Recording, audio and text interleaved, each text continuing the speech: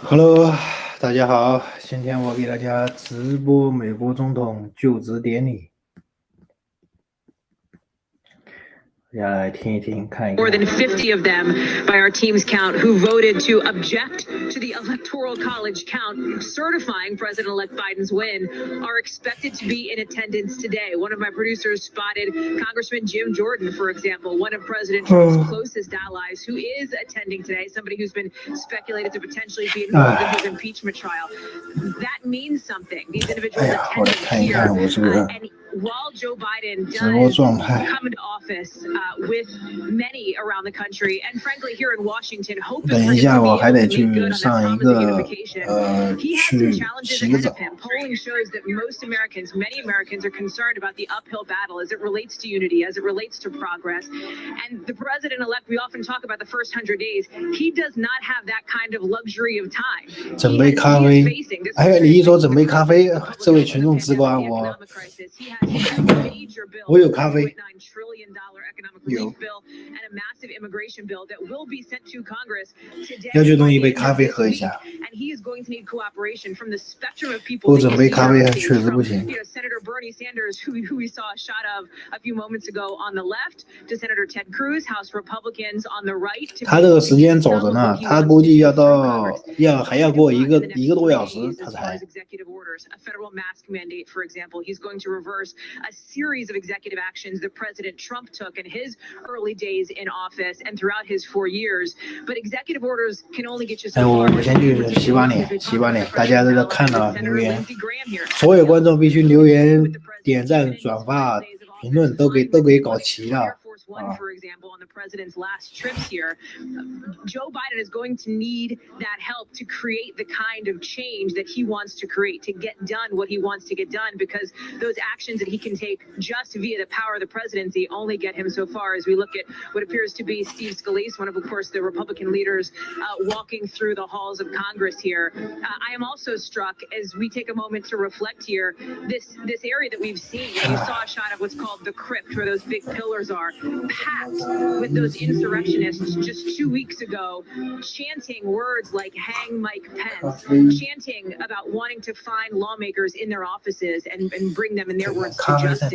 It is such a different scene today. And I think it's powerful, and one of the reasons why you saw the Biden team push so hard to make sure that despite all the security measures in place in Washington, and this is my third inauguration, and I'll tell you, it looks very different than all the rest, at least from our perspective, he is able to stand on the West Front and do this. Typically, it's one of the things we get to do is spot people, talk about who we see. It's a lot harder to do when everyone's wearing masks, but that's another big change here. As I look out from the risers of the West Front, social distancing is in place for all of these chairs. Masks are virtually on every single person that I've seen so far. They are all but a requirement here.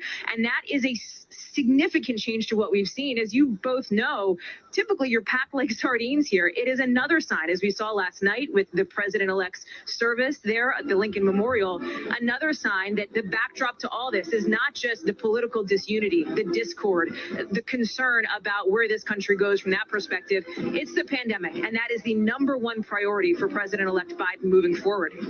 Hallie Jackson, thank you. Thank you so much. And we are joined by someone who has a unique perspective on these events, former Vice President Al Gore, who, of course, served in the Clinton administration, was the 2000 Democratic nominee for president. And we all know the rest of the story after there. Mr. Vice President, thank you for being with us this morning. Thank you for inviting me, Savannah. It's a happy day. What are your thoughts as you see this ritual of democracy, not like any way we've seen it before because of the pandemic, because of what happened at the Capitol, but yet it goes on? What does it mean to you? It means our republic lives, the center has held, democracy will return in full spirit. It means to me that when Joe Biden walks into the Oval Office not long from now, science will walk in with him. A reverence for truth will walk in with him. A commitment to seeking bipartisan solutions to our country's problems will walk in with him. Empathy will walk in with him. And I'm overcome with the hopefulness that this ceremony brings to us. What is the significance of the absence of the outgoing president as part of this? Did Donald Trump, in some ways, do Joe Biden a favor by not being here? Well, I had to chuckle just a little bit, Lester, when Joe Biden was asked about Trump's decision, and he said it was one of the few things he agreed with him on. You could argue it both ways. In some ways, it would be good for him to be there and uphold the traditions of our country, but under all the circumstances, it's just fine that he's not there. 买个汉堡啥的。I know this is not your favorite subject, but we would be remiss if we didn't ask you. 睡觉了。你好，你好，你好，我住在香港。嗨，早，叔叔，早。这位观众说小民惨败，这也不能讲啊，还没有到那一刻，还没有到那一刻，这东西都有可能发生啊。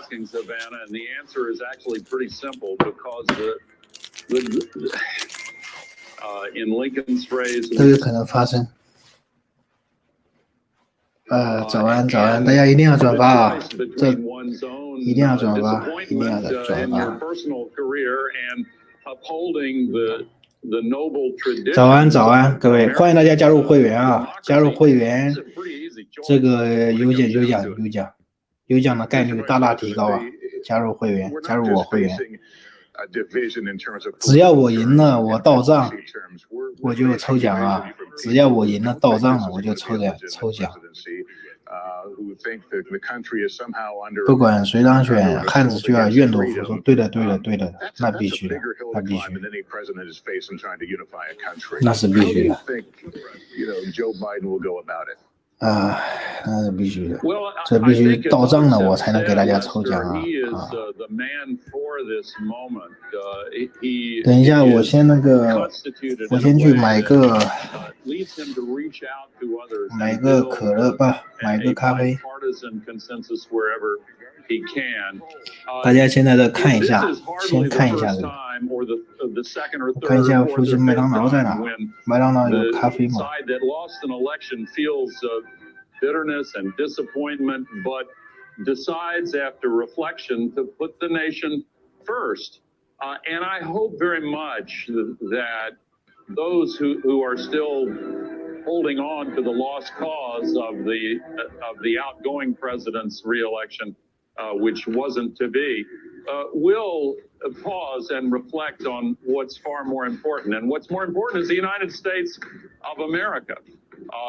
And I do believe that with the passage of time, we are likely to see the kind of leadership Joe Biden and Kamala Harris are already beginning to provide will bring more toward the recognition that our people have chosen.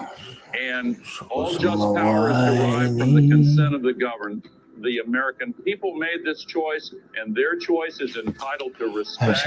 I believe it will be given that respect in due time by the vast majority of Americans. And a key question as you talk about how to go forward and whether the two sides can come together and find common ground, we can't ignore the fact that there's been an impeachment in the House, and the Senate will have to take up that matter and conduct a trial. And I wonder where you come down on it. Do you believe President Trump should be impeached by the Senate, and convicted? Well, I listened with interest when Mitch McConnell spoke yesterday and indicated in effect that Donald Trump was responsible for the mob's assault on the Capitol. He said the mob was fed lies and provoked by the president. The mob was not the only group fed lies. One of the reasons why many of Donald Trump's supporters in the campaign still doubt the outcome of the freest and fairest election in our history is that they were fed lies as well. The truth, my faith tradition teaches me, you shall know the truth, and the truth shall set you free. The truth will eventually carry the day.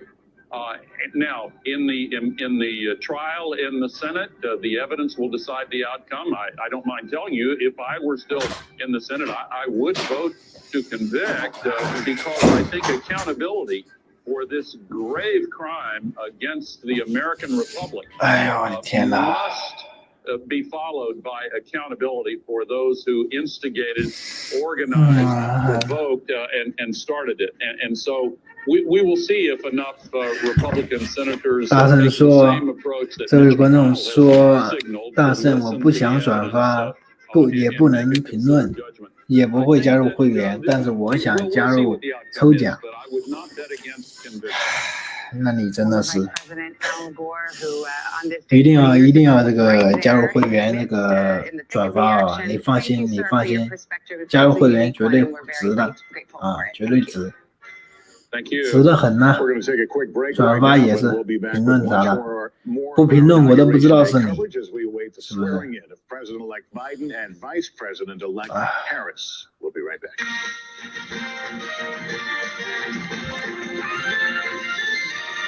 这个人是谁啊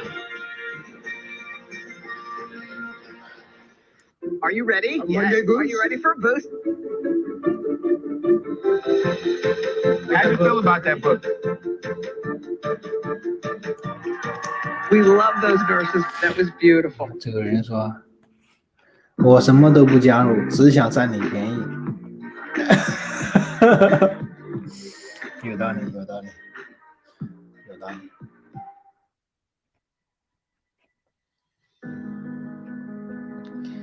有道理啊，讲的有道理啊，真的是有道理。早晨呢，他这个早晨啊，估计要到12点，还得等1-2个小时。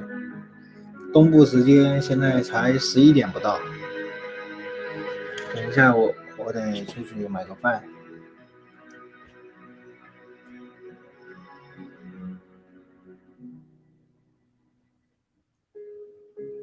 We are a country of laws, a democracy built on free and fair elections, where the majority, not the mob, rules, and no rioter, no act of insurrection or domestic terror, no desperate despot can take away all we have built, all that we stand for, and all we hold dear.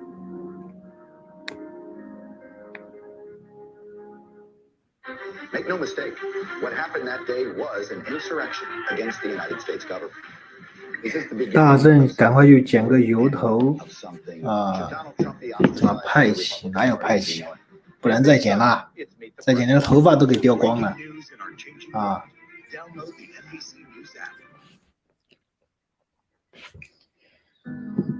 准备出去买个饭，弄杯咖啡。10分钟后回来，大家就先看着吧。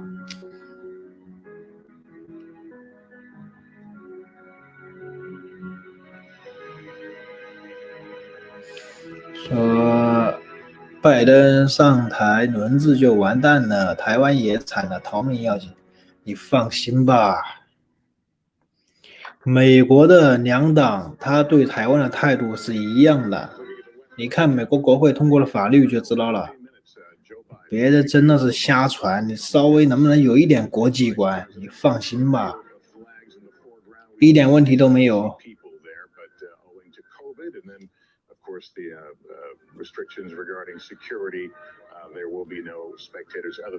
大圣叫 Uber， 首先这个不太想叫 Uber， 因为 Uber 太贵了。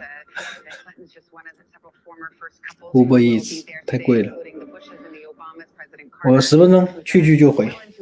大家先看这个视频吧。To attend, and in fact, Air Force One carrying President Trump has just arrived in Florida, I'm told, or is arriving. There we go. Shot of Air Force One. Yes, on approach for its final landing carrying President Trump. And he has, as you mentioned, about an hour and a half or so, hour and 20 minutes remaining in his term as the 45th President of the United States. Casey Hunt, she's on Capitol Hill. And Casey, we talked a lot about security. We see these dignitaries and everyone looks pretty calm, cool, and collected, but there have to be some jitters given what happened on these very steps 2 weeks ago. There absolutely are, Savannah, and there are people who have decided not to attend the inauguration today because they're worried about security. Obviously, I'm standing on a lawn here down front of the Capitol that normally would be packed with people, and instead there's plenty of grass between me and the dignitaries that you can see seated behind me, just a few invited here. But even some of those who were extended an invitation decided they didn't want to risk it. And I know at least one Democratic member of Congress came to attend this ceremony wearing body armor, wearing a bulletproof vest. And it's possible there are others. We're working on reports that say as much as that. I also spoke to one member who decided that they didn't want their spouse to come because they were worried about who was going to be with their children in the event something terrible happened. And that anxiety has really been pervading Capitol Hill. I mean, the doors on the east front that were broken open by rioters, one of them is still broken. It hasn't been fixed yet. So this building still bears the physical scars of what happened on January 6th. And those are, of course, scars that our country is dealing with collectively and metaphorically as well. And of course, trying to heal those scars is a major theme for the incoming president-elect Joe Biden today. And I will also say, Savannah, I was thinking about this as you were showing the Air Force One landing in Florida. There was a pretty strong message sent here from Republicans. The vice president, current vice president Mike Pence, Mitch McConnell, the Senate Majority Leader, Lindsey Graham, a senator from South Carolina, once one of President Trump's staunchest allies. They are all here. They did not attend that farewell ceremony that the president threw for himself at Andrews Air Force Base as he was leaving Washington here. Instead, they came here. Paul Ryan, the former Speaker of the House, told pool reporters on his way in that he was here to send a signal that our institutions stand and that the inauguration represents all of that and those continuing traditions that, frankly, President Trump abandoned in large part over the last 4 years. And as I've been watching everything unfold today, especially that visit to church where Joe Biden, the incoming president, reaches out to all four bipartisan elected leaders in Congress and says, please come to church with me, and they say yes. That is radical normalcy, it feels like to me. It is just not something that has been a traditional part of covering Washington under the Trump administration, but it was previously that way for many, many years before, to the point that it would have been unremarkable. And that is, of course, kind of the overarching theme. And I believe we're also hearing George W. Bush and his wife Laura Bush about to come in right now. Again, another signal from a past Republican president that, okay, we are here, we are sending a message to the world, to the people of America. We are going to stand together even after everything we've been through. And Casey, as you note, there is the President Bush and Laura Bush just introduced and making their way to their seats, and we saw just behind them the Obamas as the former living presidents, except for Jimmy Carter, attending this inauguration. Yeah, that's right, Lester. And I think we can't overstate the degree to which, and you were just talking about this as well with the former Vice President Al Gore, about what's going to happen next in this impeachment trial that we know is going to unfold in the Senate. And, you know, Democrats for sure don't want that to be the focus of the day today by any stretch. And I know Jen Psaki spoke with Savannah about this on the Today Show. They didn't want to weigh in on impeachment one way or the other. And I know Democrats I talked to certainly want to keep the focus on the day. But I will say those words from Mitch McConnell yesterday, that the president bears responsibility for what happened here, for the scars this building bears, for the scars we all have as a nation, really struck me in terms of his possible willingness to say, okay, we may go ahead and convict outgoing President Trump. I keep checking my watch to make sure I'm using the right adjectives. It's not yet noon, so Donald Trump's still president of the United States. But obviously, they are making a show of making sure that they demonstrate that it is in fact true that Joe Biden won the election. He is going to be the president of the United States. It is not, as Donald Trump has told the American public, he did not win this election, and that repeated lie from President Trump convinced all of these people to come here and to do terrible, terrible things to the very symbol of our democracy. And now Republicans have a chance to banish him, to say, no more, you are not walking back onto this stage. There is this major question about whether they're actually going to be willing to do that. It seems to me McConnell perhaps sent that signal. And Casey, as we watch the Obamas join the other living presidents and greet some of the dignitaries that are there, we're reminded that this is more than just symbolism. This is more than just pomp and circumstance.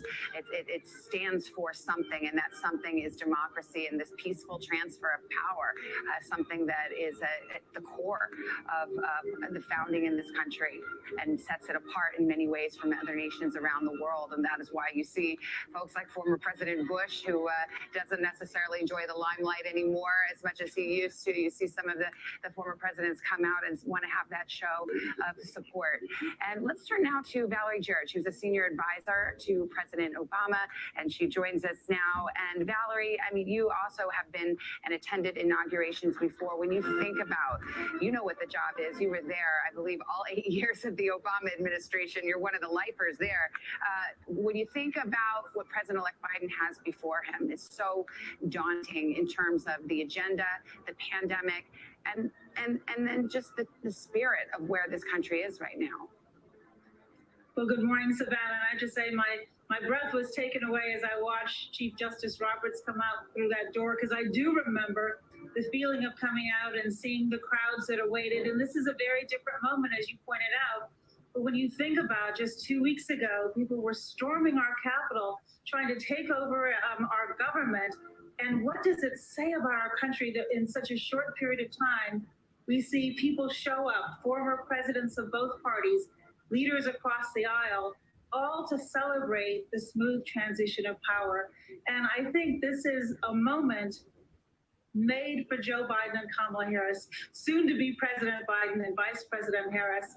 Their combined strength, their experience, their empathy and appreciation for what our country has gone through, and their core competency to lead and never forget that they were elected to serve, I think today sends them off to a really terrific start. So it's overwhelmingly emotional for me, having been there twice and having lived through the last really horrendous 4 years. But I feel very hopeful at this moment, Savannah. Valerie, as we're watching members of the Supreme Court take their place, I want to ask you about your memories of that last day in the White House. We see the Obamas greeting the Trumps. It's a cordial moment. Was it a difficult moment for President Obama?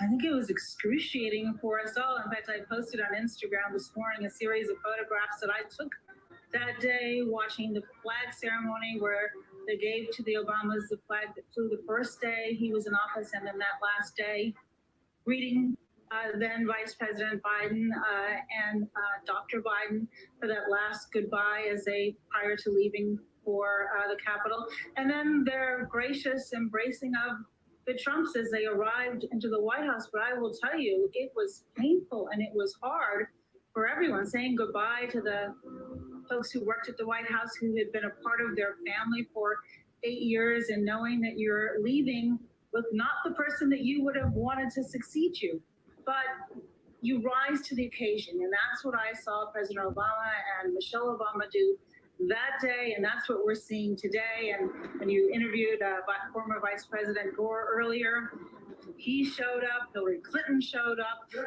after their election losses, and that's part of what the institution of the democracy depends upon.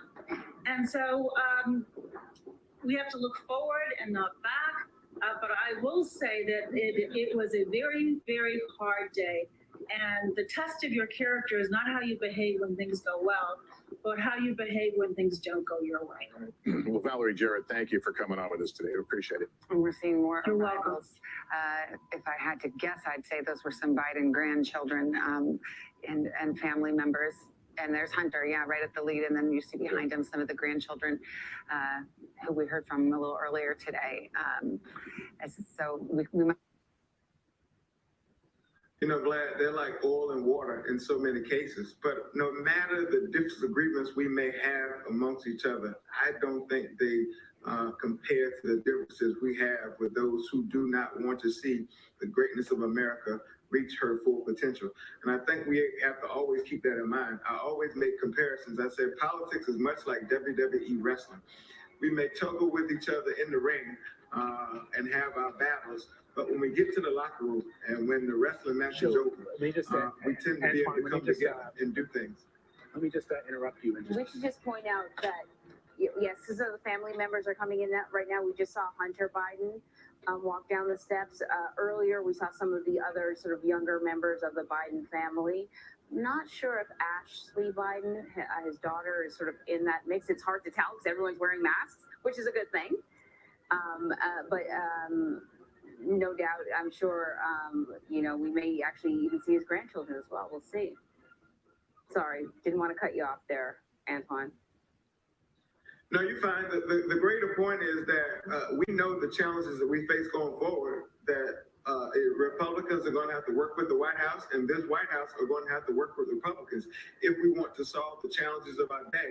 Because by the time we wink, there will be an election cycle in the midterms that could change what the makeup of Washington looks like. And that's why I don't think you can take some of these policy differences too personal. And what everyone should see on display today is that regardless of your politics, we can sit behind our keyboards and our phones and tweet and post whatever we want. But the people who make decisions about our lives, they know how to get together. They know how to interact. They know how to work together when they choose to. And I think this is flirtation towards the idea that that can happen. And I believe that's Mike Pence. It is indeed. Looks like Vice President Mike Pence is making his way. I just saw actually a note that says that Mike Pence left a letter for the Vice President-elect Kamala Harris. As I understand it, President Trump also left a letter for President-elect Joe Biden. But, you know, can we just talk, Antoine, about the importance of having Mike Pence here? He did not go to the president's send-off at Joint Base Andrews this morning, but he is making sure to be here for the inauguration of Mr. Biden. Well, I think he's plugging his charger into a different source of power. He knows there will be life after Donald Trump in some way, shape, or form. And he knows there was life before Donald Trump, before him, and how certain elements of the Republican Party viewed him. So I think he's trying to represent the transition back to whatever the new norm will be for. And yet now he has chosen on this final day to come here for the inauguration of the new president, as opposed to attending the going away party at Joint Base Andrews that President Trump had organized. In speech after speech, Savannah, the vice president didn't just mention his boss, President Trump. He would go out of his way in very lavish terms to give him the credit for whatever the vice president was there to conduct the business of. That's the kind of relationship that they had, loyal every single step of the way until January 6th. And it began when the vice president was back here at the Capitol. He was here for that counting of the Electoral College vote. And throughout the hours that he was in a secure room, according to sources that I've talked to, President Trump did not once reach out to the vice president. And it sounds like he is several leaders getting introduced here at the west front of the Capitol.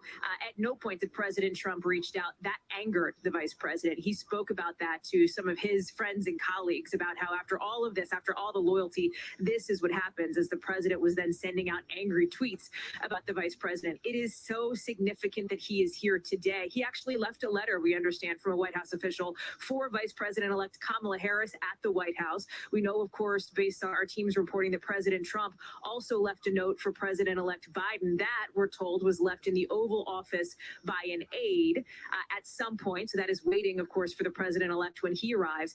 And we're watching now this split-screen moment moment. I'm not sure if we have a shot of Air Force One arriving down in South Florida. That is where President Trump will call home for the foreseeable future. And down at Mar-a-Lago, you have about 100 of the president's supporters who have lined the route. As we see right now, this split screen, he is now going to be disembarking, getting off the plane for the last time as Air Force One. And he will be greeted by some of his supporters who have gathered for him there in Palm Beach. A very different scene than what we're seeing here at the west front of the Capitol, where there have been glimpses of bipartisanship. Congressman Jim Clyburn, for example, taking selfies with Congressman Steve Scalise. You had the Bushes walk immediately over to Clyburn, for example, congregate with them. Supreme Court justices, including Justice Sotomayor here, she, remember, will be the one who will be swearing in Vice President-elect Kamala Harris. A real moment of the first Latina Supreme Court justice, and of course the first woman of color to become the vice president. As we see the vice president and his wife now come out onto the balcony to a round of applause as I look behind me here. Everybody's standing and watching Vice President Mike Pence and Karen Pence as he assumes those traditional roles. He was here. He was the one delivering that speech in the moments after the insurrectionists took over at the Capitol. Once the all clear was given, it was Vice President Pence who came out and said democracy must prevail. It was Vice President Pence who returned to the Capitol to thank those National Guard troops that have moved in, not President Trump. It was the Vice President who over the last 4 days has been traveling, thanking the troops, and conducting the duties of the office. Savannah.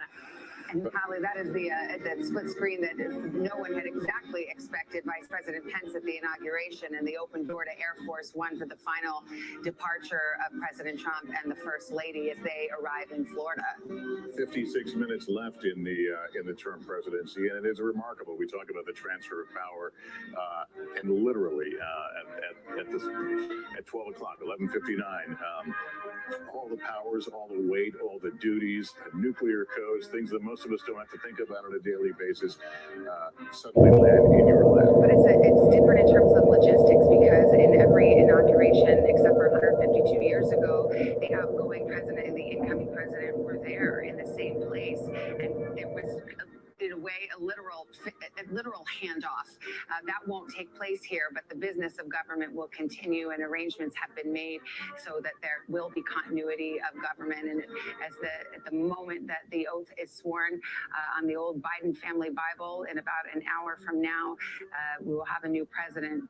And perhaps as we look at this open door, President Trump has taken a long last look around and saying goodbye to some of the staff members who work on Air Force One and who certainly he's gotten to know over these last 4 years. Certainly a journey that Donald Trump has made many times aboard this plane or its twin plane between Washington and Florida, spending a lot of time at Mar-a-Lago. And there is President Trump.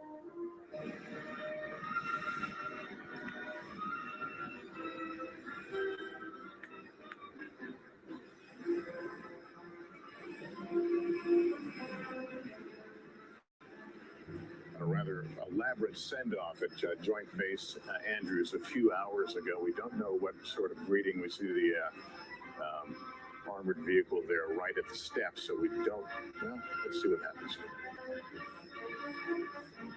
And yes, Melania Trump has changed into her Florida fashions for the occasion. She left Washington, and it's cold for the sunny skies of Florida, and has changed her wardrobe accordingly as they will drive off. But as you mentioned, 60 minutes and counting until we have a new president. And what was it he said at the end of his remarks today? I'll be back in some form. He said, I'll be back in some form.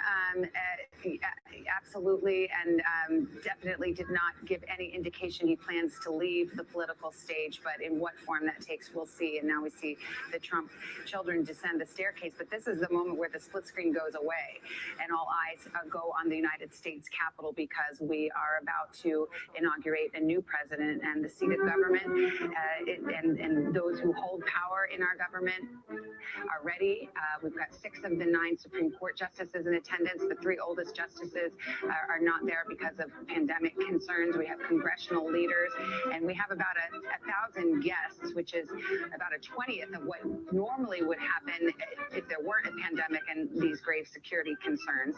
But to our eyes, as you see the vice president there, it's all the trappings and all of the traditions that we would come to expect from an inauguration. Kind of wondering what his political future he may be pondering again, kept a higher profile, we'll say, over the last couple of weeks as we have struggled with what happened at the Capitol. His fortunes have changed quite a bit, and again, as mentioned, and there was no greater loyal ally to President Trump than Mike Pence, but because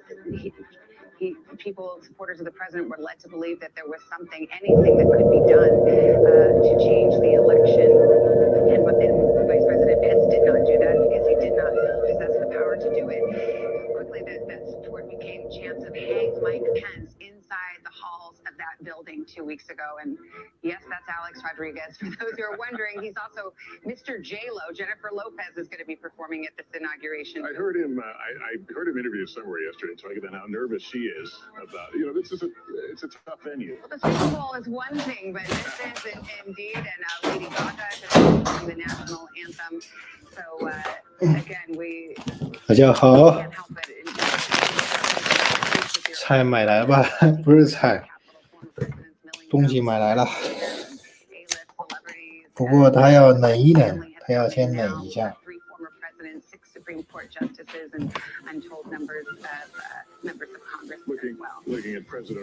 哎，洛杉矶的白天，洛杉矶早上的话还真有点冷。洛杉矶早上还真有点冷。啊，哎呦，看一看洛杉矶的气温多低呀！瞧一下，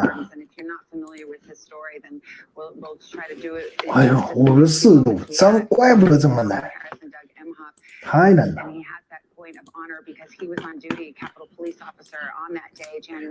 太冷了。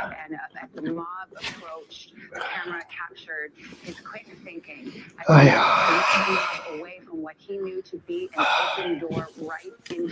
，54度相当于摄氏多少度呢？摄氏10几度，6度，12度，摄氏12度，怪不得这么冷。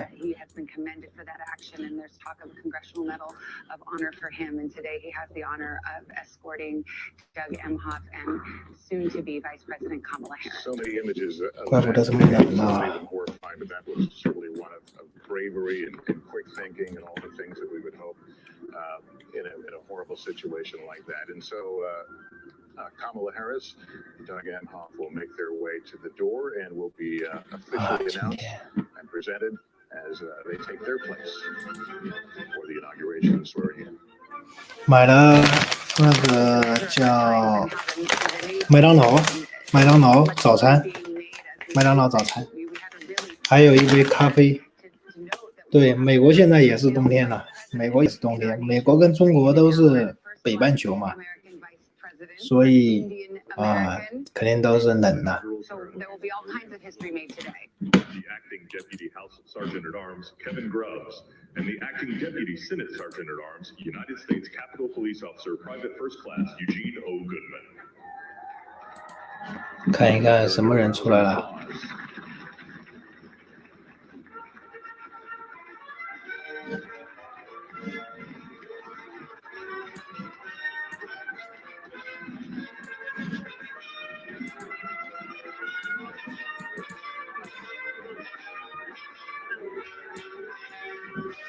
军乐团出来了，这么快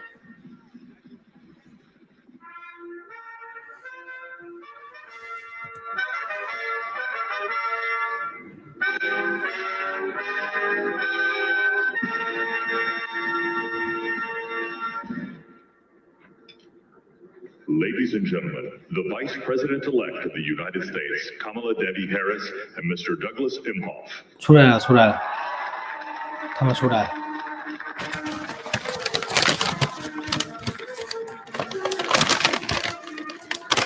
这是哈瑞斯跟她老公。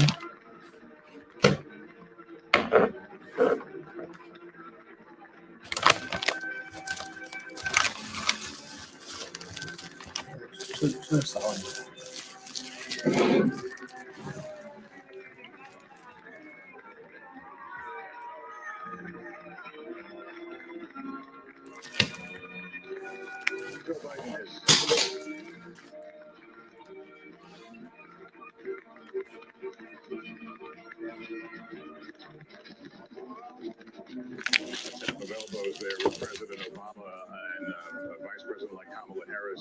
she and her husband, Doug Emhoff, take up their position. It's worth noting. 这就 Harris 跟她老公相当于跟什么些人寒暄吧。Vice President what he enjoyed with Barack Obama, and that he was always the last voice of the last person in the room at a time of grave and important decisions. Well, you make a good point because he's going to be president, but he's been vice president, so he knows all the highs and lows of that job.同事也来了。For a long time, it was always joked that it was the worst job in Washington.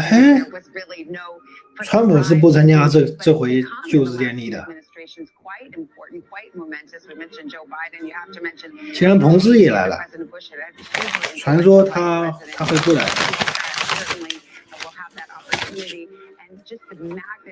所以说推特上那个信息啊，就没几个真的。Travails that this country is in, the pandemic. There's so much work to be done. It's really a two-person job. So we'll see if they are able to forge that kind of functioning relationship. A lot of pride will be felt as we know that the first woman of color will take the oath. She will take the oath first, we should note. Momentarily, we expect the introduction of the president-elect and Dr. Joe Biden.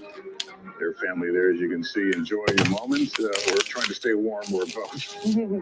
I assume they've got heaters up there on the platform. Well, there's one good thing about masks. They do keep your face warm. So perhaps that's one plus that they otherwise. So that's one giving another yes, one. I'll give you one, right?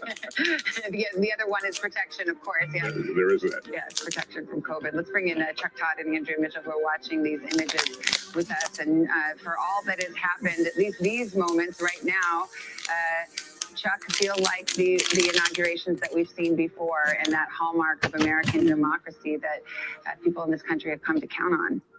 I'll be honest, this has been an elixir of sorts, the last hour, just to see the normalcy of people in both parties participating in this. I mean, look, it's a necessary elixir, and I think it in many ways is why Joe Biden won the election. It was sort of this feeling that if anybody can create a moment, a unifying moment, it's him, that he has the right, he just has the right perspective. He almost is, he's been through so much himself, it gives him the right level of empathy the country is desperately looking for here. And I'll just be honest, this is just, it's nice to hear the patriotic music. I mean, we took some of this for granted until 2 weeks ago. I'll be honest. And so I have looked at all of this through a different set of eyes since January 6th today. Andrea. Yeah, I covered Congress for many years and I've been up on that podium and seeing this restores a sense that we're okay. We're going to be okay. The country's going to be okay. It's just extraordinary to see all of these leaders who've worked together. Now you have Mitch McConnell and others coming out. There is a bipartisan note. I saw a note earlier from Marco Rubio that the reason he is not here, and there you see the Bidens, Savannah, coming through. But Marco Rubio just quickly was saying that he's not here only because he is rushing to confirm Avril Haines, who had her confirmation hearing yesterday, and overcome any Republican objections. But as we watch the president-elect, soon-to-be president, and soon-to-be first lady approach, and we saw the congressional leaders, I do think, Chuck, to pick up on what you were talking about, there is that almost feeling of defiance, institutional defiance. Congress saying, wait a minute, you attacked us 2 weeks ago, but just as they came in the late hours of the night and completed their business on January 6th, this is a continuation of that thread, their constitutional duty to inaugurate a new president at high noon, January 20th. It is written in our founding documents, and in 45 minutes it will happen. And there does feel like there's that defiance and determination on the. 上一回总统就职典礼，川普好像我也看过，我看过录像，奥巴马的我看过一点点，但这一回我想再看一看美国这个怎么搞。应该很简单，就是宣誓就完事了，我记忆中。因为我们一讲美国总统就职典礼，不就是宣誓吗？ a lot of the institutions, while they were battered and bruised, whether it's ours in the press or Congress or other institutions, they were 那边下雪了。 held up. And this person 这还是在室外啊，我看一下那边的天气。 But he sort of said, you know what? In 20 years, we may look back at this in the McCarthy years and say, you know what? The system worked. We weeded it out. And this morning, right now, is a reminder our guardrails did hold up. 华盛顿下雪了，下雪了。 The weather may be a different story. We're 天 seeing 气预报上面没有。 snow flurries out there, and we're starting to see some of the introductions, more congressional leaders coming in. I'm squinting at the screen to see who we can identify. But any moment now that we know that President-elect Biden and soon-to-be First Lady Jill Biden, Dr. Jill Biden, are on the move inside the Capitol and about to make their big entrance. And we're going to hear remarks shortly from Senator Roy Blunt of Missouri on behalf of the. 我今天吃个早饭，把早饭吃饱。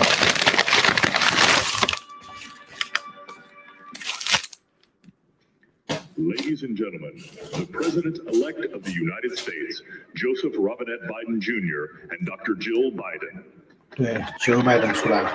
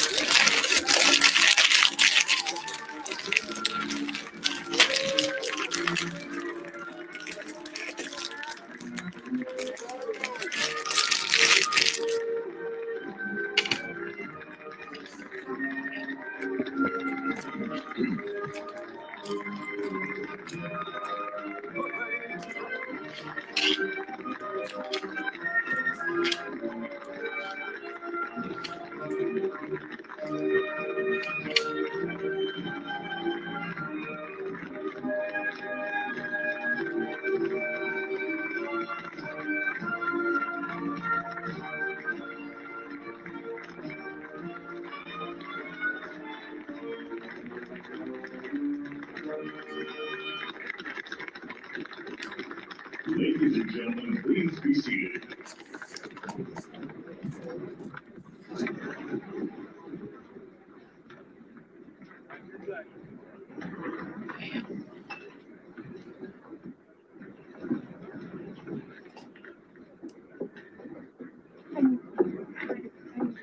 Please welcome the Honorable Amy Klobuchar.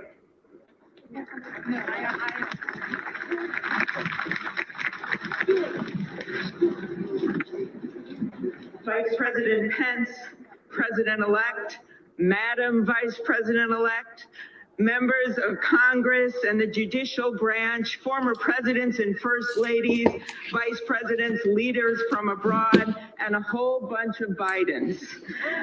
America, welcome to the 59th presidential inauguration, where in just a few moments, Joe Biden and Kamala Harris will take their solemn oaths. This ceremony is the culmination of 244 years of a democracy. It is the moment when leaders brought to this stage by the will of the people promised to be faithful to our Constitution, to cherish it and defend it. It is the moment when they become, as we all should be, guardians of our country. Have we become too jaded, too accustomed to the ritual of the passing of the torch of democracy to truly appreciate what a blessing and a privilege it is to witness this moment? I think not. 2 weeks ago, when an angry, violent mob staged an insurrection and desecrated this temple of our democracy, it awakened us to our responsibilities as Americans. This is the day when our democracy picks itself up, brushes off the dust, and does what America always does, goes forward as a nation under God, indivisible, with liberty and justice for all. 这麦康奈尔，这个人是共和党党鞭，应该是。哎，这个人是大法官。When Abraham Lincoln 大法官也来了。 first inaugural address in front of this Capitol, the dome was only partially constructed, braced by ropes of steel. He promised he would finish it. He was criticized for spending funds on it during the Civil War. To those critics, he replied, "If the people see the Capitol going on, it is a sign we intend the Union shall go on." And it did, and it will. Generations of Americans gave their lives to preserve our republic in this place. Great legislation to protect civil rights and economic security and lead the world was debated and crafted under this dome. Now it falls on all of us, not just the two leaders we are inaugurating today, to take up the torch of our democracy, not as a weapon of political arson, but as an instrument for good.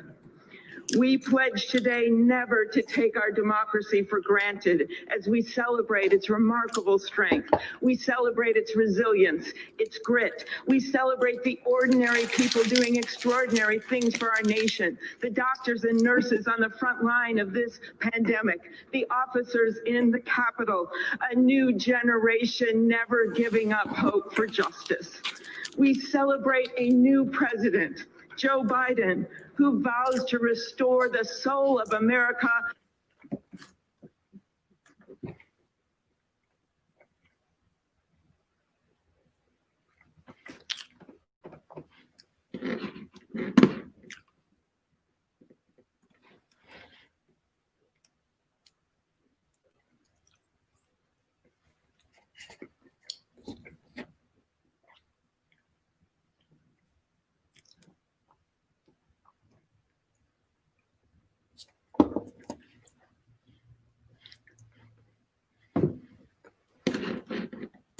Woman Vice President Kamala Harris, who stands on the shoulders of so many on this platform who have forged the way to this day.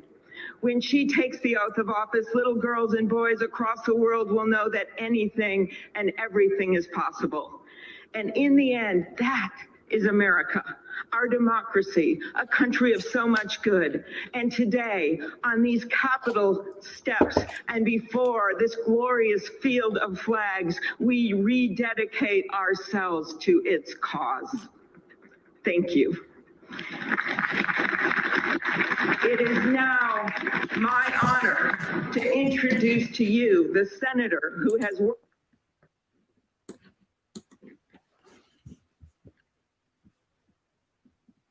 I should have known when Senator Klobuchar got involved, at least there'd be a touch of snow up here this morning. Of all the things we've considered, I don't think snow was on my agenda until I walked out the door a moment ago. But thank you, Senator Klobuchar, and thanks to the other members of the Joint Congressional Committee on the inauguration as we officially begin the 59th inaugural ceremony. I also want to thank the Joint Committee staff and our partners, particularly our security partners, for the way they've dealt with unprecedented circumstances.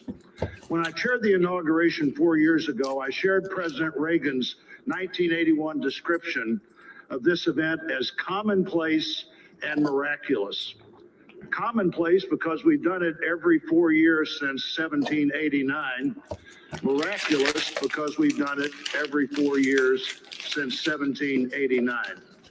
Americans have celebrated this moment during war, during depression, and now during pandemic. Once again, all three branches of our government come together as the Constitution envisions.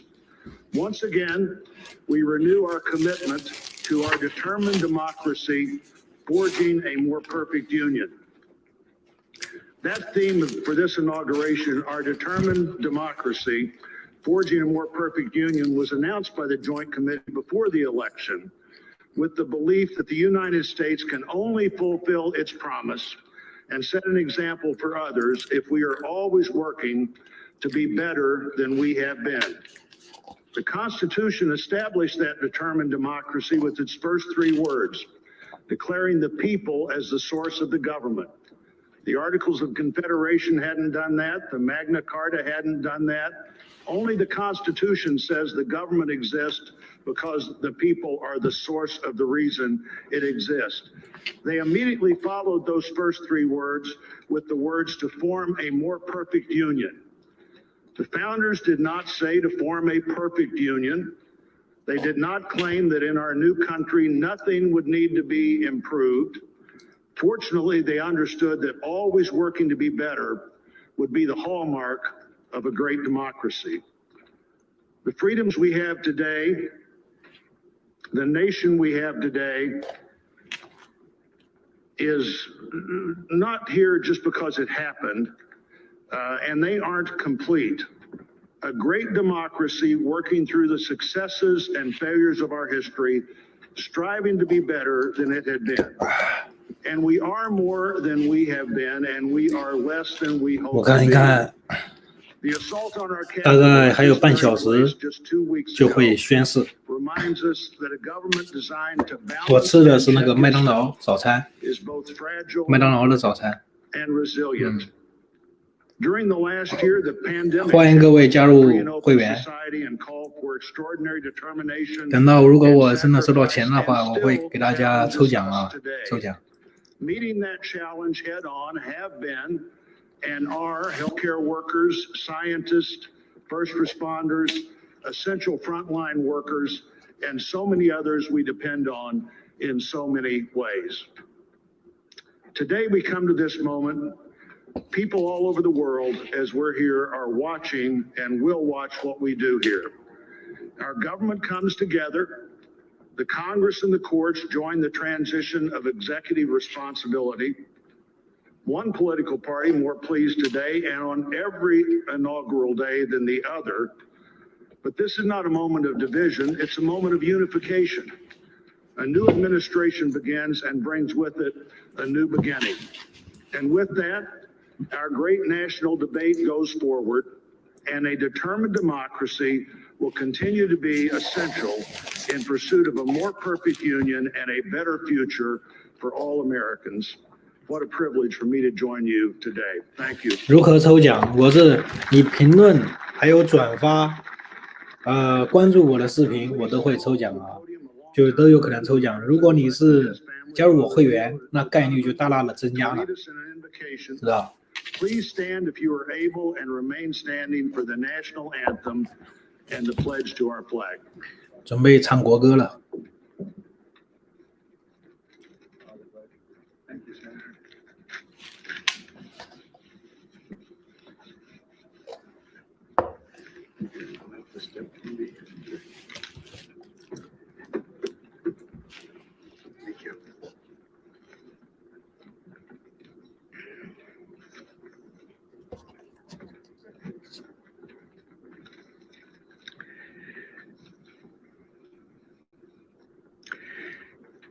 Gracious and merciful God, at this sacred time we come before you in need, indeed on our knees. But we come still more with hope and with our eyes raised anew to the vision of a more perfect union in our land, a union of all our citizens to promote the general welfare and secure the blessings of liberty to ourselves and our posterity. We are a people of many races, creeds, and colors, national backgrounds, cultures, and styles, now far more numerous and on land much vaster than when Archbishop John Carroll wrote his prayer for the inauguration of George Washington 大法官也在场， 232川普提名的大法官，那个女的。 Archbishop Carroll prayed that you, O Creator of all, would assist with your Holy Spirit of counsel and fortitude the President of these United States, that his administration may be conducted in righteousness and be eminently useful to your people. Today we confess our past failures to live according to our vision of equality, inclusion, and freedom for all.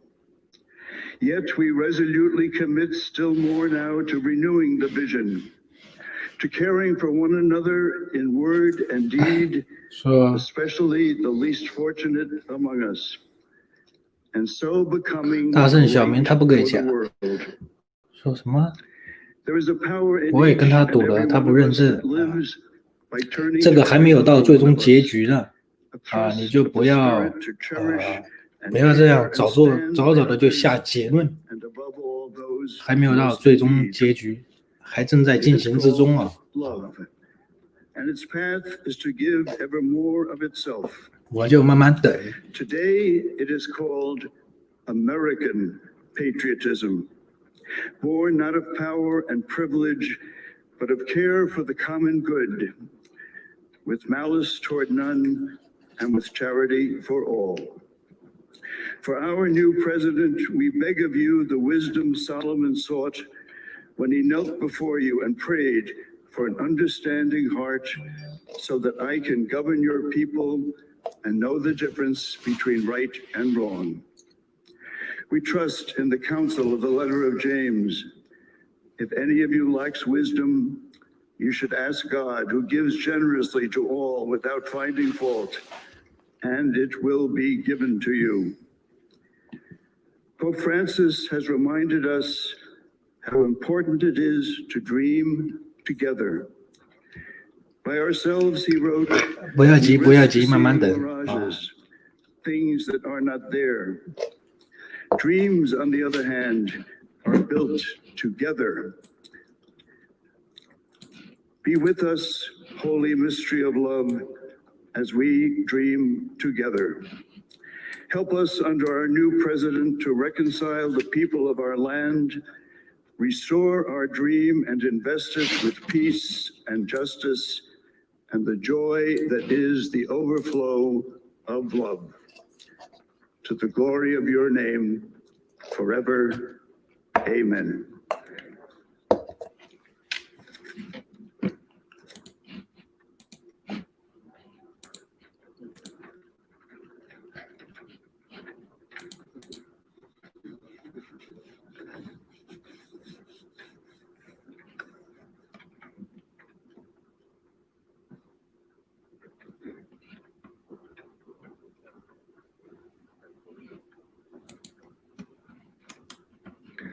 Ladies and gentlemen, please remain standing for the presentation of our national colors by the Armed Forces Color Guard, the singing of our national anthem, and for the Pledge of Allegiance.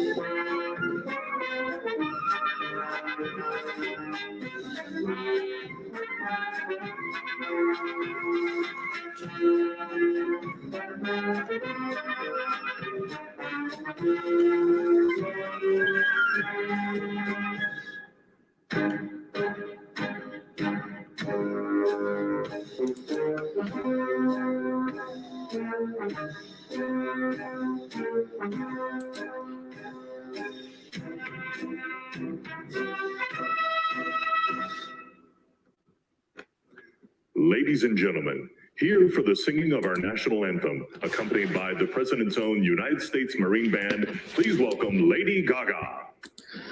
Lady Gaga， 我的天 ，Lady Gaga 也来了。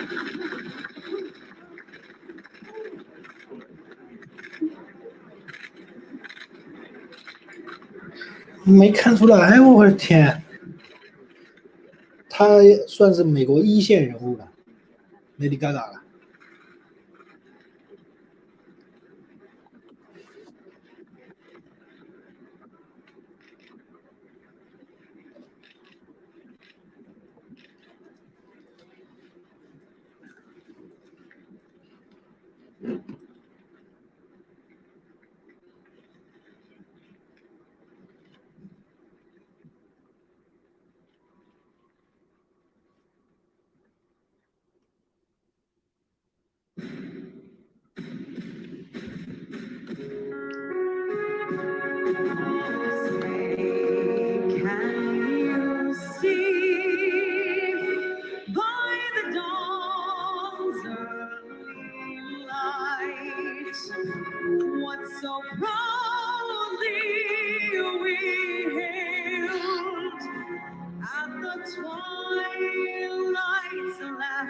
dreaming, whose broad stripes and bright stars through the perilous fight. 哎呀，那里嘎嘎变了。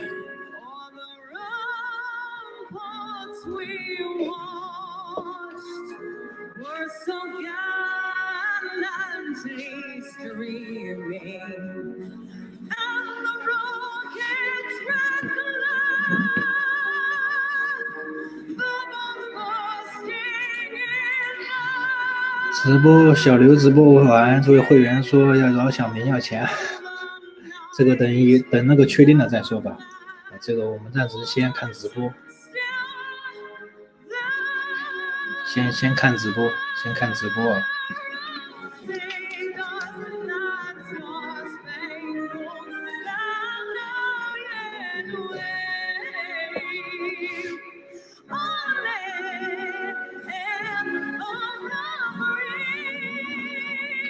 Lady Gaga 是一个服装很奇葩的，她很搞笑。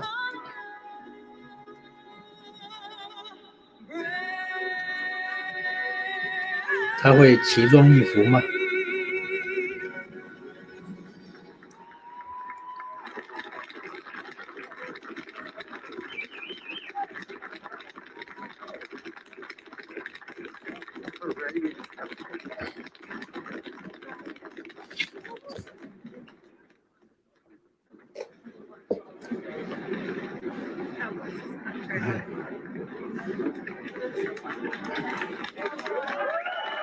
？Lady Gaga， 我瞅她穿这个衣服，这裙子，谁设计的？真的是奇装异服。Georgia Fire and Rescue Department, President of the International Association of Firefighters, Local 3920, Fire Captain Andrea M. Hall for the reciting of the Pledge of Allegiance.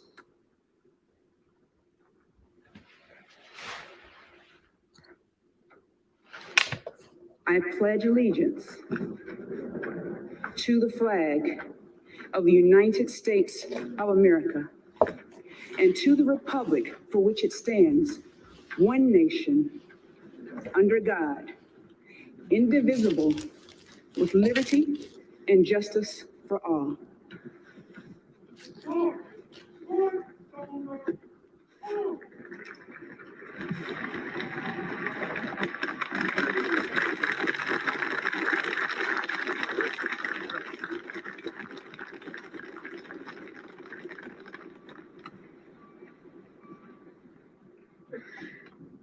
What you are all about to be part of, America, is a historic moment of firsts. To administer the oath to our first African American, our first Asian American, and our first woman vice president, Kamala Harris, it is my great privilege to welcome to the inaugural stage the first Latina to ever serve on the Supreme Court of the United States of America, Justice Sonia Sotomayor. Ladies and gentlemen, please remain standing for the oath of office, followed by musical honors. 我来看一看推特人们的留言啊。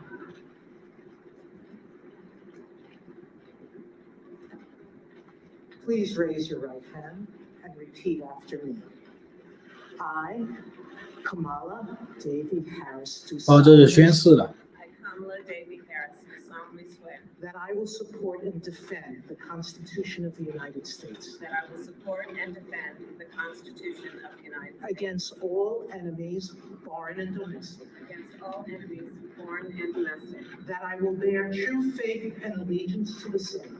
That I will bear true faith and allegiance to the same. That I take this 宣誓了，副总统。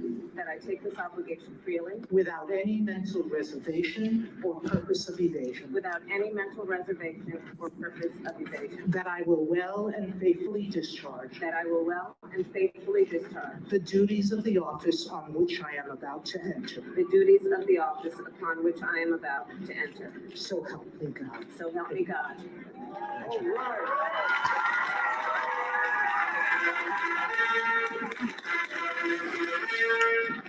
这是她老公。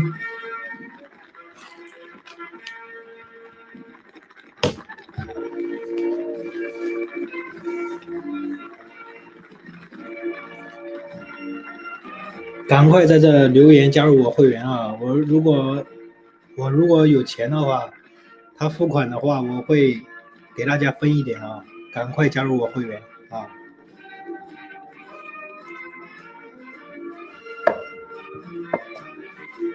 华盛顿这么难。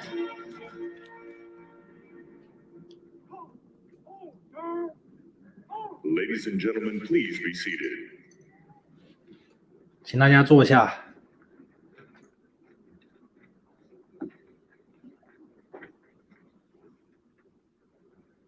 Please welcome Jennifer Lopez to perform This Land Is Your Land and America the Beautiful, accompanied by members of the President's own United States Marine Band.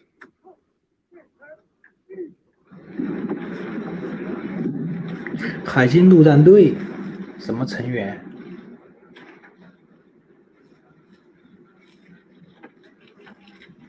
这应该又是一个美国的明星，是为由海军陆战队把他带出来。海军陆战队是美国几乎就是筛选士兵啊，它的严格程度最严格的，它比空军跟那个海军还要严格。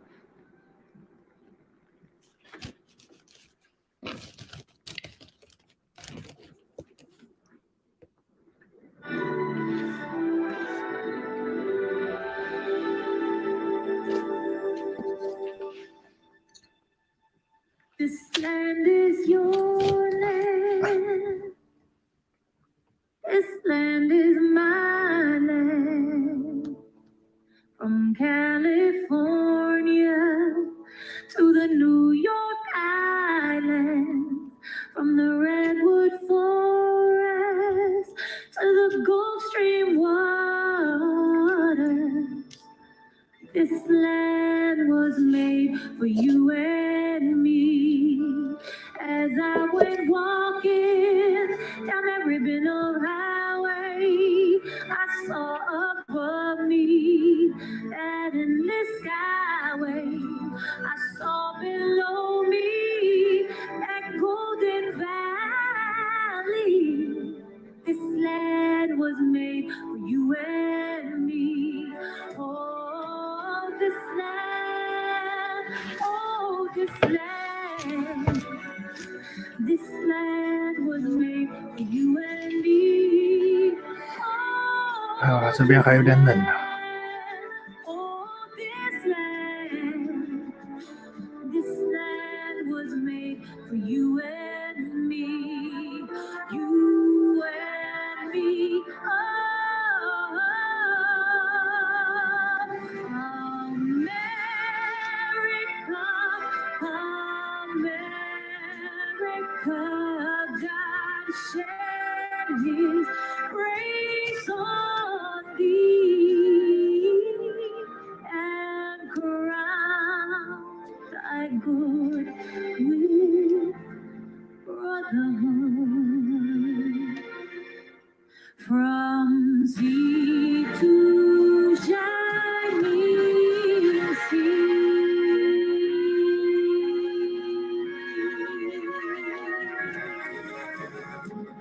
Una nación bajo Dios indivisible con libertad y justicia para todos.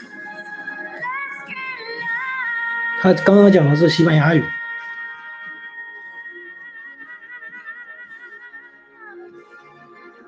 This land was made for you and me.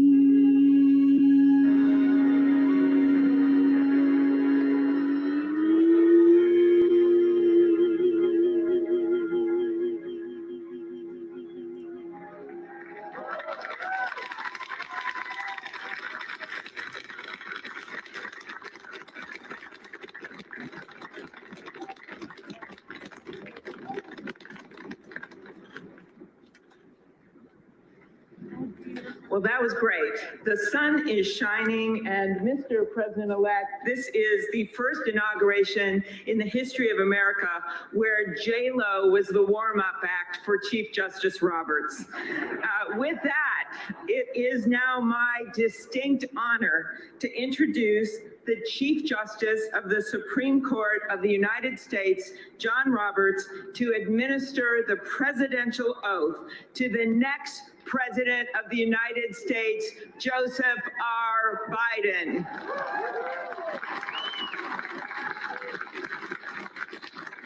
Ladies and gentlemen, please stand for the oath of office, followed by musical honors.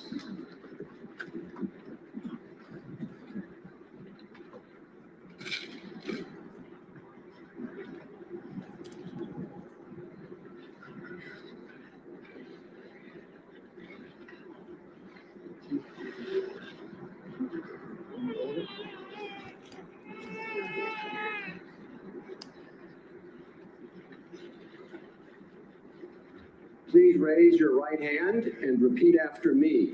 I, Joseph Robinette Biden Jr., do solemnly swear. I, Joseph Robinette Biden Jr., do solemnly swear.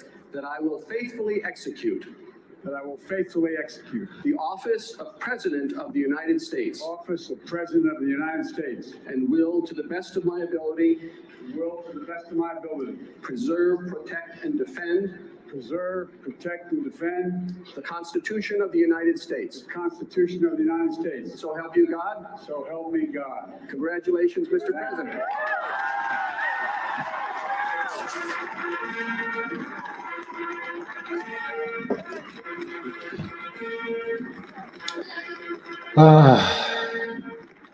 已经宣誓就职了。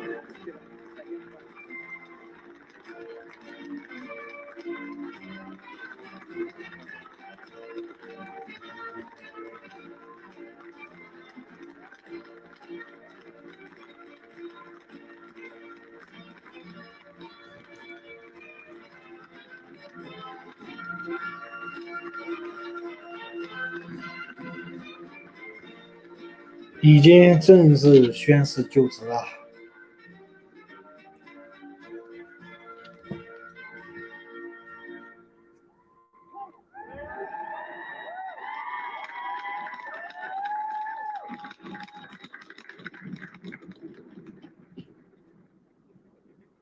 Ladies and gentlemen, please be seated.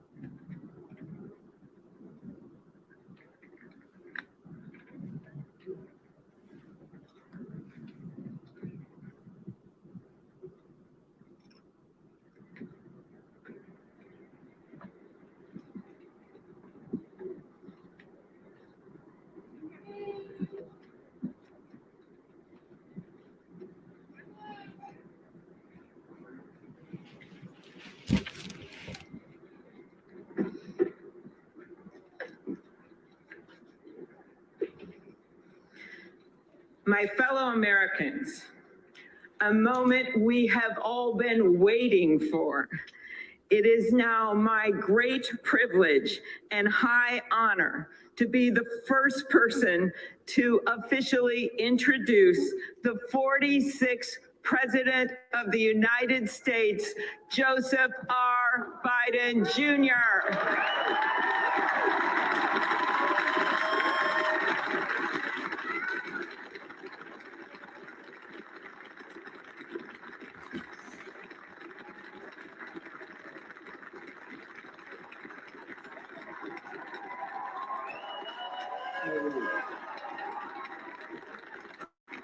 Chief Justice Roberts, Vice President Harris,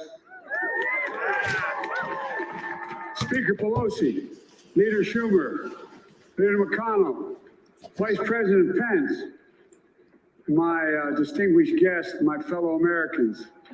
This is America's day. This is democracy's day. A day of history and hope, of renewal and resolve. Through a crucible for the ages, America has been tested anew, and America has risen to the challenge. Today, we celebrate the triumph not of a candidate, but of a cause, the cause of democracy.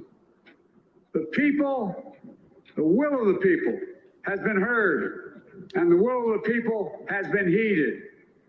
We've learned again that democracy is precious, democracy is fragile, and at this hour, my friends, democracy has prevailed.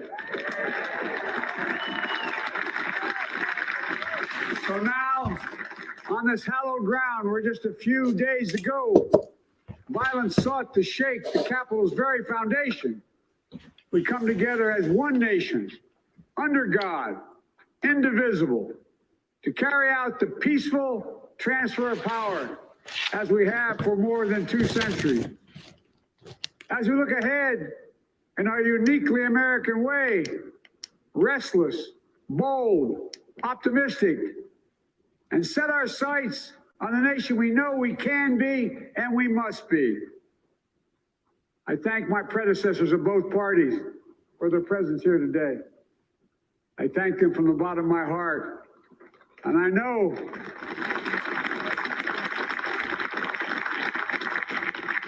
the resilience of our Constitution and the strength of our nation, as does President Carter, who I spoke with last night, who cannot be with us today, but whom we salute for his lifetime in service. I've just taken the sacred oath each of those patriots have taken. The oath first sworn by George Washington. But the American story depends not on any one of us, not on some of us, but on all of us, on we the people who seek a more perfect union. This is a great nation. We're good people. And over the centuries, through storm and strife, in peace and in war, we've come so far, but we still have far to go.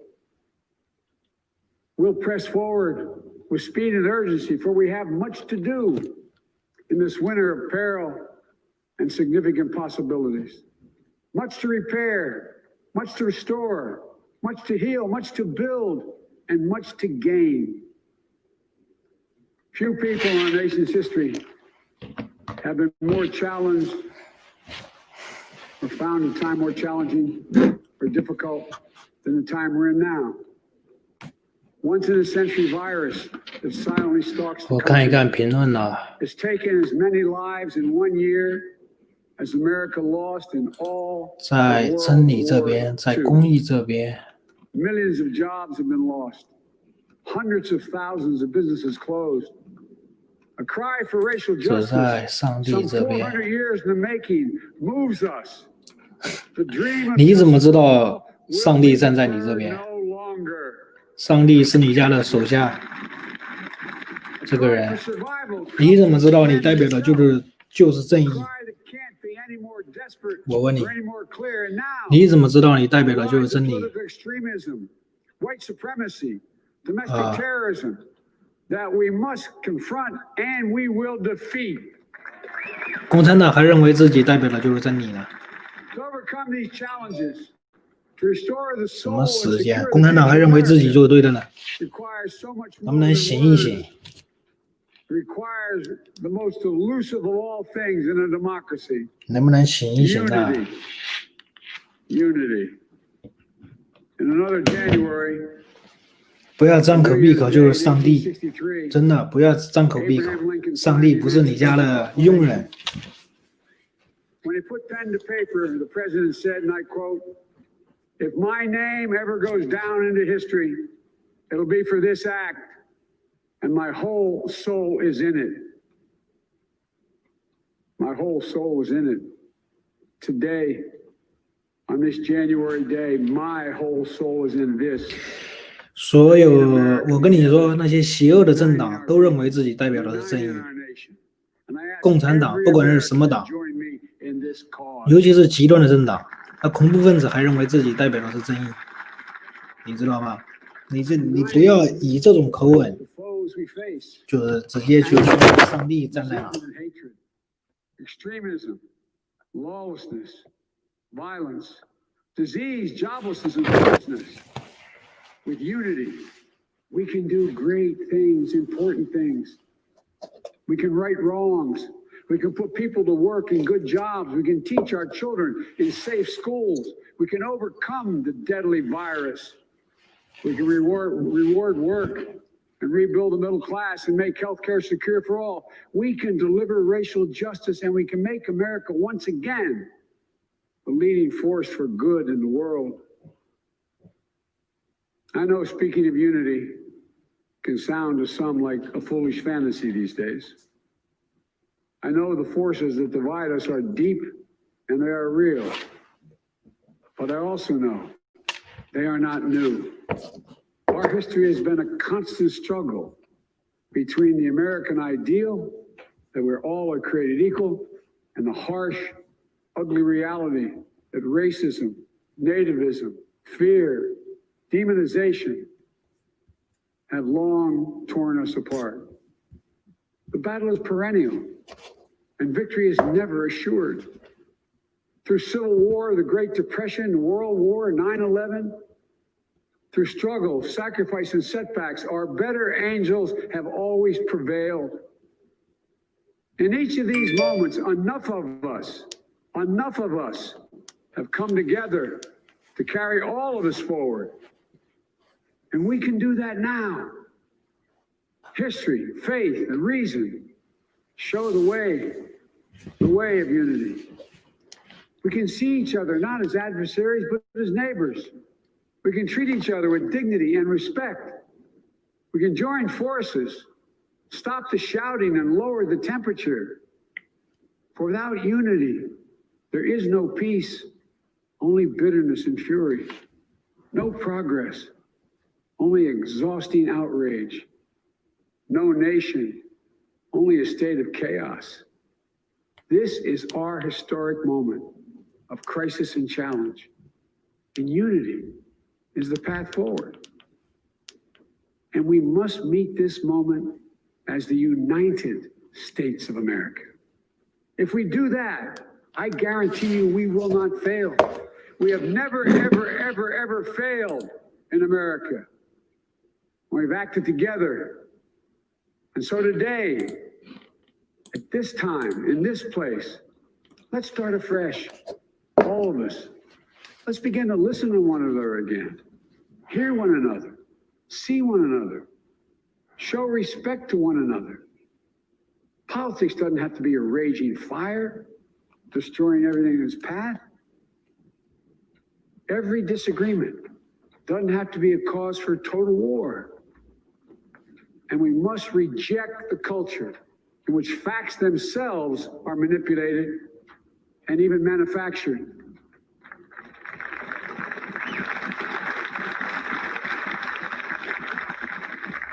My fellow Americans, we have to be different than this. America has to be better than this. And I believe America is so much better than this. Just look around. Here we stand in the shadow of the Capitol Dome, as was mentioned earlier, completed amid the Civil War, when the Union itself was literally hanging in the balance. Yet we endured. We prevailed. Here we stand, looking out on the Great Mall, where Dr. King spoke of his dream. Here we stand, where 108 years ago, at another inaugural, thousands of protesters tried to block brave women marching for the right to vote. And today, we mark the swearing in of the first woman in American history elected to national office, Vice President Kamala Harris. Don't tell me things can't change. Here we stand, across the Potomac from Arlington Cemetery, where heroes who gave the last full measure of devotion rest in eternal peace. And here we stand, just days after a riotous mob thought they could use violence to silence the will of the people, to stop the work of our democracy, to drive us from this sacred ground. It did not happen. It will never happen. Not today, not tomorrow, not ever. Not ever.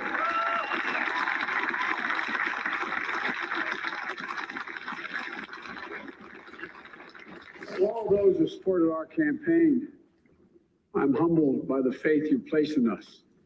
To all those who did not support us, let me say this. Hear me out as we move forward. Take a measure of me and my heart.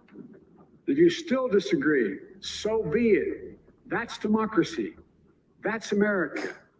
The right to dissent peaceably within the guardrails of our republic is perhaps this nation's greatest strength. Yet hear me clearly. Disagreement must not lead to disunion. And I pledge this to you. I will be a president for all Americans. All Americans.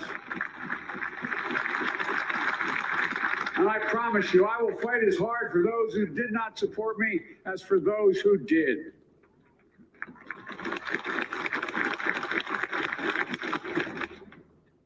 Many centuries ago, St. Augustine, a saint of my church, wrote that a people was a multitude defined by the common objects of their love. Defined by the common objects of their love. What are the common objects we as Americans love that define us as Americans? I think we know. Opportunity, security, liberty, dignity, respect, honor, and yes, the truth. Recent weeks and months have taught us a painful lesson. There is truth and there are lies. Lies told for power and for profit. And each of us has a duty and a responsibility as citizens, as Americans, and especially as leaders. Leaders who have pledged to honor our Constitution and protect our nation, to defend the truth and defeat the lies. Look, I understand that many of my fellow Americans view the future with fear and trepidation. I understand they worry about their jobs. I understand, like my dad, they lay in bed at night, staring at the ceiling, wondering, can I keep my health care? Can I pay my mortgage? Thinking about their families, about what comes next. I promise you, I get it. But the answer is not to turn inward, to retreat into competing factions, distrusting those who don't look like you, or worship the way you do, or don't get their news from the same sources you do. We must end this uncivil war that pits red against blue, rural versus urban, or rural versus urban, conservative versus liberal. We can do this if we open our souls instead of hardening our hearts, if we show a little tolerance and humility, and if we're willing to stand in the other person's shoes, as my mom would say, just for a moment, stand in their shoes. Because here's the thing about life. There's no accounting for what fate will deal you. Some days, when you need a hand, there are other days when we're called to lend a hand. That's how it has to be. It's what we do for one another. And if we are this way, our country will be stronger, more prosperous, more ready for the future. And we can still disagree. My fellow Americans, in the work ahead of us, we're going to need each other. We need all our strength to persevere through this dark winter. We're entering what may be the toughest and deadliest period of the virus. We must set aside politics and finally face this pandemic as one nation. One nation. And I promise you this, As the Bible says, weeping may endure for a night, but joy cometh in the morning. We will get through this together. Together. Look, folks, all my colleagues I serve with in the House and the Senate up here, we all understand the world is watching all of us today. So here's my message to those beyond our borders.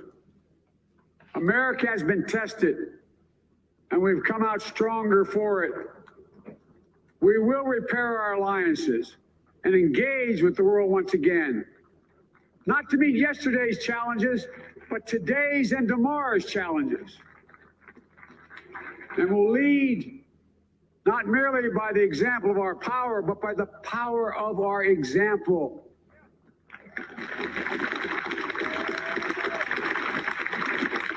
We'll be a strong and trusted partner for peace, progress, and security. Look, you all know we've been through so much in this nation. And my first act as president, I'd like to ask you to join me in a moment of silent prayer. Remember all those who we lost this past year to the pandemic. Those 400,000 fellow Americans, moms, dads, husbands, wives, sons, daughters, friends, neighbors, and coworkers. We'll honor them for becoming the people and the nation we know we can and should be. So I ask you, let's say a silent prayer for those who've lost their lives and those left behind, and for our country.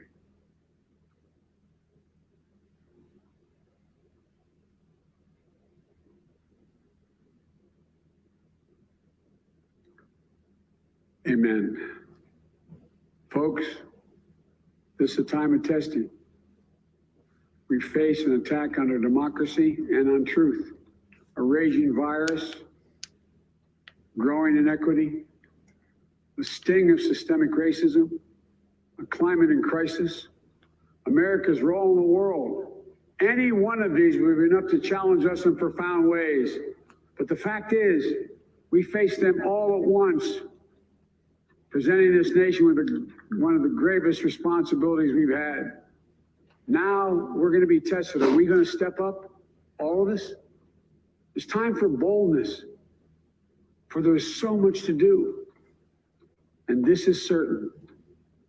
I promise you, we will be judged, you and I, by how we resolve these cascading crises of our era.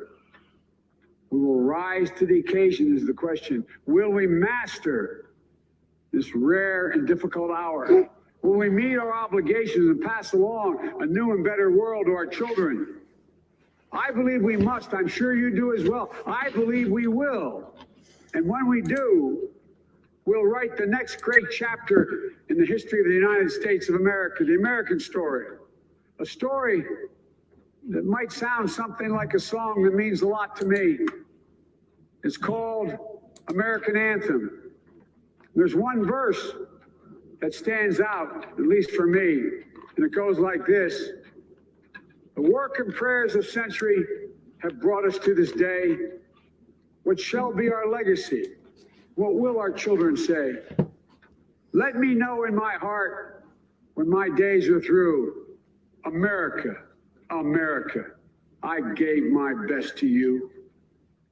Let's us add our own work and prayers to the unfolding story of our great nation. If we do this, then when our days are through, our children and our children's children will say of us, they gave their best, they did their duty, they healed the broken land. 受伤的土地。 My fellow Americans, I close the day where I began, with the sacred oath. Before God and all of you, I give you my 他讲的都是一些客套话，基本上都是客套话。 I will defend the Constitution. 什么保卫宪法、保卫民主、保卫美国。 And will give all of you, keep everything I do in your service, thinking not of power, but of 我将给你我能做的一切，反正都是一些套话，标准的那种政治家的说辞吧。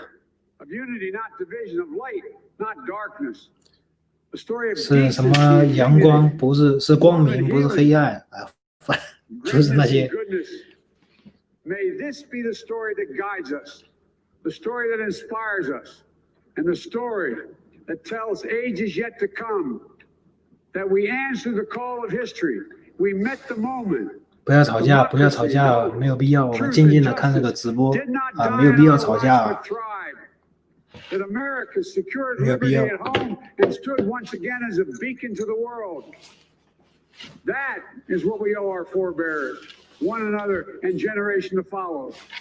So, with purpose and resolve, we turn to those tasks of our time, sustained by faith, driven by conviction, and devoted to one another and the country we love with all our hearts. May God bless America, and may God protect our troops. Thank you, America.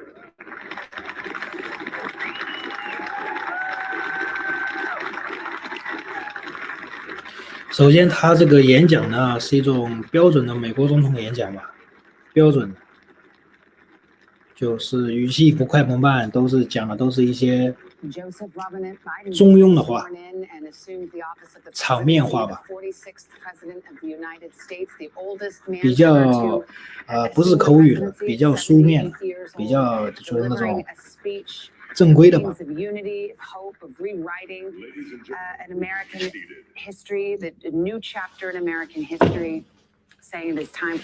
就跟你上台演讲，你不可能上来讲的都是跟私底下讲的都是一样的吧？他总得搞一些说辞。The attack on the Capitol 2 weeks ago. He says there's been an attack on democracy and the truth.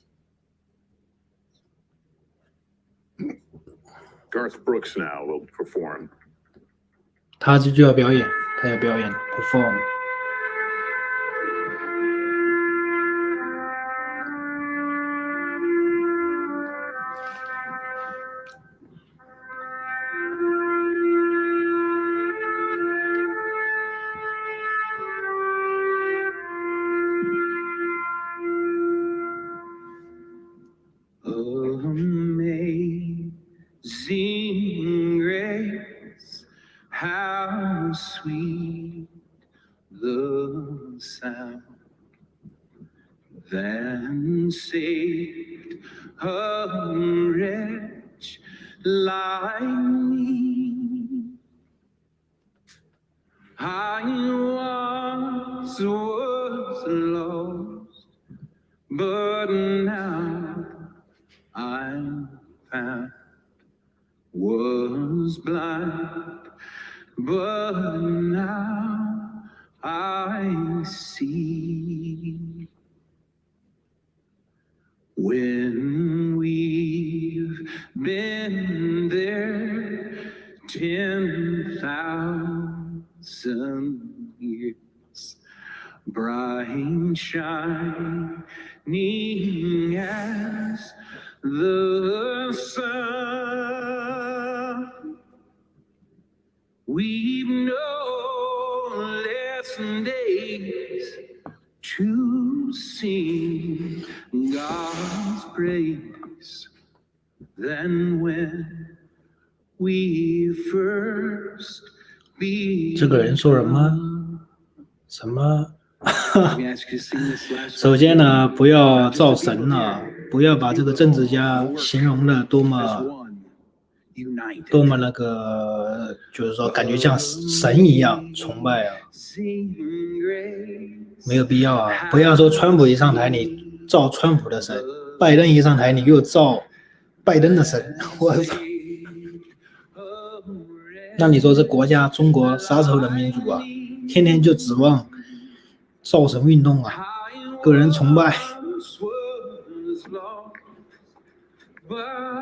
千万不要造神呐！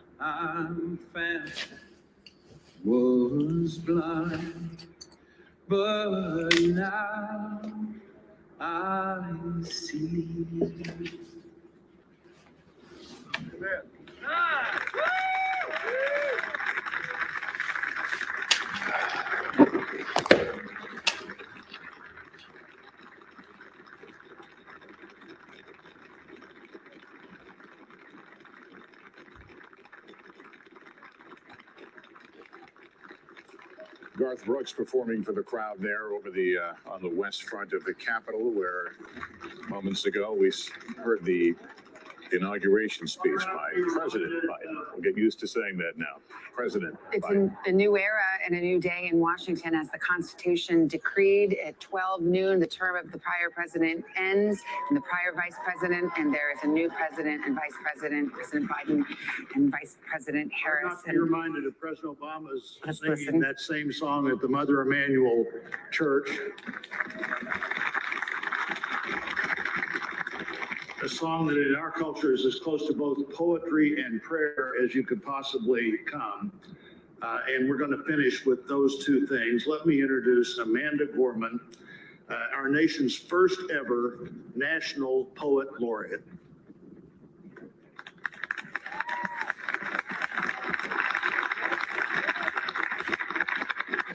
静静的看这个整个过程，这还是我第一回完整的看总统的直播，但是以前我也看过那种片段，因为电视台会放。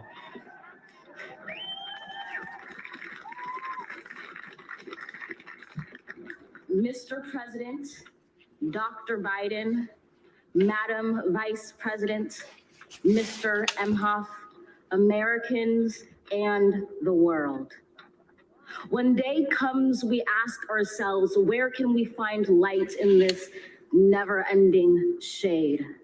The loss we carry, a sea we must wade. We've braved the belly of the beast. We've learned that quiet isn't always peace, and the norms and notions of what just isn't always just is. And yet the dawn is ours before we knew it. Somehow we do it. Somehow we've weathered and witnessed a nation that isn't broken, but simply unfinished. We, the successors of a country and a time where a skinny Black girl descended from slaves and raised by a single mother can dream of becoming president, only to find herself reciting for one.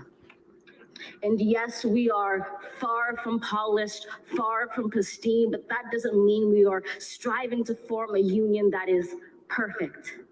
We are striving to forge our union with purpose, to compose a country committed to all cultures, colors, characters, and conditions of man. And so we lift our gazes not to what stands between us, but what stands before us. We close the divide because we know to put our future first. We must first put our differences aside. We lay down our arms so we can reach out our arms to one another. We seek harm to none and harmony for all. Let the globe, if nothing else, say this is true. That even as we grieved, we grew, that even as we hurt, we hoped, that even as we tired, we tried, that we'll forever be tied together, victorious, not because we will never again know defeat, but because we will never again sow division. Scripture tells us to envision that 我们不会再次分裂，他也是那个套路，相当于先搞一个演讲给你们打打气，就这个意思。Then victory won't lie in the blade, but in all the bridges we've made. That is the promise to Glade, the hill we climb if only we dare it, because being American is more than a pride we inherit. It's the past we step into and how we repair it. We've seen a force that would shatter our nation rather than share it, would destroy our country if it meant delaying democracy. And this effort very nearly succeeded. But while democracy can be periodically delayed, it can never be permanently defeated. In this truth, in this faith we trust. For while we have our eyes on the future, history has its eyes on us. This is the era of just redemption. We feared it at its inception. We did not feel prepared to be the heirs of such a terrifying hour, but within it we found the power to author a new chapter, to offer hope and laughter to ourselves. So while once we asked, how could we possibly prevail over catastrophe? Now we assert, how could catastrophe possibly prevail over us? We will not march back to what was, but move to what shall be, a country that is bruised but whole, benevolent but bold, fierce and free. We will not be turned around or interrupted by intimidation, because we know our inaction and inertia will be the inheritance of the next generation. Our blunders become their burdens, but one thing is certain: if we merge mercy with might and might with right, then love becomes our legacy and change. 读这大任能听懂吗？听懂个大概。 Leave behind a country better than the one we were left with. Every breath from my bronze pounded chest, we will raise this wounded world into a wondrous one. We will rise from the gold-limbed hills of the west. We will rise from the wind-swept northeast, where our forefathers first realized revolution. We will rise from the lake-rimmed cities of the Midwestern states. We will rise from the sun-baked south. We will rebuild, reconcile, and recover in every known nook of our nation, in every corner called our country. Our people, diverse and beautiful, will emerge battered and beautiful. When day comes, we step out of the shade of flame and unafraid. The new dawn blooms as we free it. For there is always light, if only we're brave enough to see it, if only we're brave enough to be it.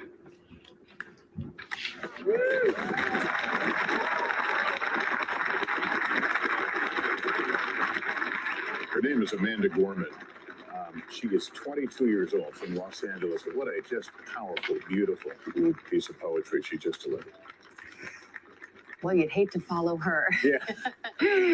She did, we had prose and now we've had poetry and we've had song. For our benediction, I'm pleased to introduce Reverend Dr. Sylvester Beeman, the pastor of the Bethel African Methodist Episcopal Church in Wilmington, Delaware, a friend of President Biden for 30 years.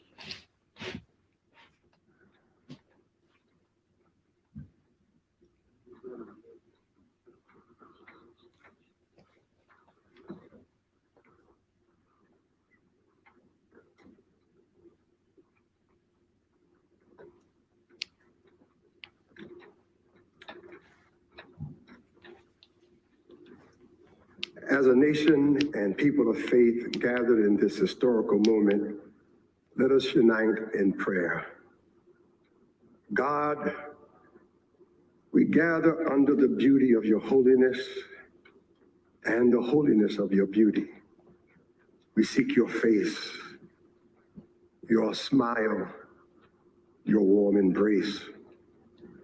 We petition you once more in this celebration. We pray for divine favor upon our president, Joseph R. Biden, and our First Lady, Dr. Jill Biden, and their family. We further ask that you would extend the same favor upon our Vice President, Kamala D. Harris, and our Second Gentleman, Doug Emhoff, and their family. More than ever, more than ever.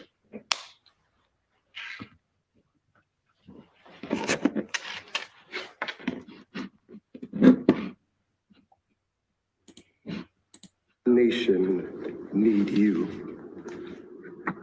We need you, for in you we discover our common humanity. In our common humanity, we will seek out the wounded and bind their wounds. We will seek healing for those who are sick and diseased. We will mourn our dead. We will befriend the lonely, the least, and the left out. We will share our abundance with those who are hungry. We will do justly to the oppressed, acknowledge sin, and seek forgiveness, thus grasping reconciliation. In discovering our humanity, we will seek the good in and for all our neighbors. We will love the unlovable, remove the stigma of the so-called untouchables. We will care for our most vulnerable, our children, the elderly, emotionally challenged, and the poor. We will seek rehabilitation beyond correction. We will extend opportunity to those locked out of opportunity. We will make friends of our enemies. We will make friends of our enemies. People, your people, shall no longer raise up weapons against one another. We will rather use our resources for the national good and become a beacon of life and goodwill to the world. And neither shall we learn hatred anymore. We will lie down in peace and not make our neighbors afraid. In you, O God, we discover our humanity. In our humanity, we discover our commonness. Beyond the difference of color, creed, origin, political party, ideology, geography, and personal preferences. We'll become greater stewards of your environment, preserving the land, reaping from it a sustainable harvest, and securing its wonder and miracle-giving power for generations to come.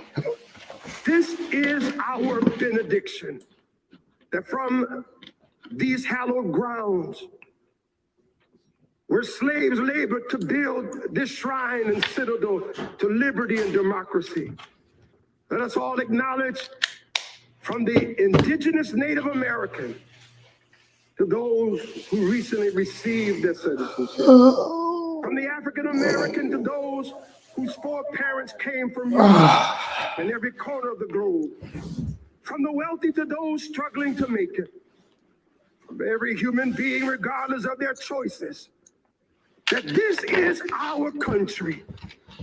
As such, teach us, O God. As such, teach us, O God, to live in it, love in it, be healed in it, and reconcile to one another in it, lest we miss kingdom's goal. To your glory, majesty, dominion, and power forever. Hallelujah. Glory, hallelujah. In the strong name of our collective faith. Amen. Please remain standing as the Armed Forces Color Guard retires our national colors.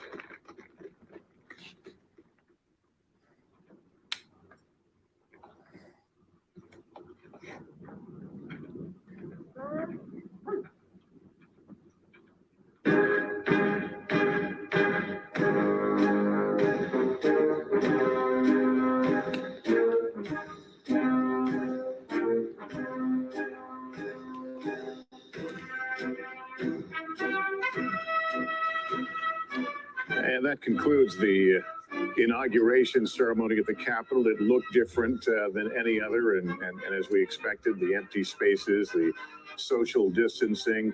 What we didn't see, except in a few cutaways, I suppose, was the soldiers, that ring of steel around this general area, owing to what happened 2 weeks ago. I want to bring in NBC News presidential historian Michael Beschloss. Michael, give me your first early reaction to the inauguration speech. Please be seated. Terrific speech, and I think, Lester, it'll be known for 3 words. Democracy has prevailed. The new president is talking about the last 4 years as a period where there were attacks on democracy, attacks on truth, attacks on humanity, looking at it sort of a 4-year aberration from the general course of American history. I thought the speech was modest, austere, brave, cleansing, calming, and inspirational. And that's what you'd want to do. In contrast to Donald Trump 4 years ago, who was talking about American carnage with groups pitted against group. Joe Biden was talking today about a country that needs to be united and also needs to mourn more than 400,000 Americans who have died of a terrible virus, more than died in the military in World War II. And Michael, there's no question that the president is looking to turn the page, saying we must end this uncivil war. And on the steps of the Capitol and with allusions to Abraham Lincoln, that is not a throwaway line, especially when you think about what happened 2 weeks ago when there was an insurrection attempted at the United States Capitol to subvert democracy itself. As you mentioned, he said, this is America's day. This is democracy's day, and democracy has prevailed. He clearly feels that above all, unity is the business and the mission of this presidency. You were so right, Savannah. And he's saying something, you know, at all these inaugurations, every new president lauds democracy and the peaceful transfer of power so much that we take it for granted. President Biden, 2 weeks after the attack on the Capitol and the Congress of January 6th, is speaking to us at a moment in which we have just had a very close call. Under a few scenarios, we might have lost our democracy. What might we be talking today? And at the same time, he recognizes he has to deal with more crises at once than almost any president in American history. The pandemic, the economic crisis, people are starving and out of jobs, a crisis of racial justice that's gone on for 400 years with systemic racism, a crisis of climate change, and others. These are not things that he could just afford to say, maybe I'll do that after the midterm election, or maybe I'll do it if I'm reelected to a second term. He knows he has to do all these things right now. Very tough for a new president. The new president and new first lady making their way now up from the platform. We'll see them again a bit later at the laying of the wreath at the tomb of the unknown soldier at Arlington National Cemetery. Let me bring in Mike Barnacle into our conversation, a veteran journalist and NBC News contributor, also a longtime family friend of the Bidens. Michael, he spoke of unity as we thought. He acknowledged that some may see it as words. What are the deeds that we'll have to follow to fully deliver this message?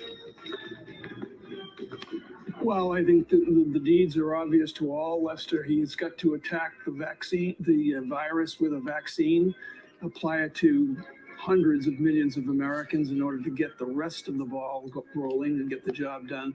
The speech itself, I thought, though, had elements, deeply personal elements. At one point, the president said, there's no accounting for what fate will do to you. And God knows that's true for Joe Biden. He has carried his own cross for 50 years of loss and suffering, but also of resilience. And his very presence on the stage today was a form of resilience in full flower. We saw him as president of the United States, and he spoke to elements of his own character, his own personality that he thinks should apply to the United States of America. Elements of humility, tolerance, generosity, and optimism. And as Savannah just mentioned, he said, you know, we've got to end this uncivil war. That's in his nature to do that. The speech, while personal, it was also political. And it was about joining together as a country and reestablishing the component part of truth in government, truth in the Oval Office, something that's been sorely missing for 4 years. I thought it was interesting, Mike, as well. It was very much a Joe Biden speech. And he spoke and addressed those who aren't his supporters and said, as many presidents have said, I'll work as hard for you as I do for those who did support me. But then he said something else. He said, if you didn't support me, all I ask is hear me out. Point that President Biden brought up about facts and agreeing on a set of facts, which is something also that President Obama has mentioned before too, that we live in a time when we can't all seem to agree on the facts. What does the president see as the biggest challenge in getting all Americans on the same page, as it were? Well, obviously, it has to come first to the greatest crisis we are facing at the moment, which still remains the pandemic and this virus, and the fact that because we have been so poorly led through most of the past year on this issue. That's the first fact that has to be dealt with. How can fight back against this virus? We had been led by a man who rejected science, ignored science, rejected the decency of prioritizing the public health over other issues, and used lies and propaganda, quite frankly. This is not meant to be a discussion of the former president. I think we should be celebrating this moment.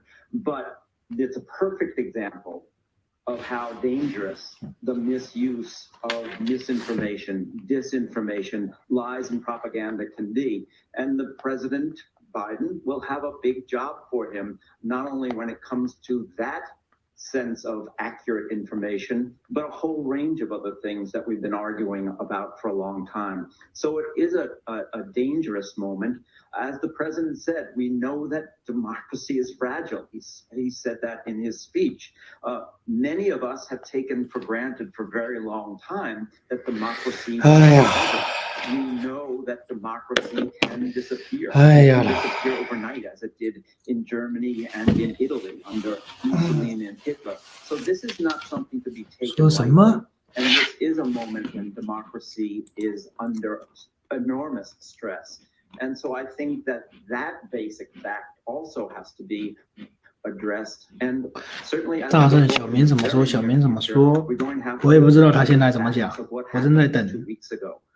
That's going to be central to anything 我正在等。 forward, and most likely that will include a second impeachment trial, unprecedented in our history. Yes, it's crucial that we reconcile with that to move forward in healing as a nation. I believe we have Bishop T.D. Jakes with us as well. Bishop, if you are there, can you please give...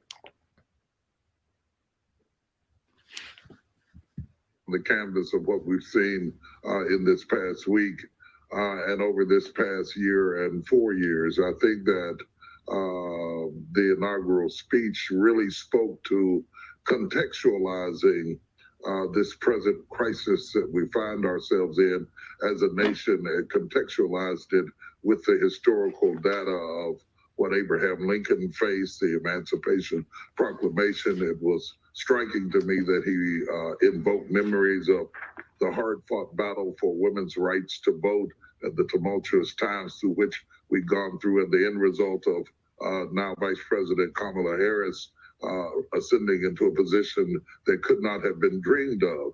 It was hopeful, it was encouraging, it was conciliatory. His way in which he 有关这个，我现在正在用这个叫 Signal 什么的这个软件。with such warmth and integrity spoke to a dignity 这个软件非常好用，欢迎大家使用啊。 America is hungry to see from our leadership right now. You know, it's interesting looking back Signal, at some of 这个叫 Signal 的软 the 件， inauguration quotes from past 欢迎大家使用。 speeches. There is so much that President Biden drew from. 这边说什么说骂小明，哎，这不要老骂人家啊！我相信人家小明是有诚信的，不要老骂人家啊！我相信人家。尽量不要老骂人家，这个不太好。我们要相信小明啊。 is fear itself. I believe earlier we mentioned Gerald Ford's 1974 inauguration speech, where he said our long national nightmare is over. Sort of a compilation of 我来把我的 Telegram 的群发给大家，欢迎大家加入在群里。 Looking ahead, this is a moment of unity. This is a moment of the country coming together.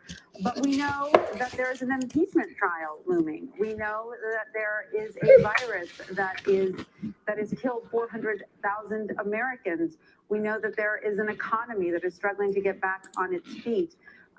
So, what is the immediate 我来看一下 task at 群的 hand? 链接。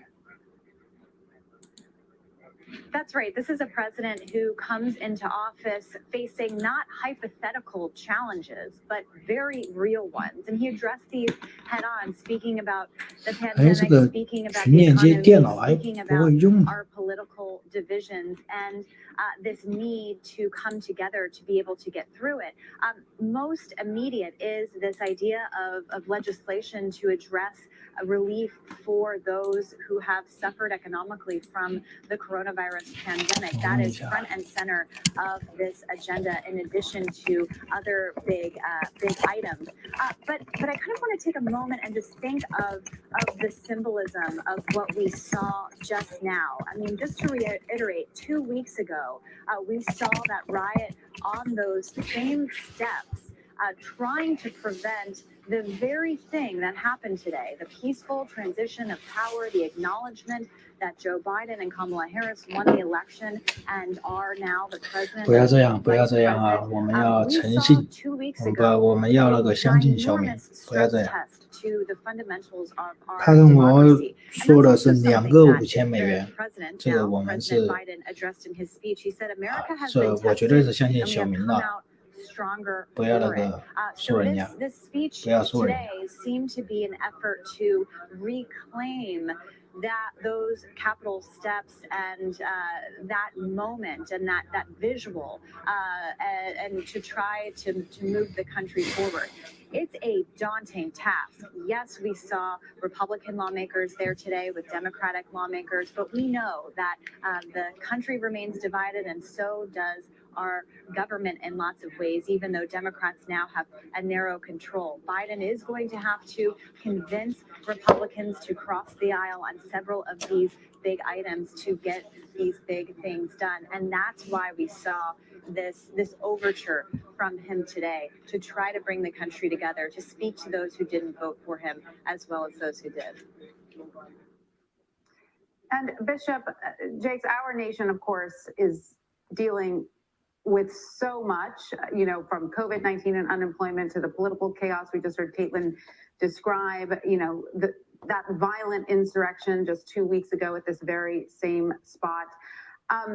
We've been discussing how hopeful President Biden's message is, but is it realistically enough for the nation to begin the healing process? I think it's naive to think that the message itself will be the cure that we need against the virus of malice and hatred, much less the physical virus that we are fighting today. It would be naive to think that one ceremony or a service would eradicate the years and years of historical complexities that make up this great country that we live in today. However, it does set a tone. And from our leadership, we get a tone to which gradually we hope that it will reproduce itself in the behavior and the character of our country. I think how we proceed from here will require both Republicans and Democrats to come together in a concerted effort, understanding, as Dr. King would have phrased it, the fierce urgency of now. Demands that we put on. Bishop, I'm sorry to interrupt, but I just want to point out, you were speaking of tone, and I just want to point out what we are seeing is definitely, setting the stage of a bipartisan tone. We are seeing former Vice President Pence and his wife leaving the Capitol. They bid farewell from the current Vice President Kamala Harris and her husband. This is an important and symbolic moment because, as we know, President Trump did not attend the inauguration. He's the most important member of the Trump administration to be here. 不要老说小民的死不认账是，不要这样讲。我相信小民会的。 So much in this country. And Bishop, sorry to interrupt what you were saying, but I just wanted to reiterate that your words playing out on screen what we are seeing. Go ahead. Well, that is a prime example of what I mean by leadership. The ability to disagree and still have dignity and still have appropriateness is something that we teach our children, and we certainly want to see that in our leaders, and that's what makes us hopeful that this sets a tone for a different type of discourse. We will always have that discourse. We will always have that debate. That's what makes America great. And we need that debate in order to bring our best selves to the forefront. What has happened in recent times is that the fringes of hatred that have always existed have been called center stage. And what I call success is not to eradicate that hate, but to remove it to the outer fringes where it does not have the center stage, the microphone of this nation, the attention of the press, the voice that it currently has had over the past, I don't know how long. It's always been there. We always knew it was there. Prejudice and injustice and so many other things that plague our society have always been there. And perhaps in the fact that it came center stage for a while, it lost its anonymity and our ability to deny its existence. We can no longer be naive and say that does not exist in this country. It absolutely does, and it exists in every facet of our society. The very fact that we had to purge some of the guards because of their alliances perpetuates an idea that has been hard to convince America, from police officers to elected officials in every aspect of human life. These ideologies exist, but they cannot rule and they cannot reign. And we must push extremists to the outer perimeters of the face of America and put it in its rightful place by allowing all of us, the right and the left, to condemn hate and malice and violence and the types of things that we have seen center stage and almost applauded in recent days. And Kenneth, if you are still with us, if you 欢迎大家加入我这个链接，我这个链接是推特不是那个叫 Telegram 网 U.S. president has not attended 电报 the 群。 inauguration of his successor. Can you give us some color around that? Yeah, absolutely. It's interesting because we've been speaking about Lincoln, and it was Lincoln's successor after his assassination, Andrew Johnson, who was the last president not to attend his successor's inauguration. Andrew Johnson. 竟然我的链接发不到群里面，自动屏蔽了，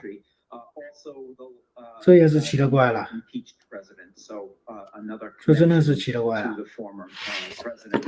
You know, I want to turn briefly, though, to I think that Bishop Jakes has been so wonderful to the sense of I think that a lot of people, if they feel like me, felt as we were going through this day. We're talking about a lot of problems. The president mentioned the winter of peril. 我们来看一下推特，看一下推特。现在基本已经结束了，基本已经结束。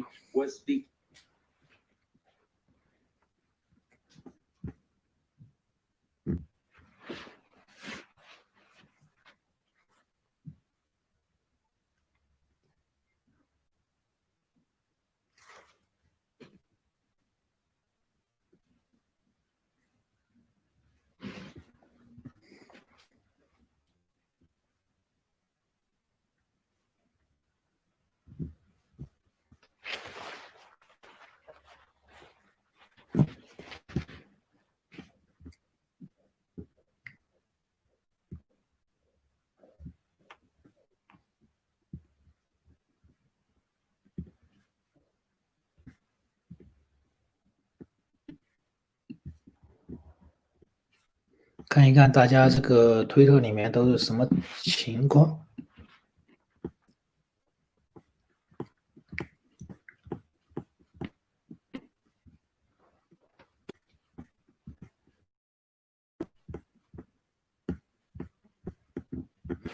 我是川粉跟那个反川的，我都关注了。我想看一看，因为我收获的信息呢都是多方面的。 我是不光有挺川，我也有反川，就是各种的政治观点，我推特都关注。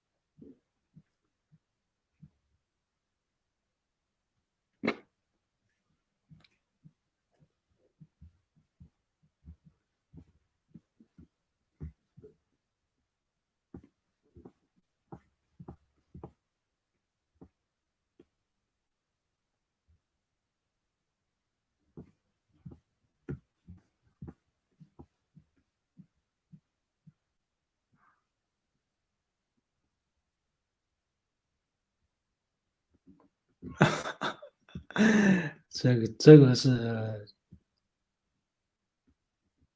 哎呀，搞了一跟头，哎呦。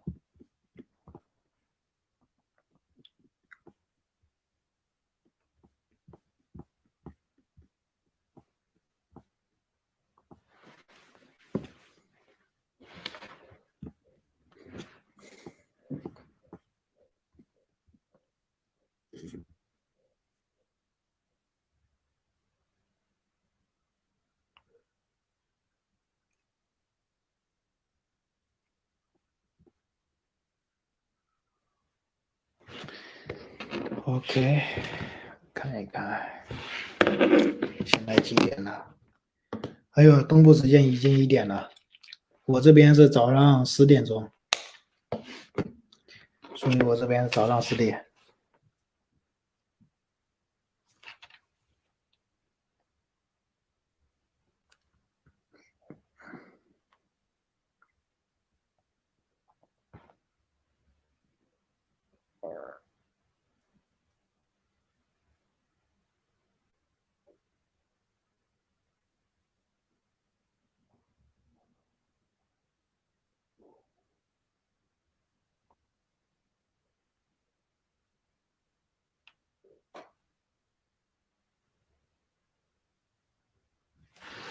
宣誓了，这个人，拜登已经宣誓了。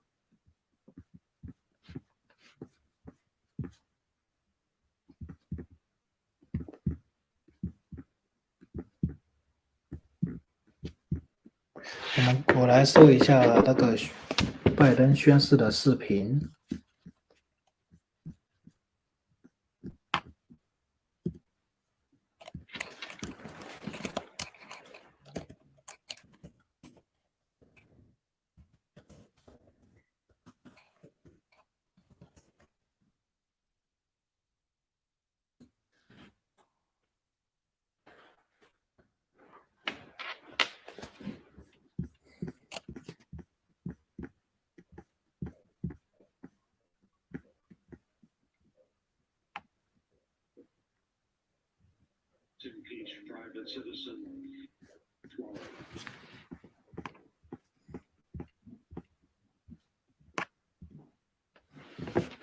宣誓了，宣誓了。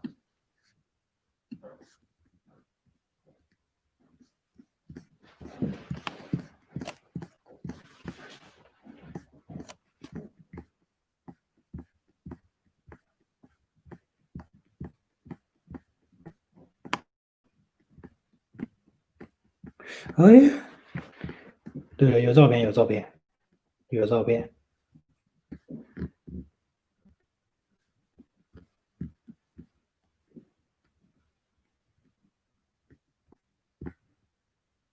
这圣经这么古老。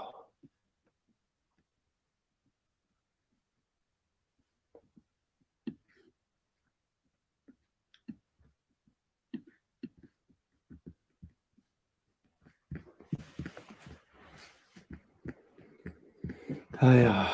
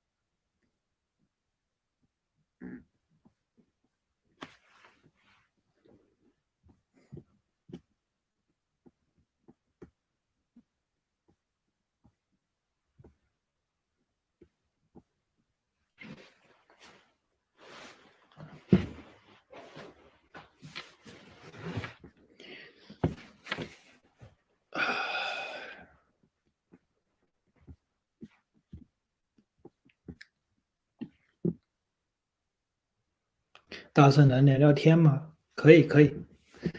我再看一看。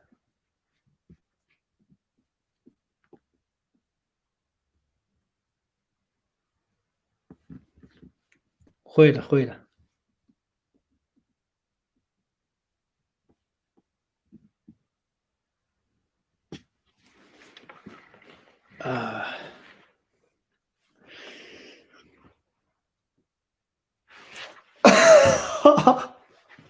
我真的是觉得慢慢等吧。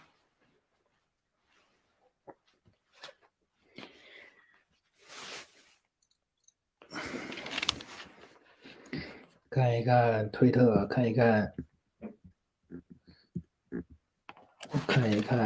一级黑小明，看一看他的推特账号。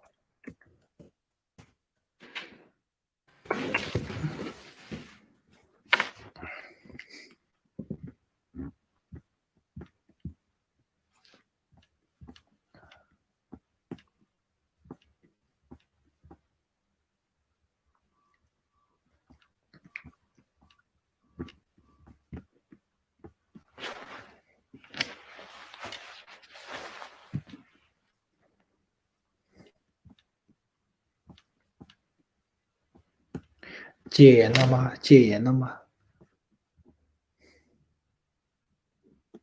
已经宣布戒严。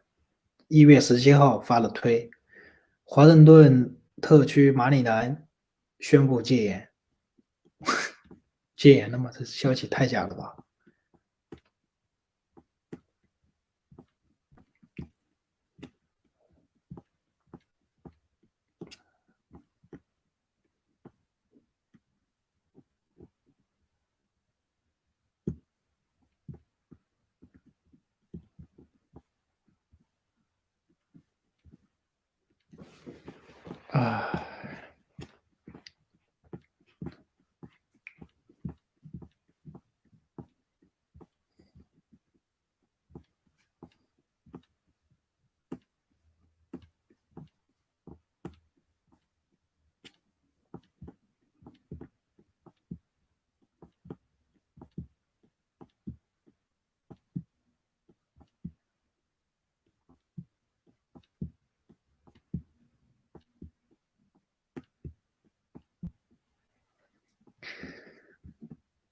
这个是什么？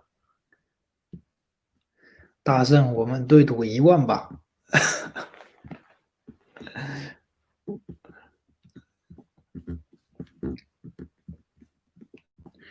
希望大圣能够同意资助我搬家。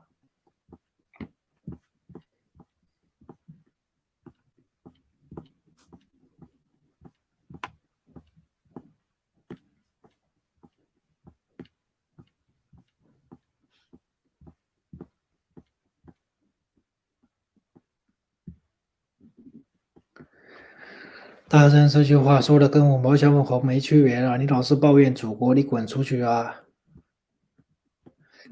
我说，如果你没有出生在美国，你可以走了。离开美国是你推，看到许多推上的人。然后我说，美国不是你的祖国，你是移民，没有出生在美国。他回复了我，你是个傻逼。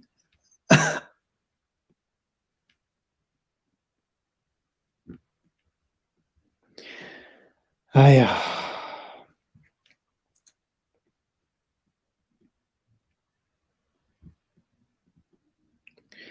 我就正在等呢。我相信小明是个诚实的人，他肯定诚信的人啊，他肯定会，这是肯定的，想都不用想的。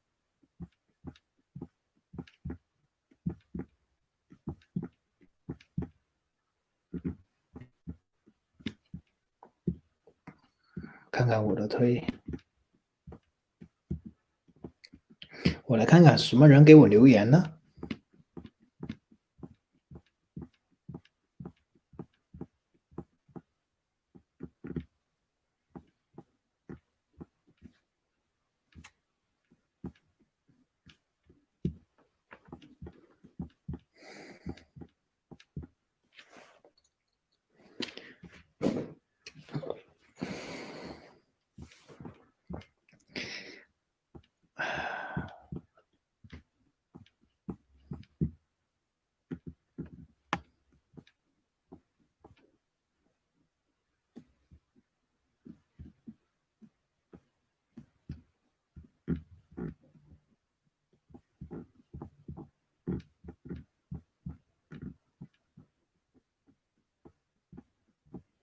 我记得他以前经常在我后面留言。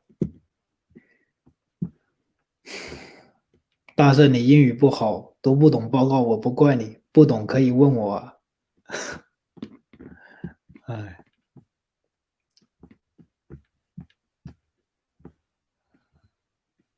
我说祖父学什么？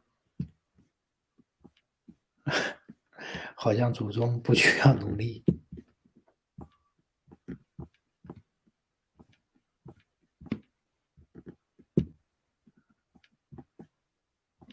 在中国读大学，我讲我的故事啊。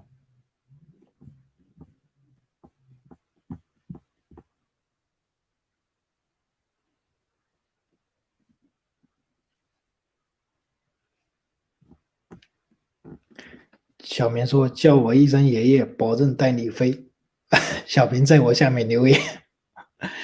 哎呀，这个真的是，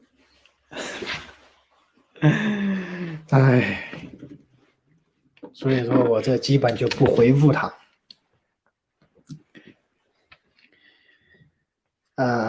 我看一看什么时候给我打钱啊？这必须不能，人不能耍赖呀，对不对？我相信小明，相信小明。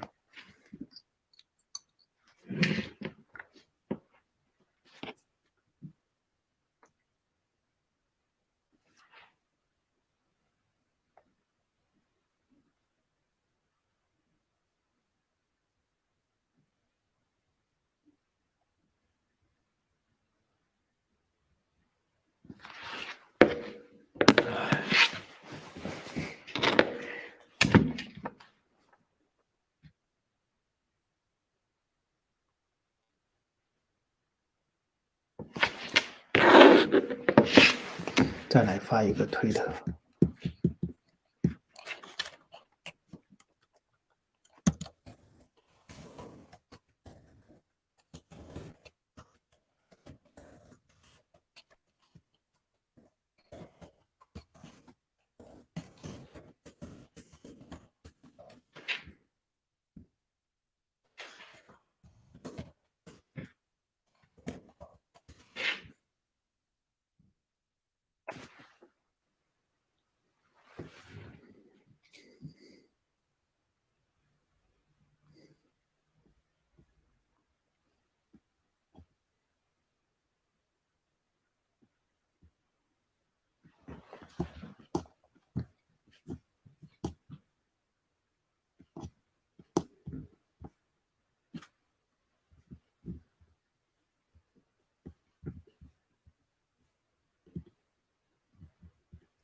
哎，我看现在川普在哪？有没有直播？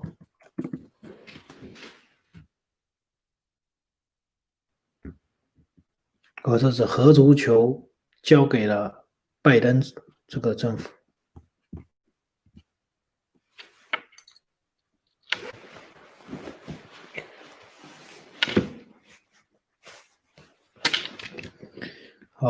这是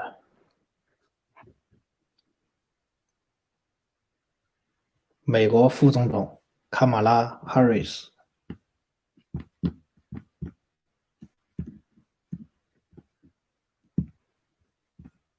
美国政府的账号，看一下白宫网站。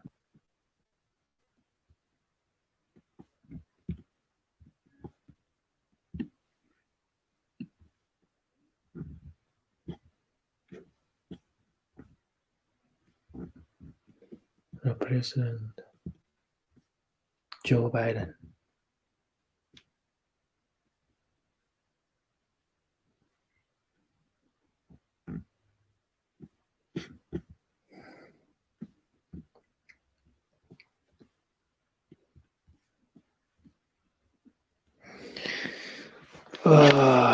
一共是1万美元，1万美元啊！这个必须等一下，还有推特。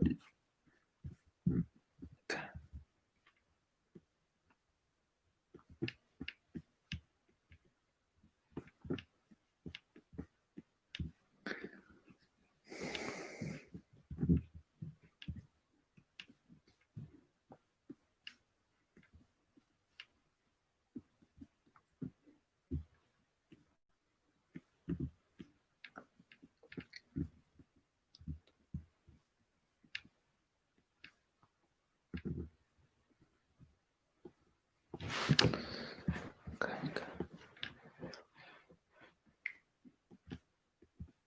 是你别就我们看一些比较搞笑的，推特上面有好多搞笑的图片。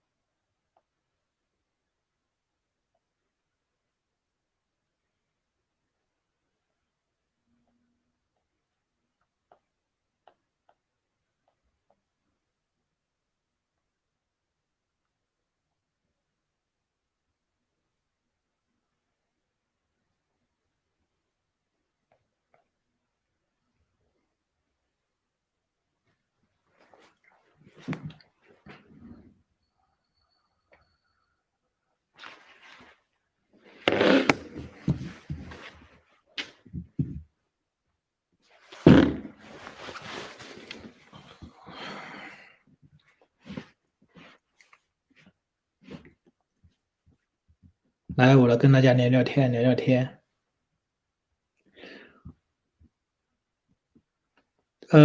大社你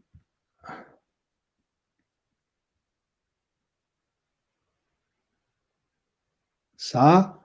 读书小明说，大圣跟你赌5000，小明要是给你钱，我给你5000，不给你，你给我，你不要这样，你不要这样，你这属于太把小明看的就是真的是。大圣，我应该和你是一个地方，而且很近。我现在在洛杉矶啊，我们应该是非常近的，没问题。好，我现在来说一下，现在骂郑爽的人比较多。对对对，现在中国娱乐圈都在骂那个郑爽，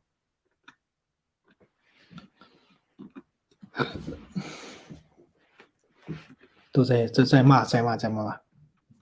现在我说话了，现在大圣怎么偷渡美国？你疯了！你在这个平台问我怎么偷渡美国？你疯了！你开什么玩笑？从墨西哥进来，全是从墨西哥的，或者从天上飞。郑爽是谁？郑爽是中国的一个明星，但是我也不太懂。但是据说这几天在中国大陆，特别红，郑爽啊特别红，最近几天红的不得了。好吧，我们先跟你我们现在来直播吧，直播这一回直播时间长一点，因为呢今天也没什么大事，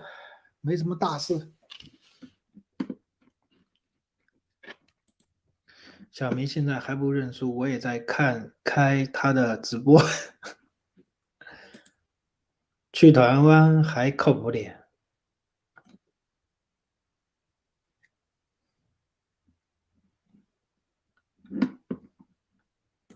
台湾选举赌鸡排都有兑现，是。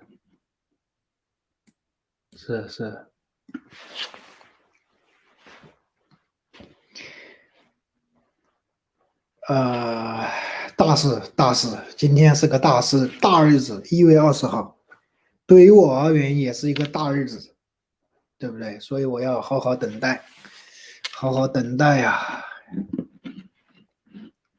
不要急，不要急。我看一下美国正规的这个宣誓已经宣誓了，美国的白宫网站，你看 ，White House Joe Biden 总统，这已经成为事实了吧？啊，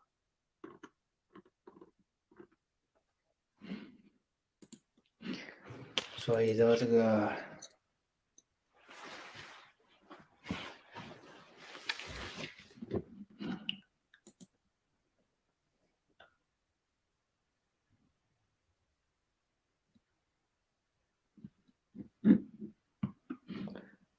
说大圣，你8年还差几年？你对美国移民那是一无所知，真的。我看最近说拜登一上台，大家偷渡赶快来美国吧。我说你缓一缓。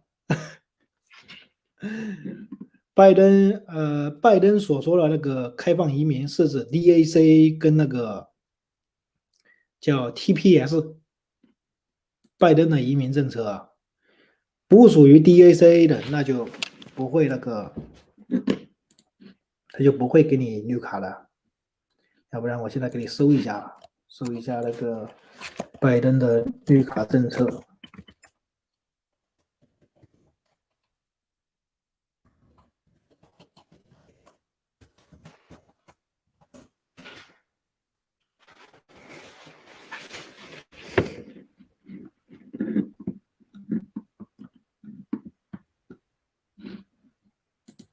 OK， 拜登给这些 DACA 跟 TPS 的8年绿卡政策，就是移民8年通往公民之路。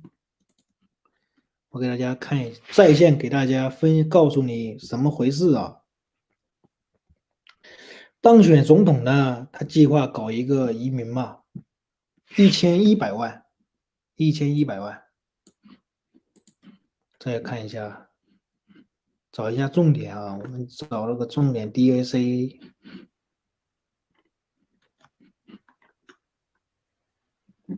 看 under 这个什么呢？就是这些生活在美国的，在2021年1月1日之前，就是明白。首先你现在再来已经来不及了。他说的时间点是1月1日之前，啊，所以要给这些人5年通往这个合法的证件，就是绿卡、背景审查，包括纳税等等，还有其他的一些基本的项目吧。另外3年呢是通向那个，说白了就是通向公民啊。什么人呢？他对什么移民呢？你看这个，他说的是叫 dreamers 是什么呢？就是说这些年轻人到达美国的非法到达美国，是孩子嘛？孩子，基本上 dreamer 是什么？我给大家再搜一下。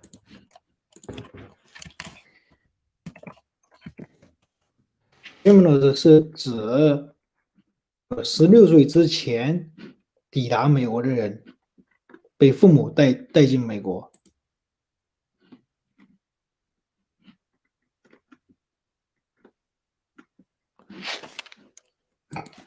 它被简称 DAC。给大家看一看。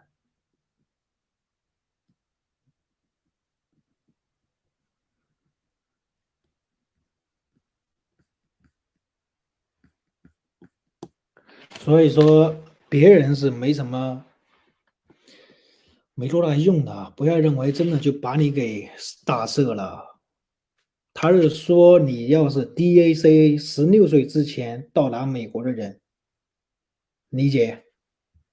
如果你不是16岁之前就到达美国的，而且你必须是非法移民，假如你是留学签证还不行，你必须是就是16岁之前你是非法进入美国，就非法移民，他才会给你提供这个快捷渠道。如果你是12岁来美国留学合法签证，对不起，跟你没关系，那就跟你没关系的，你要搞清楚。所以你不要认为他直接就是干嘛干嘛，直接就给你所有人没有绿卡全给你绿卡，那是不可能的，那是不可能的。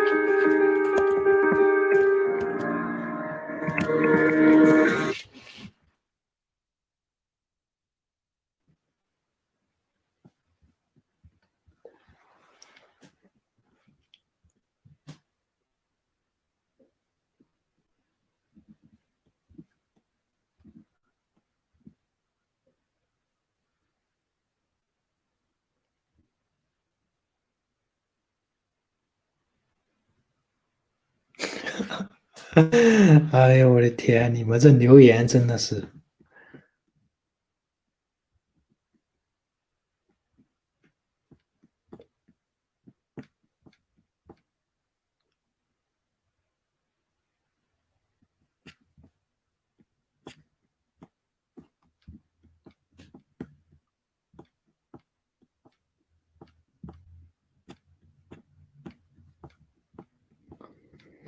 OK 了 ，OK 了。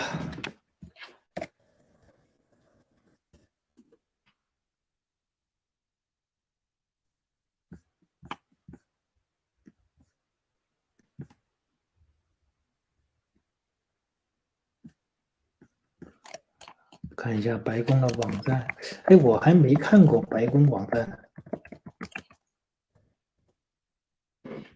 White House， 就白色的房子。The President。哎呀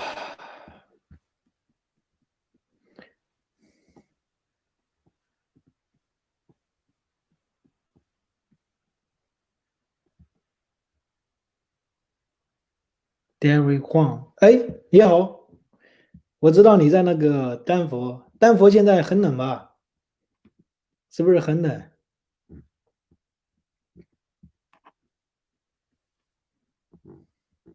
你好，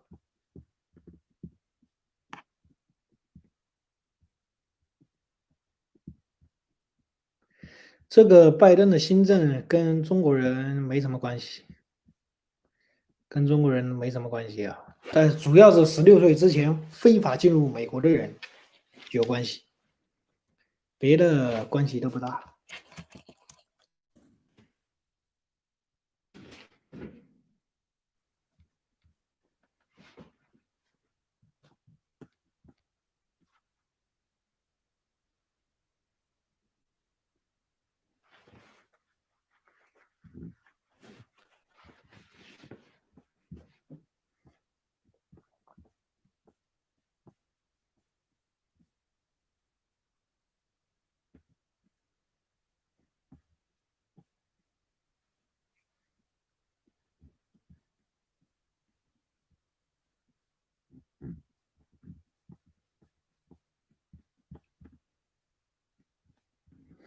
OK， 我来跟大家聊聊天。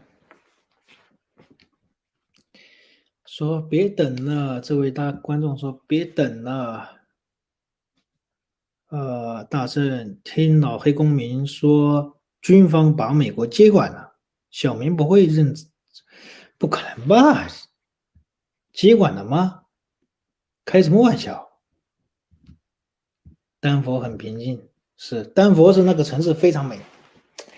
丹佛这个城市非常美，而且它又有山。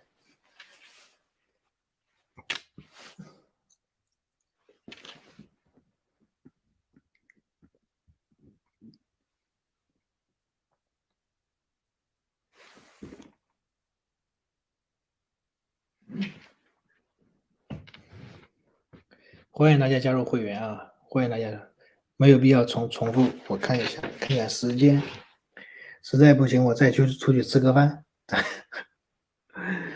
马上就到中午了。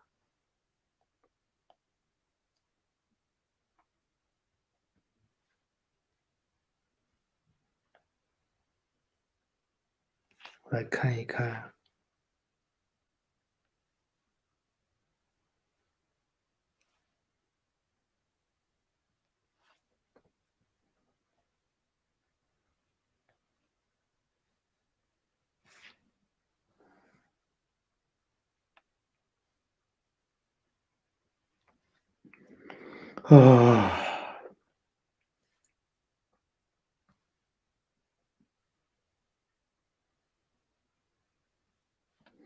都不容易啊，都不容易啊。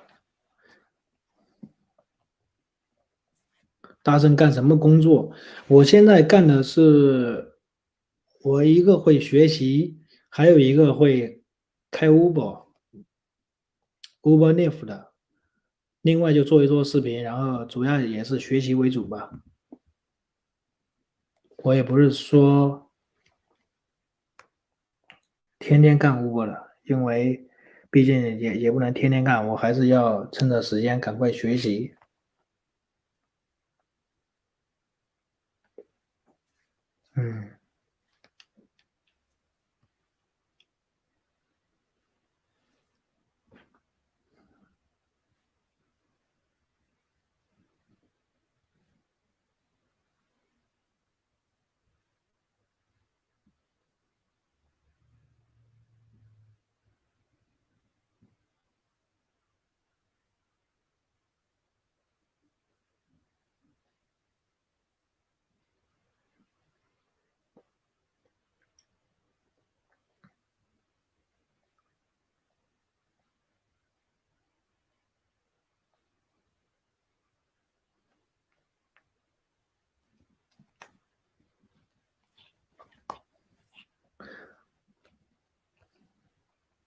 大圣什么时候毕业啊？还早着呢，我还早着呢，早着呢。因为你知道，我也不是说什么事情都没有，也很忙。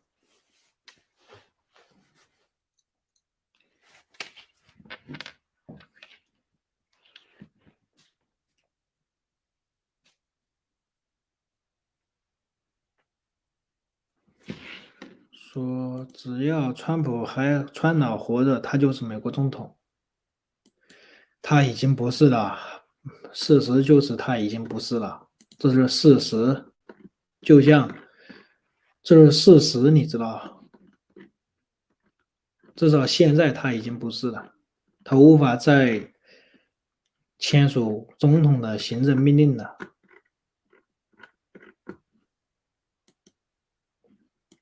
台湾是美国的门户，不会放弃它，那肯定的。哎呀，这是国家利益，知道？这是国家利益，是不可能的，不可能放弃台湾的。美国放弃台湾还得了？所以不要有人认为拜登一上台，美国就放弃台湾了。我靠，美国谁都不可能放弃台湾，这是美国的国家利益。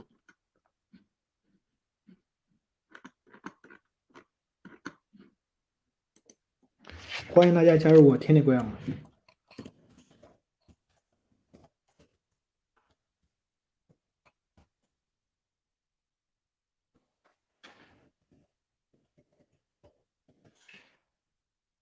6266633，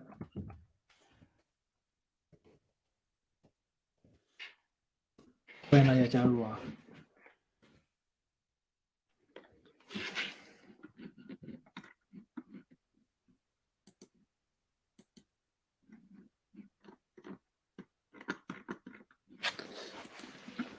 看一看那边华盛顿那边现在又有什么事情了？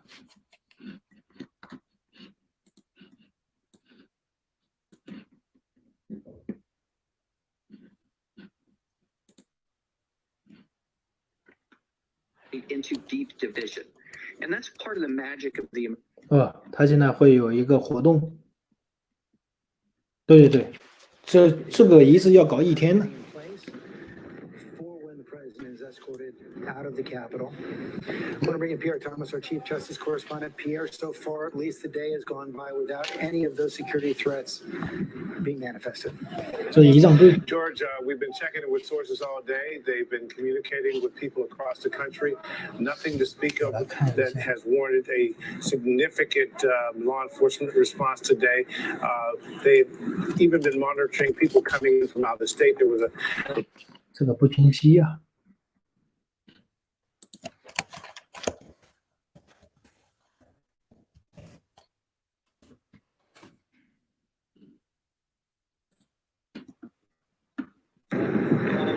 看一下这个清晰的。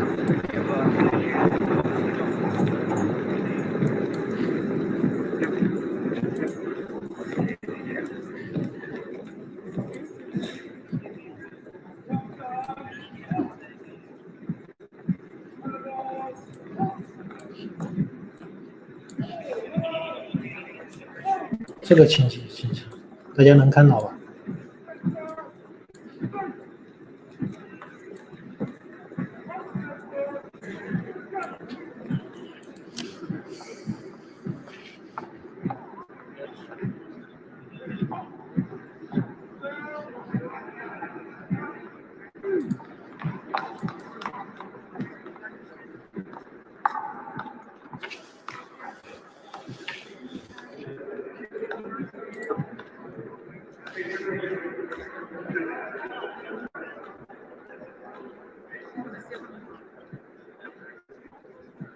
大家看一看呐，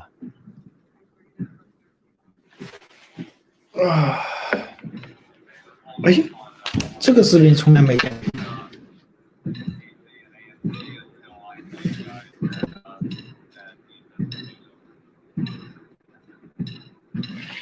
真有意思。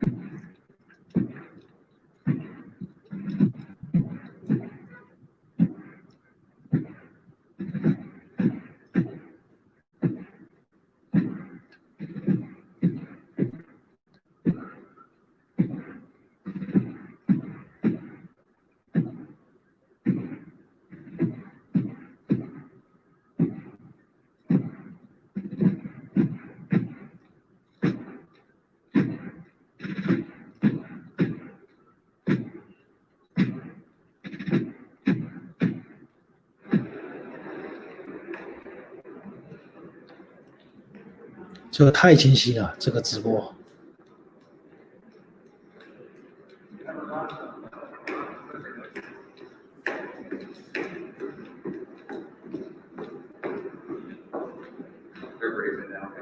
Thank you, sir.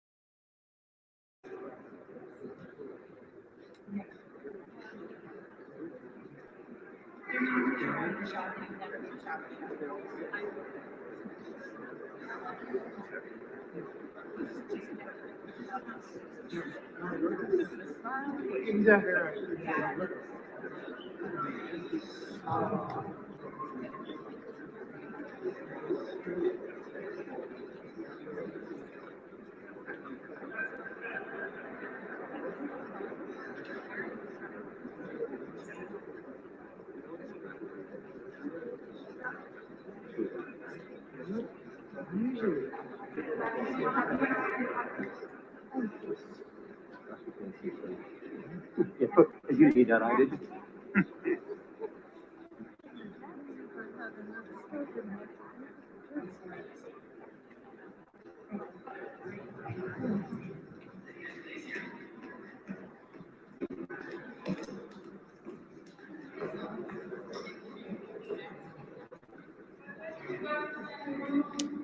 United States President Biden and Vice President.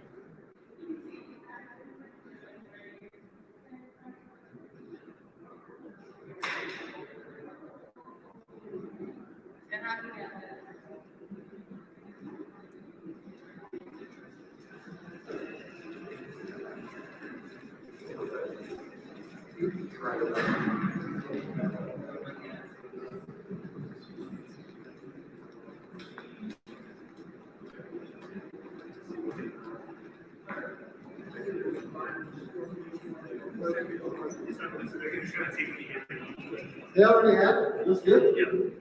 You seen it? Yeah, I walked in.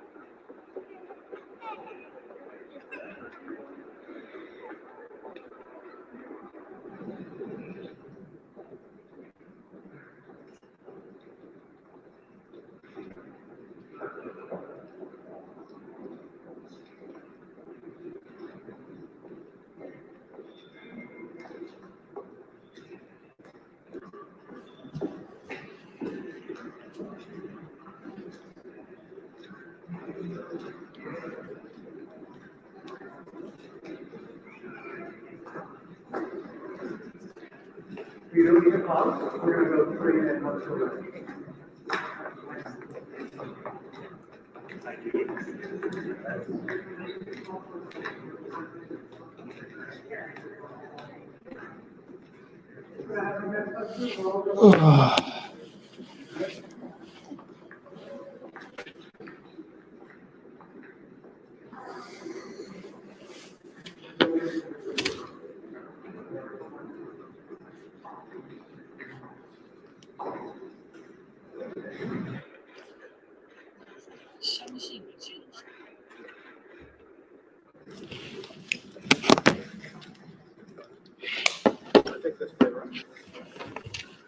Well, President Biden and the First Lady and the Vice President and the Second Gentleman. Normally at this time, we have a lunch, and probably no personal lives attended more of those lunches than President Biden has. It's an important moment where it's bipartisan. It's the time to bond between the executive and the legislative branch of the government. Probably don't need as much bonding because we already have that natural bonding with you and the traditions here. By those traditions, usually there's a painting at the front of that event that the chairman picks. This time, not knowing we were going to have an event until what we were going to do about an event until late, I asked Dr. Biden to help picked the painting, and this is the one that she recommended. The painting is landscape with rainbow. Rainbow, always a good sign. It's loaned to us for today from the Smithsonian American Art Museum. The artist, Dr.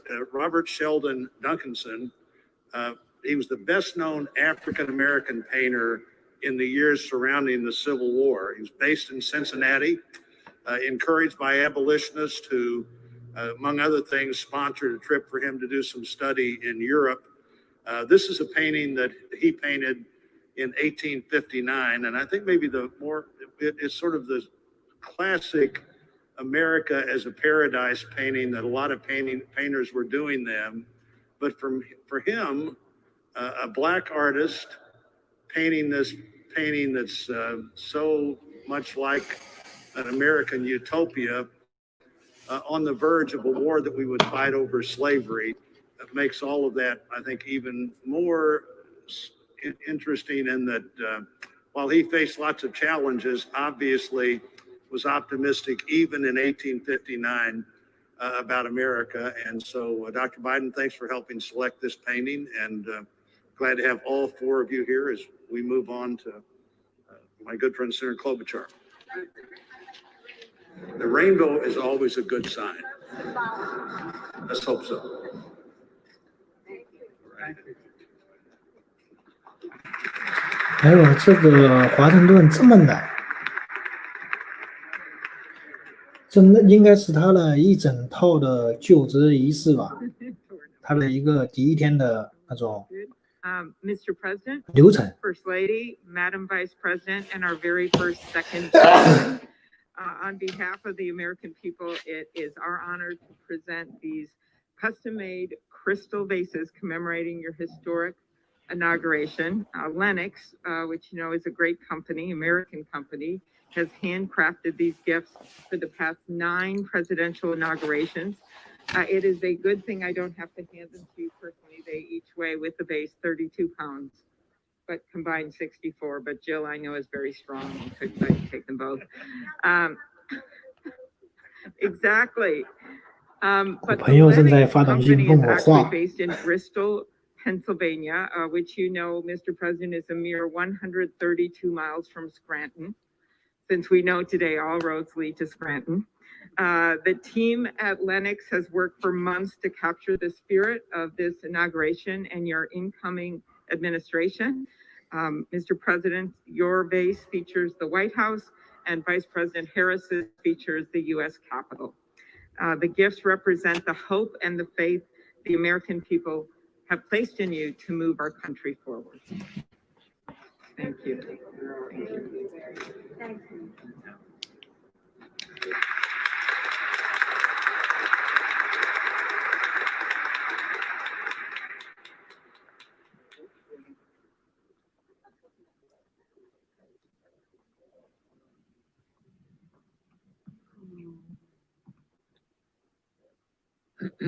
Well, Mr. President, Madam Vice President, while the pandemic has sadly limited our usual hospitality, as others have mentioned, I'm very glad we still carry on some of our favorite inaugural traditions. It's my honor and privilege to help present these flags of our nation that were flown over today's event here at the Capitol. Now, I have to make one point of personal privilege on behalf of the Senate. With all due respect to our distinguished speaker and our colleagues from the House, 哎，这是麦康奈 I 尔， have to note, 参议院的麦康 not 奈尔 only did we just swear in a son and daughter of the Senate to these high offices, but indeed both these former senators skipped the House altogether.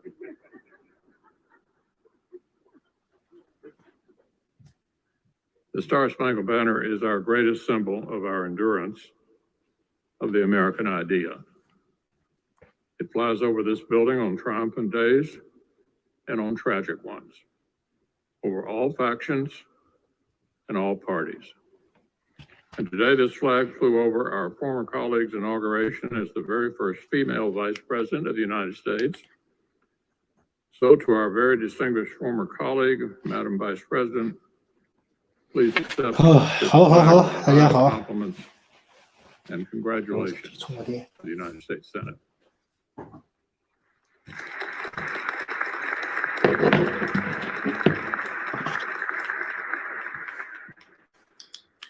The distinguished leader of the Senate pointed out that he has hosted this lunch for members of the Senate who have become president and vice president. But I have the privilege of giving a flag to the President of the United States, the flag that was flown when you were sworn in, Mr. President.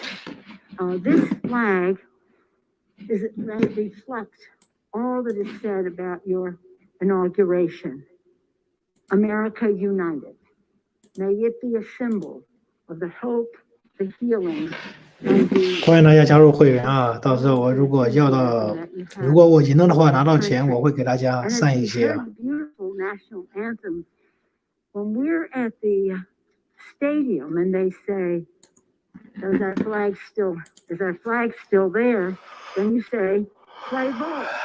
Right there, play ball. So we're going to get ready to play ball. We're ready to go with the inspiration of our flag flying. But again, on behalf of the House of Representatives, it is my privilege to extend to you the flag that was flown the early moment that you were sworn in as President of the United States. Thank you, Mr. President. Thank you, Dr. Biden. Thank you. If we had the lunch, we would have had California wine. Is that not right? Madam Vice President, Mr. Emhoff, congratulations. With liberty and justice for all. Thank you. 欢迎各位加入我会员，我会散一些。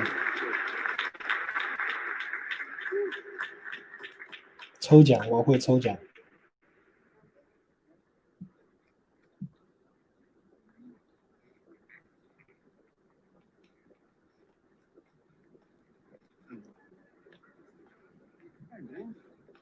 Long time no see.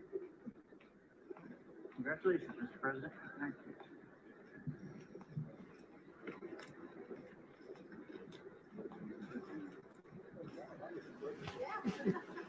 Modern technology, right? It's a good picture, too. Well, President Biden, Vice President Harris, Dr. Biden, and Mr. Emhoff, on behalf of Republicans and Congress, congratulations. Very proud of you both. When President Washington was sworn in as the first president of the United States, only a handful of people saw the ceremony or heard the famous first inaugural address. Today, the inauguration is seen around the nation and indeed around the world. Yet the task facing the nation is no less momentous than it was in Washington's time. I listened to your speech today. You talked among the tension and division. Our task as leaders is to bind this nation's wounds and dedicate ourselves to the values of all Americans share together. With modern technology, just a few minutes ago, it captured in these pictures. History in the making for all the world to see. This picture should serve as a reminder of that task that we have before us. As a very proud son of California, it is my honor to present to a very proud daughter of California as well. Today, Vice President Harris made history, and all of America should celebrate. But we should also remember that this is not the end, but just the beginning. As leaders, we are judged not by our words, but by our actions. So let's go forth from here together, accomplish great things for American people. And every time you look at this photo, remember the beginning of the job we have to do. Congratulations.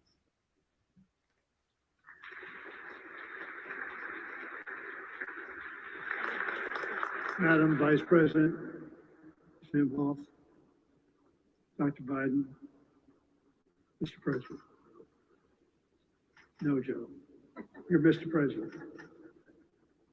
And we are so proud of that. Dr. Biden, he makes you call him Mr. President. Marriage is about to get rocked, I can tell. On behalf of the Joint Congressional Committee on the Inaugural Ceremonies, I too am proud. More than that, I'm ecstatic to present the a testament to a testament to history. Mr. President, in your speech, you talked about faith. You talked about tribulations, but you talked about victory. The Johnson brothers wrote a great hymn. You know it well, Mr. President. Today, we have a new day. And that hymn came out of faith and out of deep trouble into hope. And they said, facing the rising sun of our new day begun, let us march on till victory's won. That's what your speech was about. And that's why we are so proud and ready to march with you, President Biden. God bless.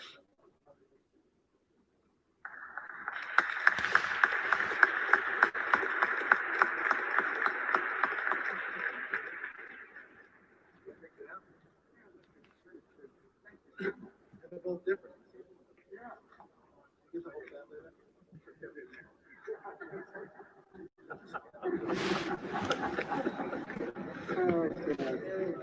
Thanks, President. Thank you.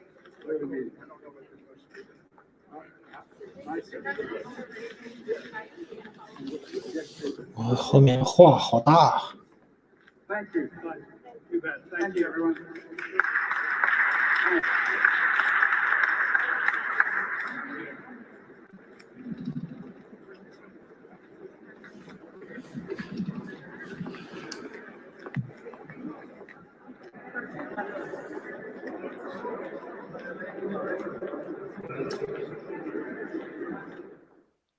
大家不要吵啊，先看直播，看直播没必要吵啊。我看在群里，我看在下面评论吵了，没什么好吵的，看一看。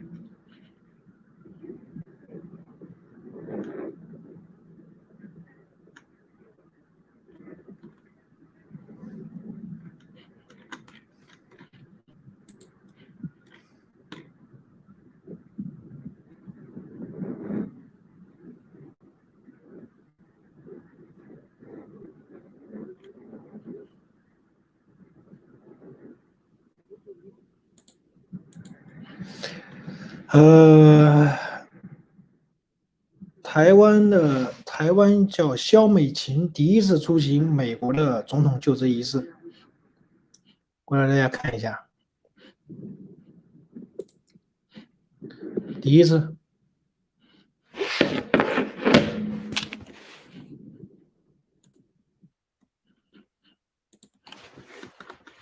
就是他。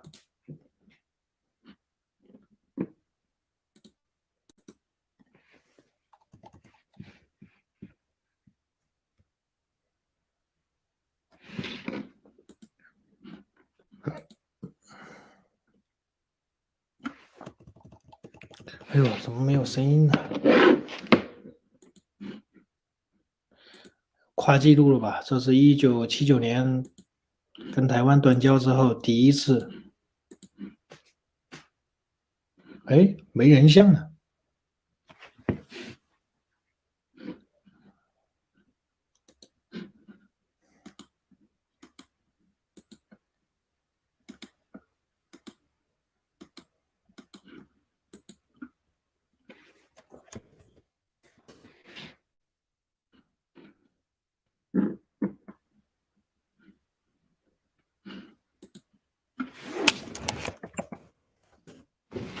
拜登他应该下午还会有一些活动，因为他有一些活动是象征性的，总统象征性，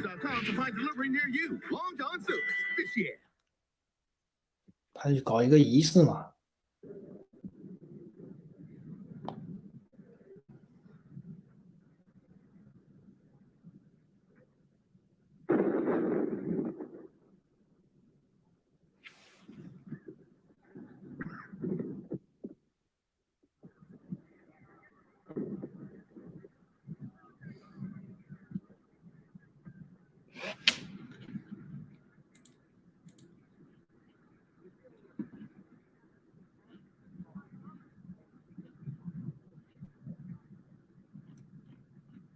不要吵架啊。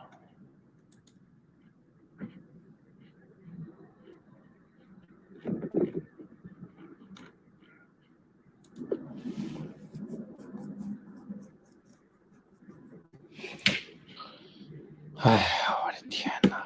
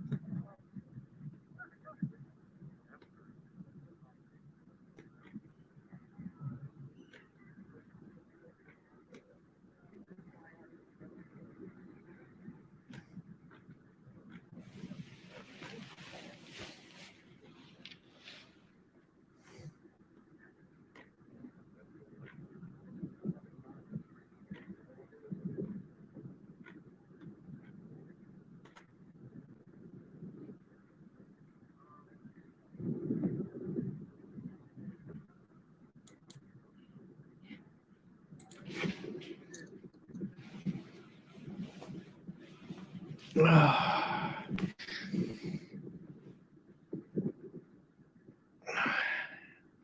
哎呀，美国这个建筑真的有一种空呀，那种感觉呀。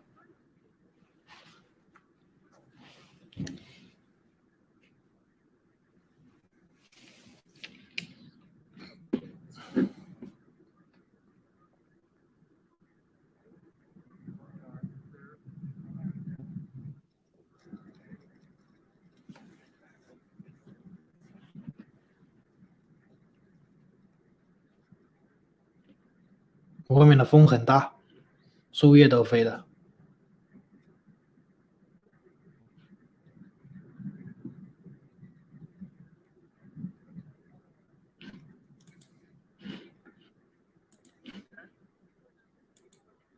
确实很气派，你看这个建筑，真的这个柱子这么高这么粗，很气派。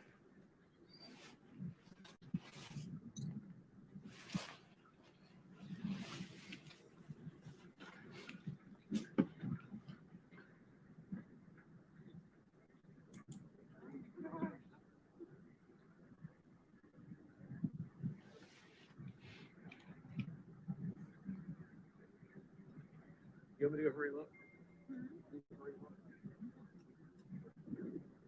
而且你看它的建筑，我估计是100多年前盖的吧，它盖的是动了圆了，对称。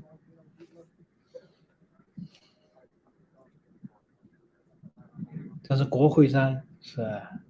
今年有空我要去国会那边看一看。加州的首都我也去看过 ，Sacramento 我也看过，也是比较气派的。他这个仪式感还是比较强的，他应该有一些固定的步骤，他需要那个完成吧。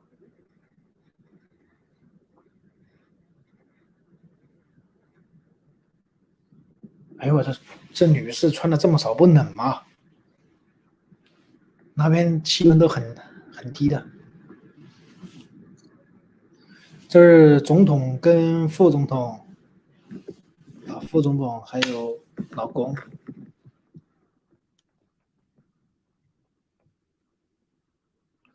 从国会山下走下来，国会比白宫还庄严，因为国会它毕竟是属于代表着人民嘛，人民的议会。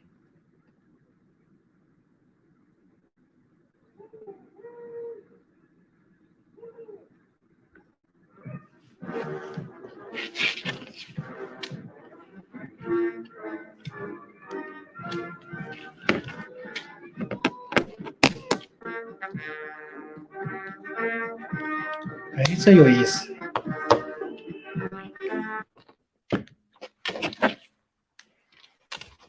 啊，就相当于美国的庆祝阅兵的那种感觉。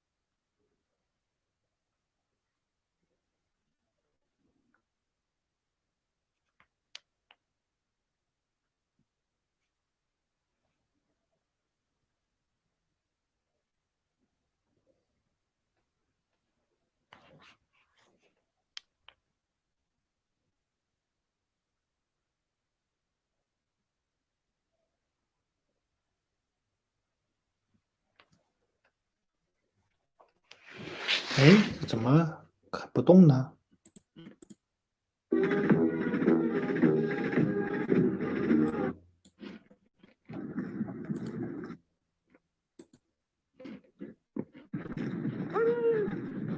哎，步枪。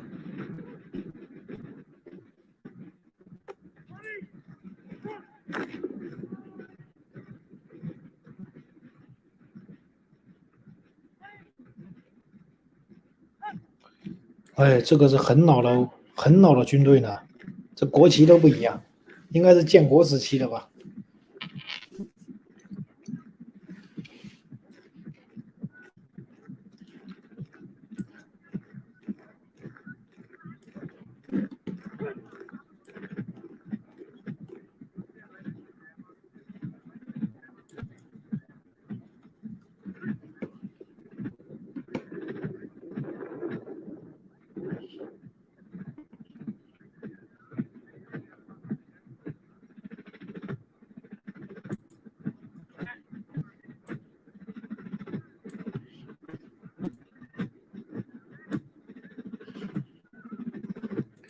美国的总统就职典礼，这个还是我第一次看，因为在中国没有这种说放游行的。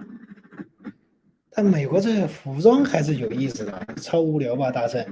还不是无聊，我看这个，他这个乐队还蛮有意思的，有一种西方的感觉。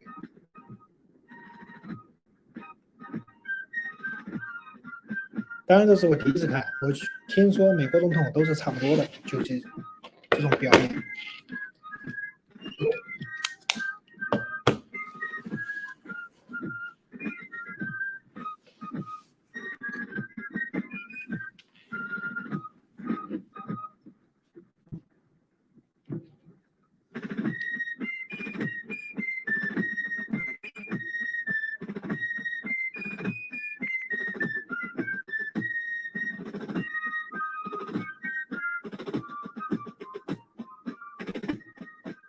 哎，帽子掉了，帽子竟然掉了，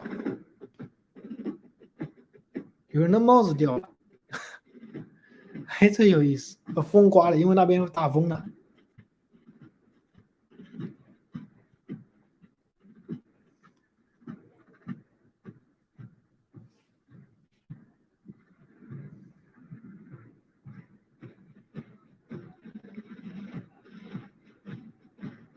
这些人都戴口罩，哎呦我操，这太累了。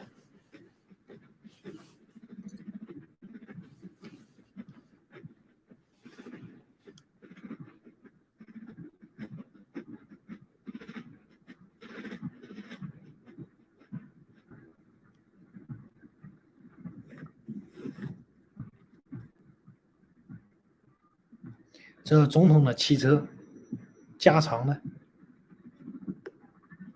应该是凯迪拉克吧？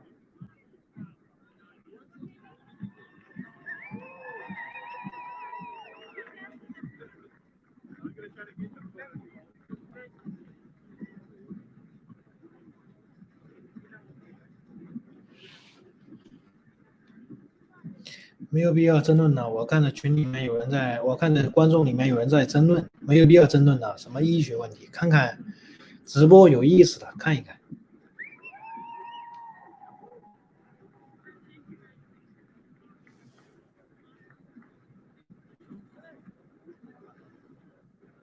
哎呦，总统这个车确实牛逼，美国总统这车。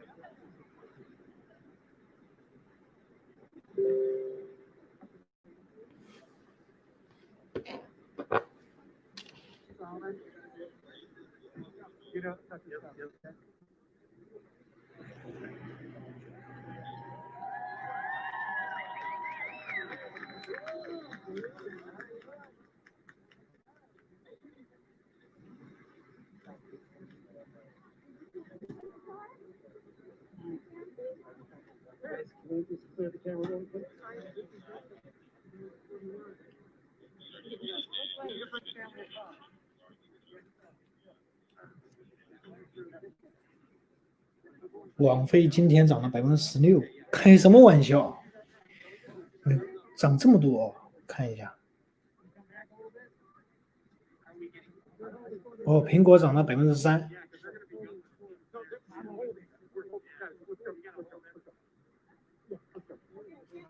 哦，看看。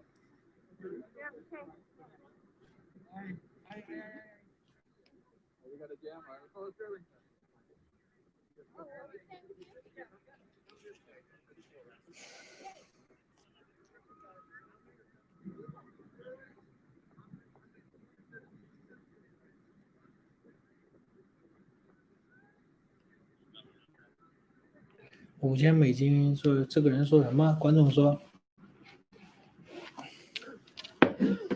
$5000，我看他没打算给的，不，是$10000，两个5000。看超级碗德比这个，对，这个并不热闹。超级碗相当于中国的春晚，那个更热闹，就那种表演啊之类的。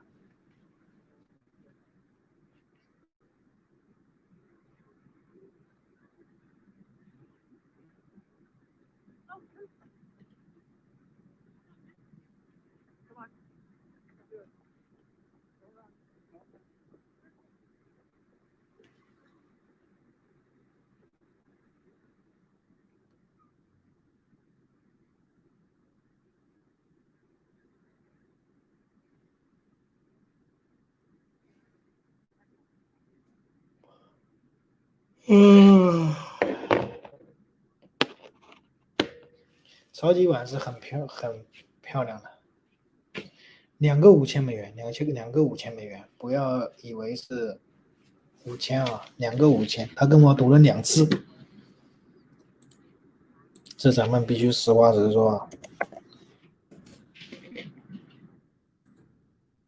看一下，你看看。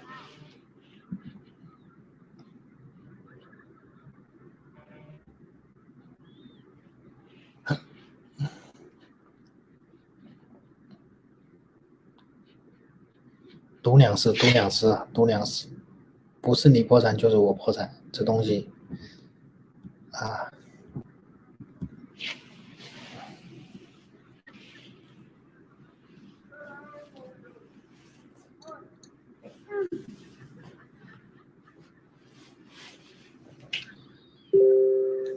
哦，怎么 Telegram 老会有信息？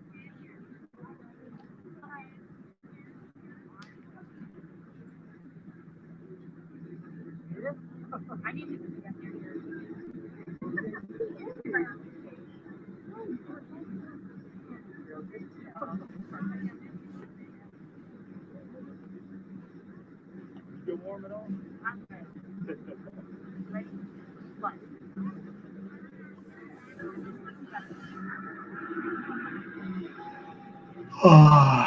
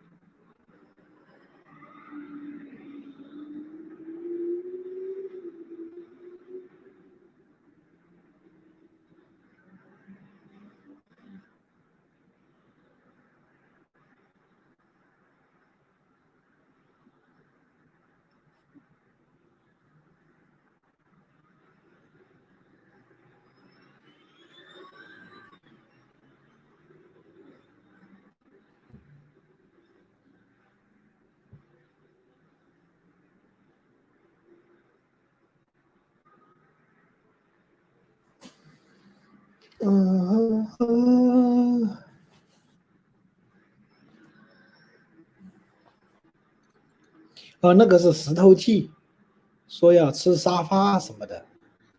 David Huang，可惜我不在 LA， 要不然就请大圣吃饭，承担起。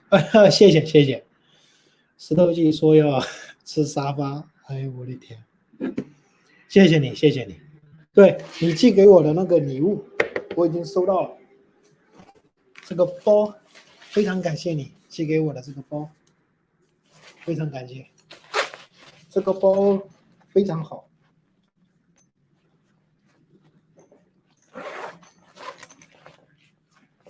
它很硬，它特别硬。Thank you。你送给我的这个包，我一直放在家里面。Thank you。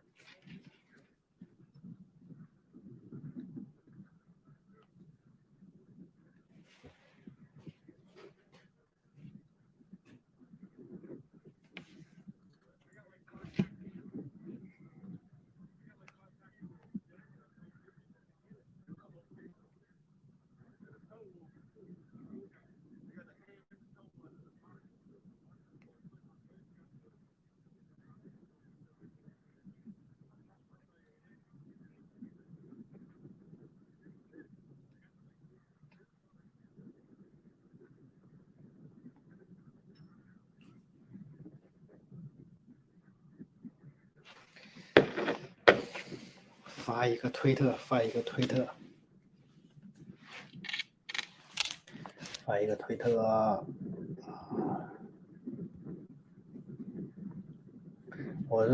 我是高度相信小明的人品的，不要有人说。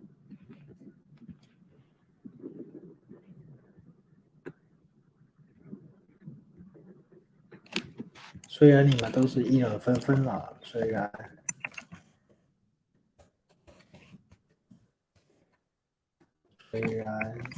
多人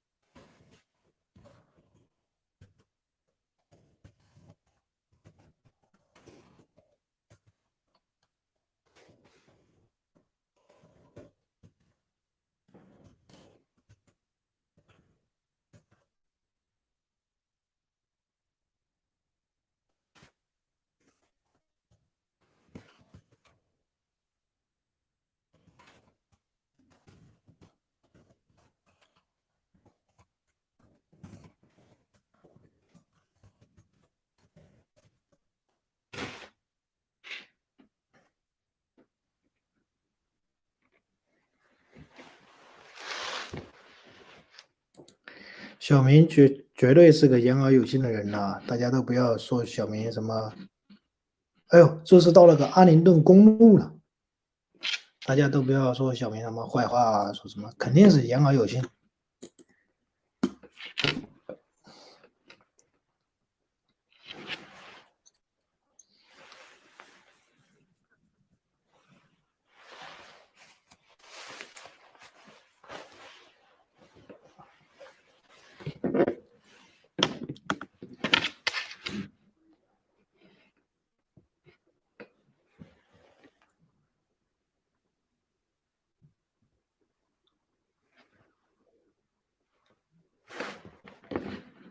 声音呢？哦，他现在开车准备去那个阿灵顿公路。总统。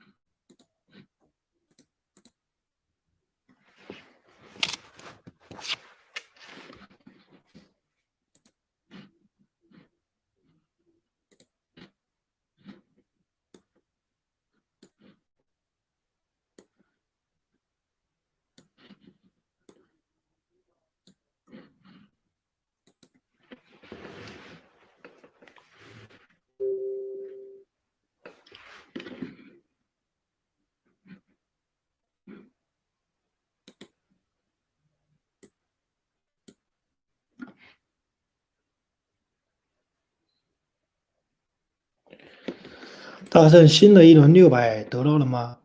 我大概新的一轮600，我大概是收到一个美国财政部的卡，但是还得激活，还在想，因为还不急吧。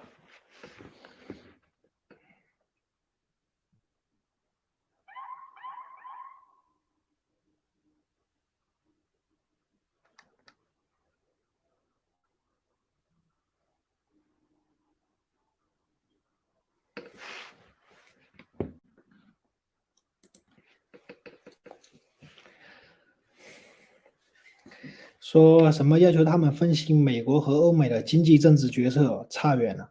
哎呀，我跟你说，这油管上的网人这个评论，他只是讲一些你喜欢听的，而不是真正讲那个道理。许多人他对这个美国啊、政治啊、经济啊，真的是他也不是很懂，但只讲一些你喜欢听的，要有流量。你像我这种的就没有流量。明白吧？我这一讲说实话，那就没流量；你要一讲那说假话，那就立马有流量了。这东西就看你怎么想，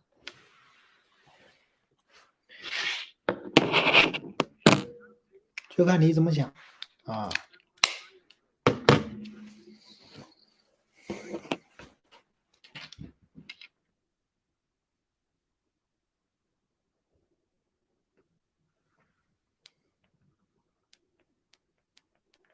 说网上的赌博大胜，千万别当真。对，这不能这样，你不能这样子，肯定是当真的。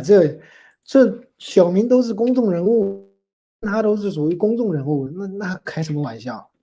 另外还有几位观众跟我赌的是那个呢，私底下我们会交流，知道？私底下我们会交流的，但是小明我们属于公众人物，知道啊？肯定是真的，你这个绝对相信啊。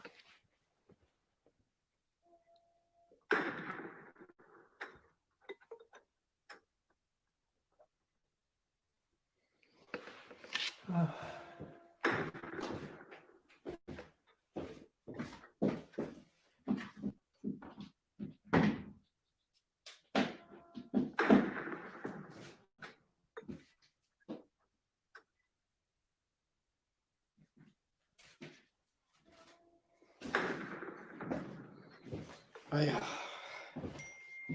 哎呀。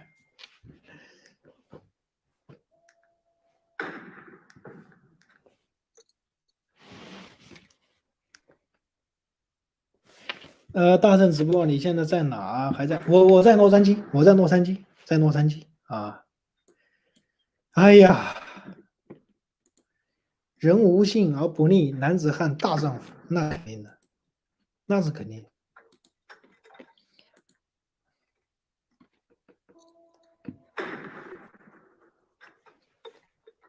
开礼炮了，他开始轰了。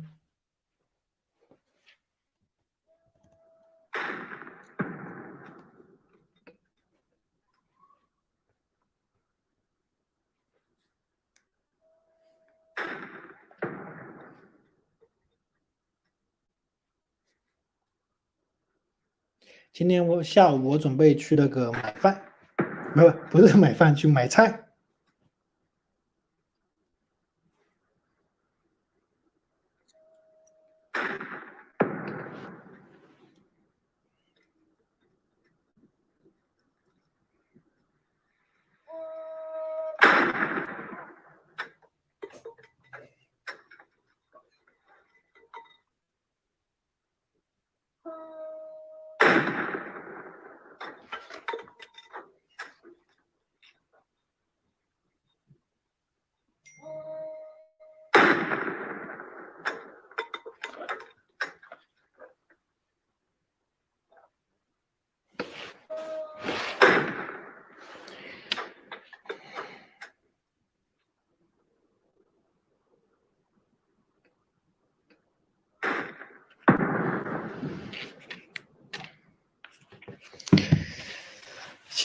请问一下大家在哪里？请问一下大家在哪里？现在在哪里？我来看一下。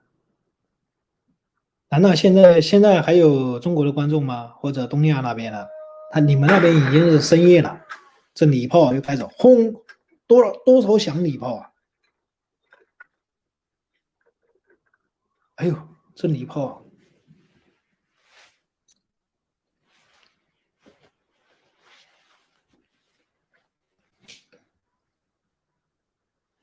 台北，哎呦，那你们已经是凌晨了呢。你们那边。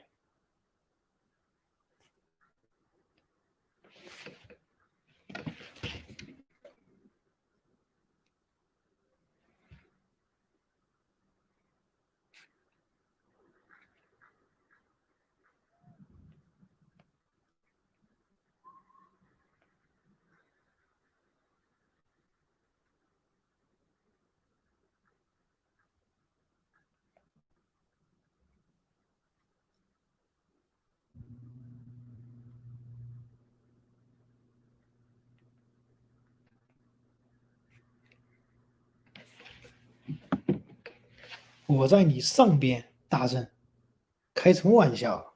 你在我上边，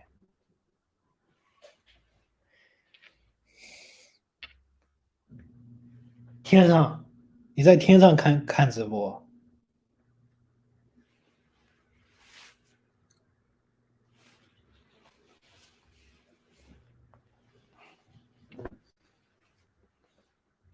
大圣观看量怎么这么低呀？那是因为现在这华人呐，你必须要跟他讲假话，你知道吧？你必须讲一些他喜欢听的，所以那个观看量就会高。你一跟他说真话，说实话，他就不行，你知道吧？北边呢？哦，我理解错了，我以为是洛杉矶的上面，你坐飞机的。因为美国这边坐小飞机那是很正常啊，坐小飞机，洛杉矶这坐小飞机太正常了。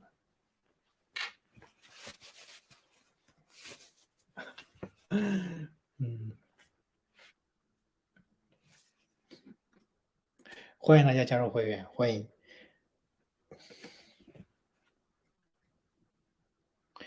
迎大家加入会员啊，如果拿到钱了，我就给大家善一些啊，这小明不光跟我赌了，他还跟好几个人赌了，跟好几个人赌了钱了，不光跟我一个啊，这东西这小民真的是现在困难了，现在真的是困难了。Army National Cemetery Program. Mr. Charles R. Alexander, Superintendent, Arlington National Cemetery. Major General Omar J. Jones IV, Commanding General of the United States Army Military District of Washington, and Mrs. Tracy Jones. The Armed Forces Honor Guard and the United States Army Band are formed and awaiting the President and Vice President to move to the tomb of the unknown soldier to place the wreath.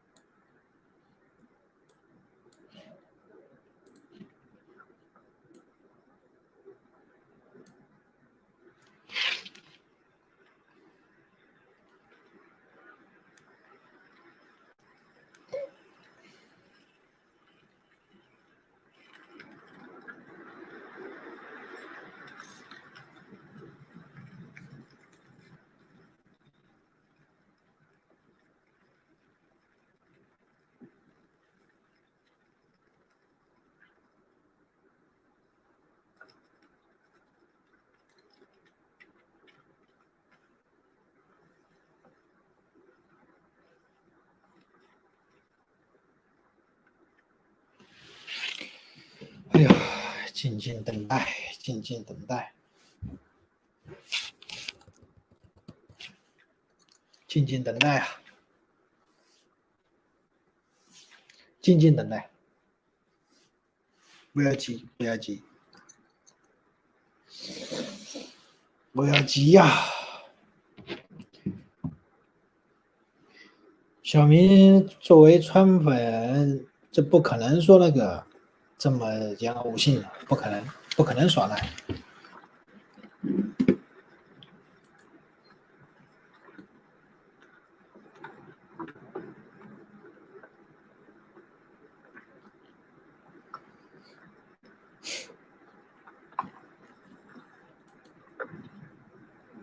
说如果小明不给钱，你会怎么讨债？会找讨债公司吗？第一，不可能不给钱，我认为小明绝对是言而有信，这是肯定的，这是绝对的。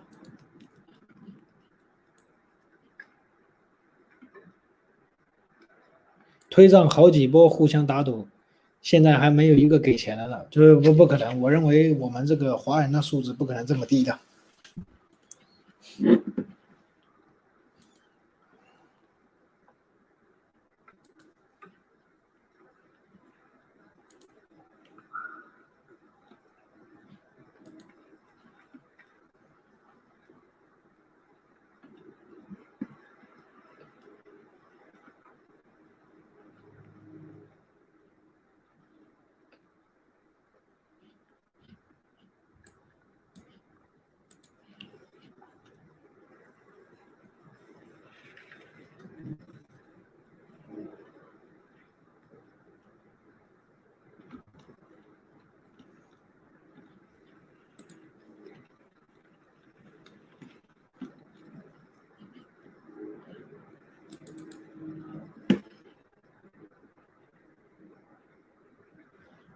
我操，小明这是跟多少个人赌了5000块？开什么玩笑？真的是开玩笑。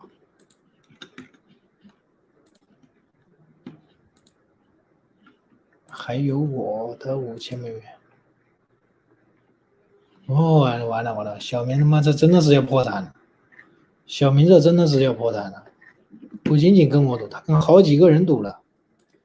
哎呦我的天！当然我是属于他的，应该是他的第一个，所以大家就是说不要急，先让我来啊！你们排在后面，肯定是先要兑现承诺，先。我操！这拜登已经签署文件了，这家伙我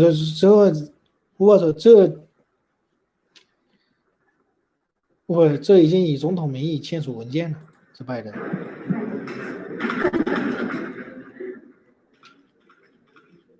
这你已经坐实了，这家伙已经坐实了，真没办法了。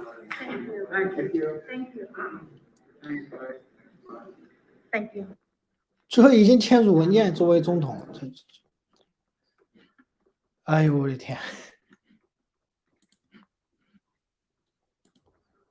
这要再不认，我认为这已经不合理了，对不对？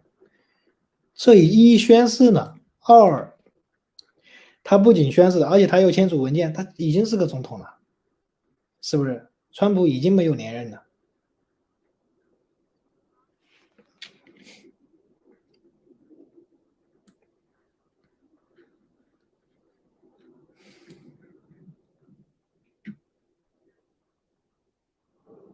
这愿赌服输，对不对？我希望小明能给钱，给了你俩我都分到你，愿赌服输，至少华人，对，我认为这是一个诚信的问题。如果小明真的能给我这么多，兑现他的承诺，我认为小明是一个真的，未来是大器可成，这绝对是。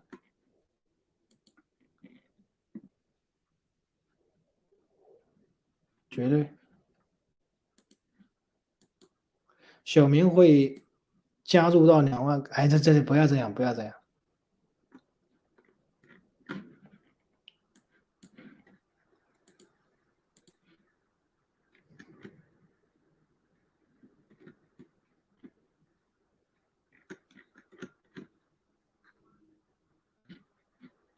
开什么玩笑？什么赌了40万？哎呦，行，我也不想再说，这是太假了吧？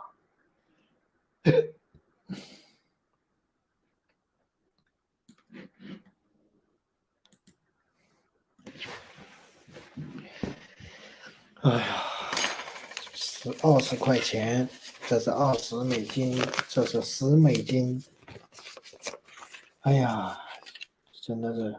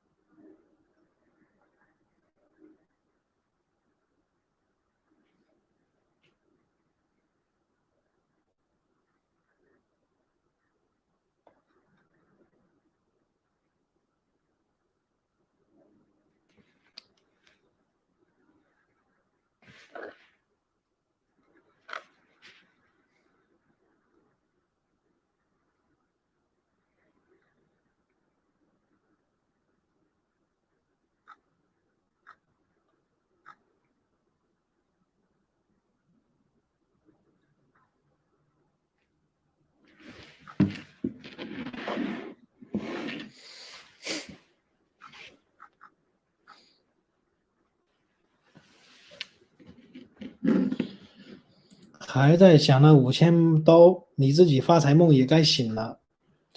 你这属于对小明不信任。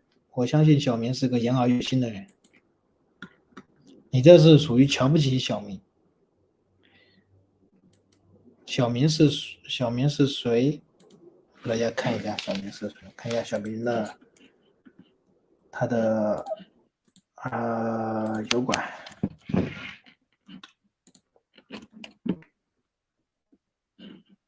啊，小明也在直播。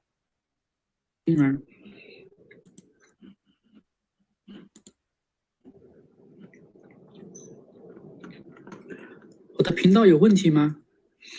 对嘛，我给大家看一下嘛，就是将军他发了一句话，我大概看不懂什么意思。有人问我认不认识汤姆乾隆，不认识。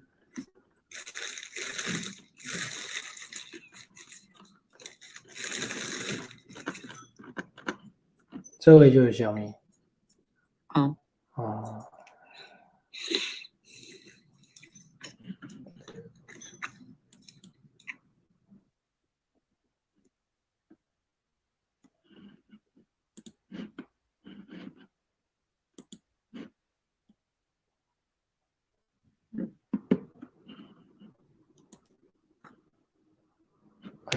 到安理顿公墓了，到这个公墓了。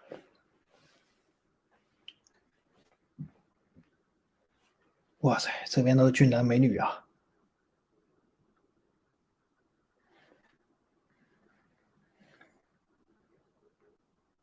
克林顿，不知道这希拉里啊？哇，这希拉里，希拉里也来了。后面站的这李白，哎呦，这男男女女真的是。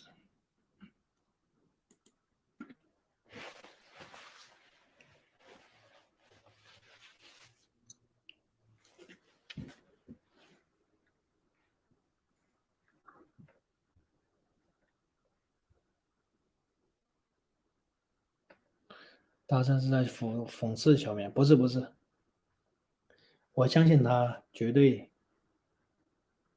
信守承诺。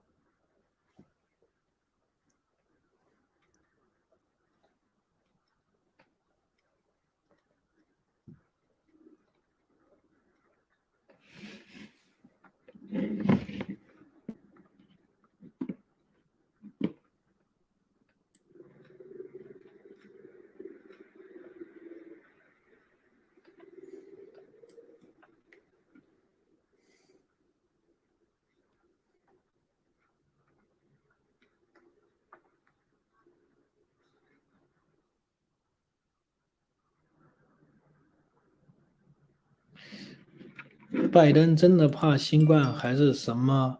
周围一个民众都没有。拜登得新冠，我估计他可能真的就完蛋了。拜登都80了吧，还要感染这病毒，那真的是。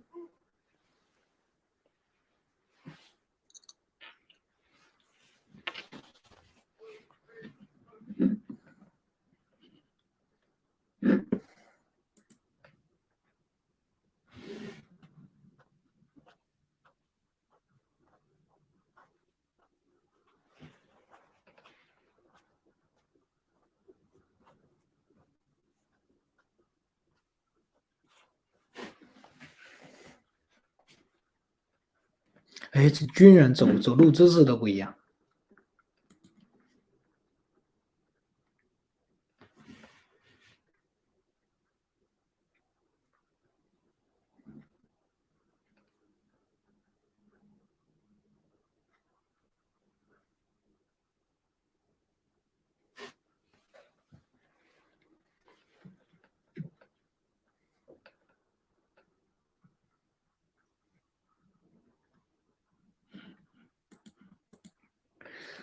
我看了民居镇都觉得川普会员大胜怎么这么了解美国？我当时觉得拜登要当选，人生观都颠覆了。这就是说，一个人了不了解美国，跟他在美国多久没什么关系啊。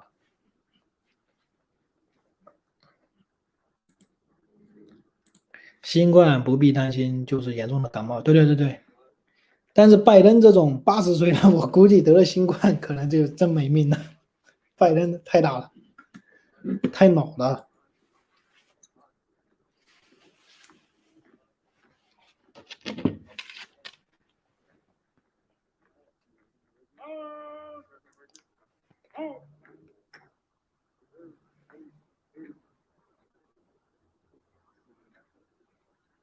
Present arms.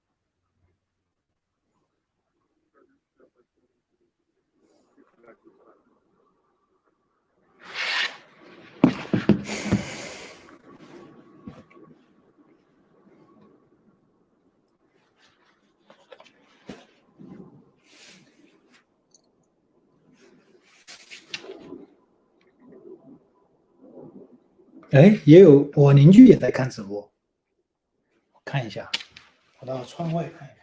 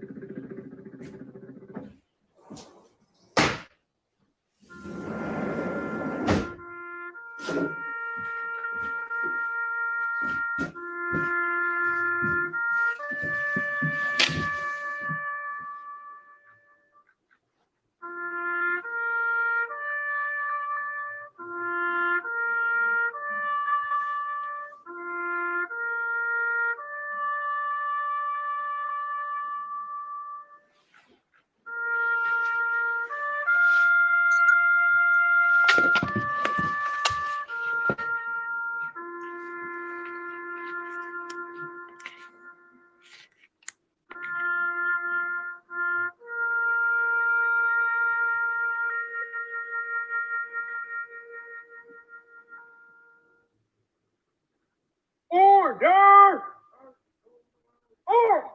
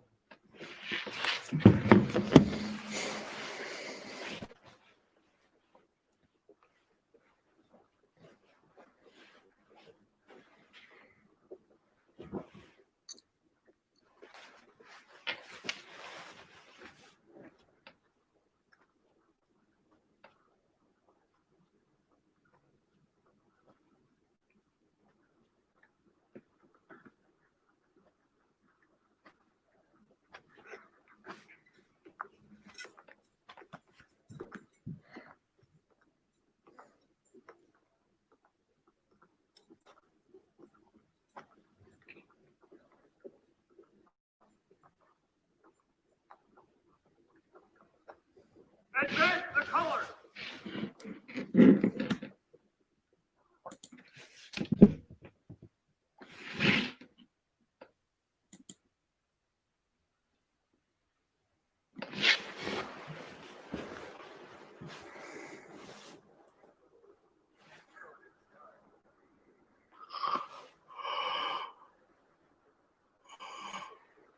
啊。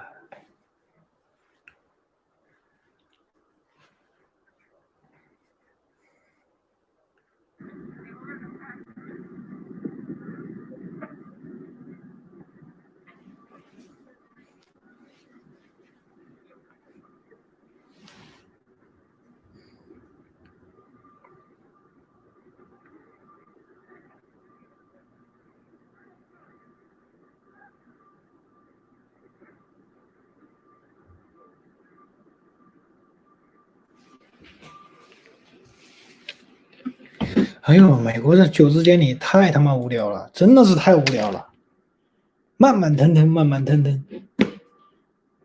一直一个镜头动都不动。哎呦，跟大家聊聊天嘛。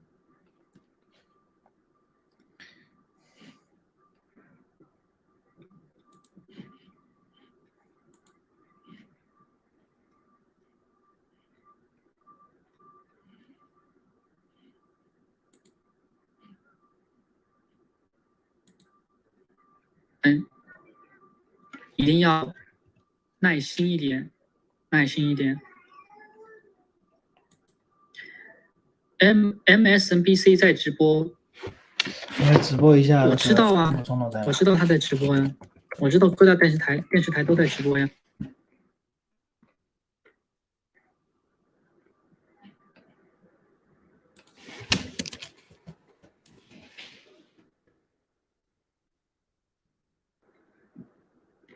没有川普，川普应该已经卸任回家了。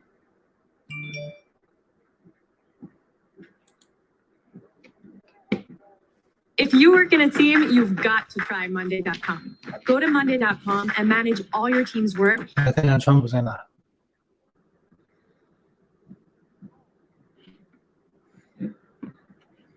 川普不在。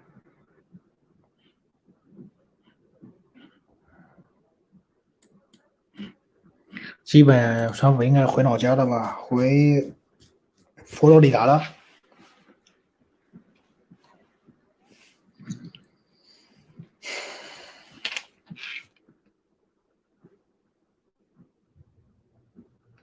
看吧，我先休息一会儿，大家就持续在这看吧，持续在这看，我先休息一会儿，睡个觉。等到今天晚上，我估计大局已定了啊，这已经定下来了，因为宣誓的人已经是拜登，不是川普没有宣誓了啊。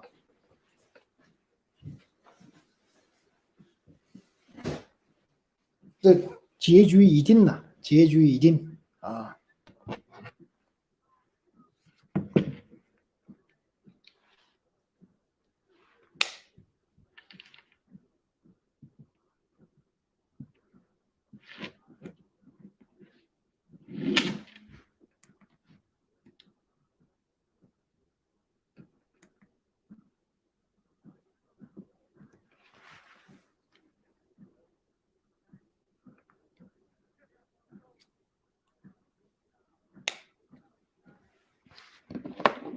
太无聊了，美国的总统就职典礼，你们真的是太无聊了。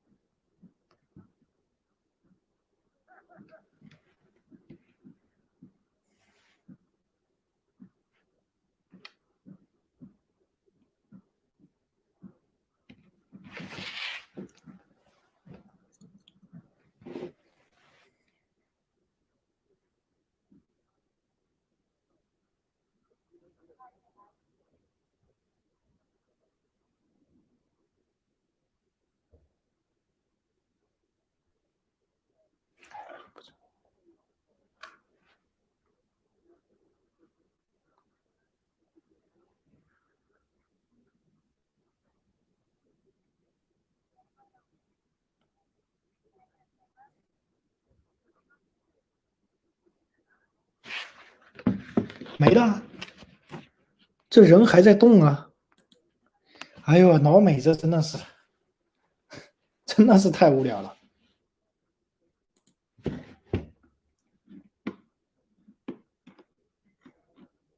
欢迎大家加入我会员，欢迎的。小明还在等奇迹发生，这位观众说，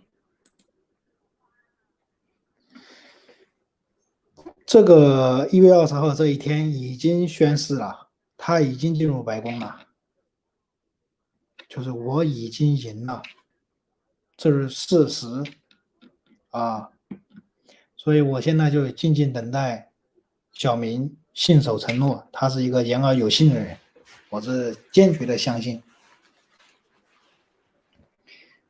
啊。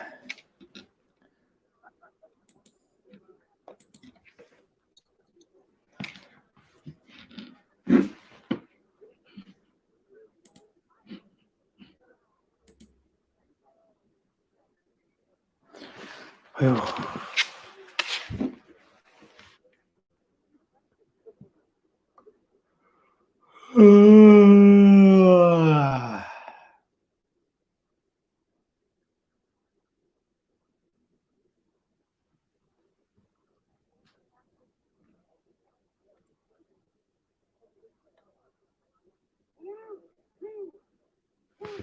哎，有声音呢。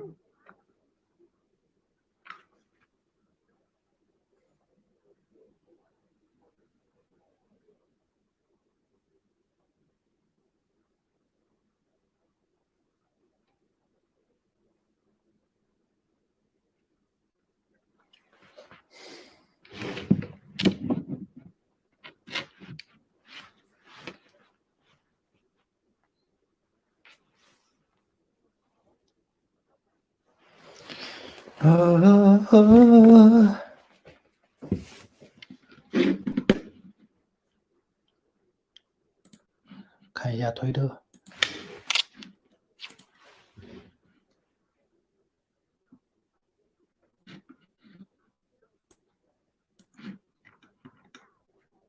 这已经捧着圣经宣誓了，你这还叫我说啥？你说？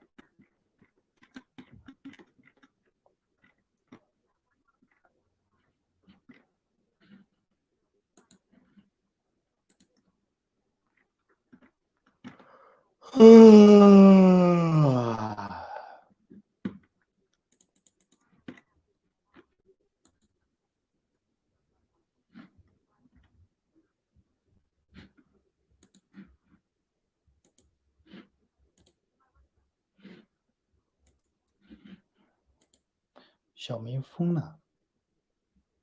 我们讲事实已经是这样，这个不要。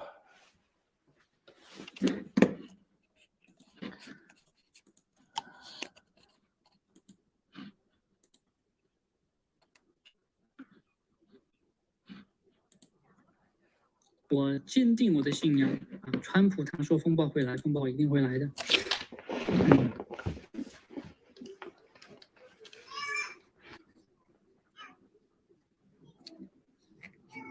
如果在贺锦丽和华春莹之间做一个选择，请问小明选谁做女朋友？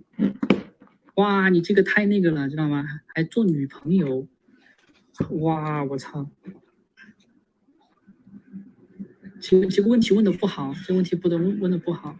就像我跟你说，在牛屎和狗屎，你选择吃哪一个屎，对吧？这个问题本身就是错的。对，你不能这么问，知道吗？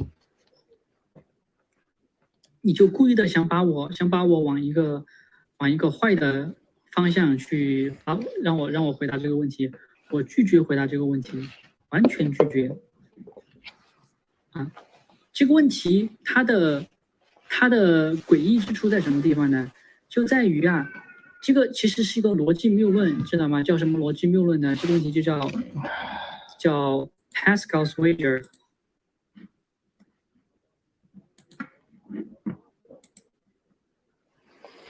哎呀，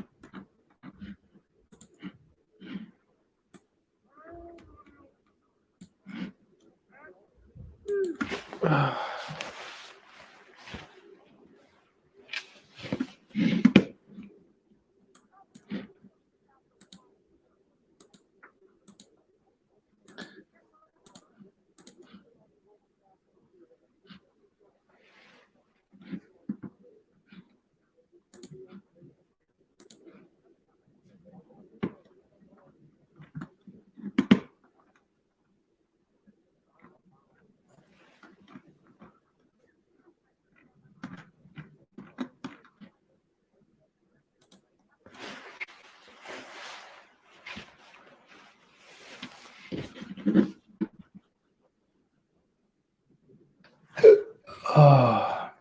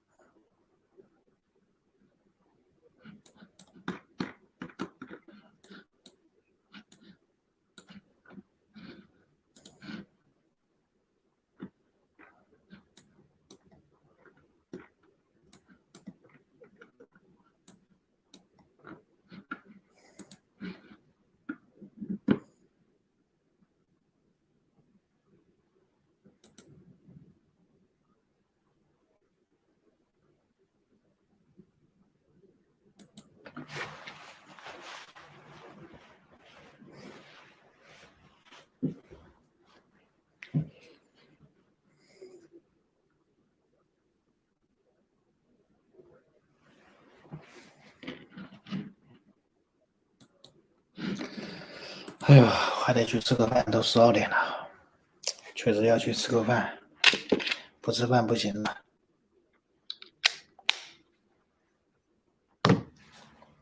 不吃饭真的不行了啊！2个$5000，这，哎呀，我现在真的是这，哎呀，真的是。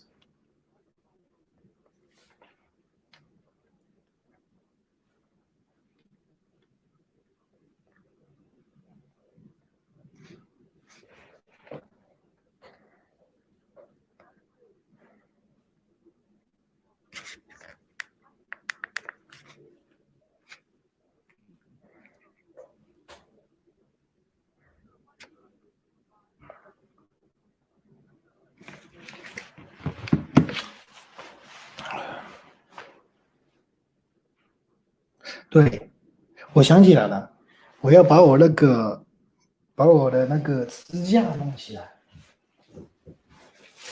我买了绿布的支架，我买绿布的支架。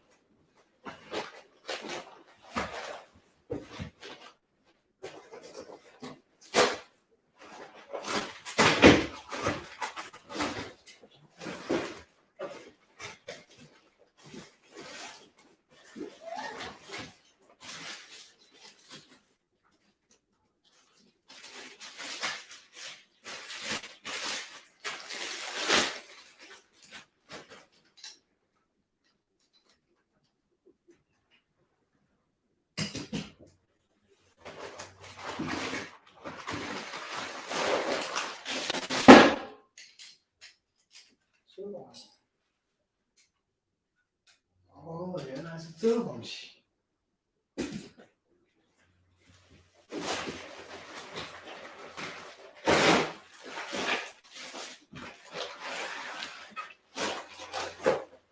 这么简单。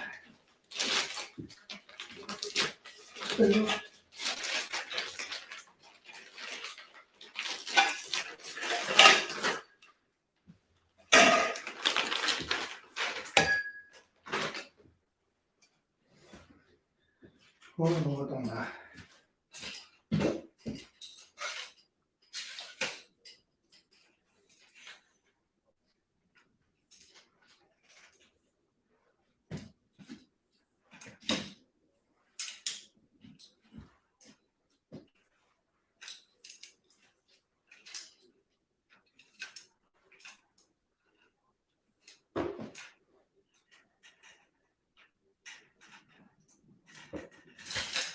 哦，对对对，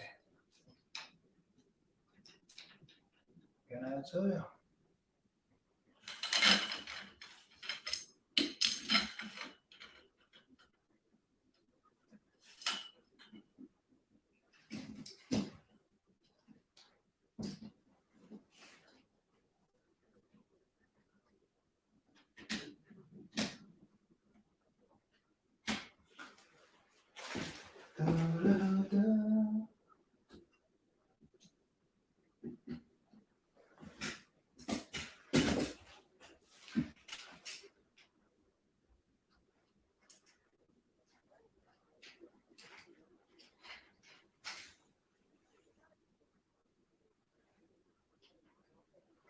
这有意思，这个杆子有意思。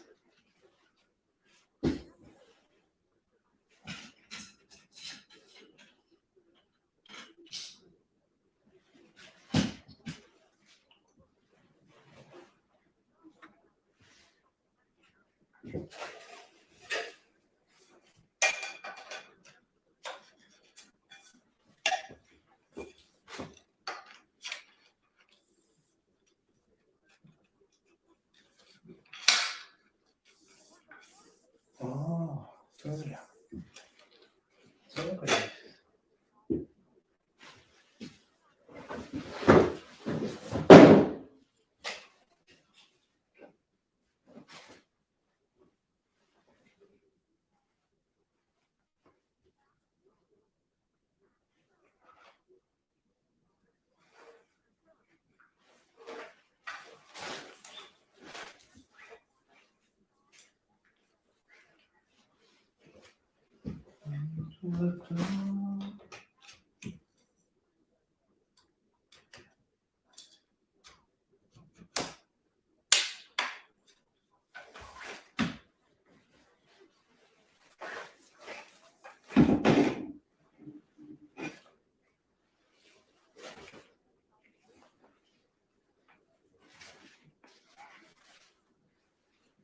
哪个是正面？哪个是背面？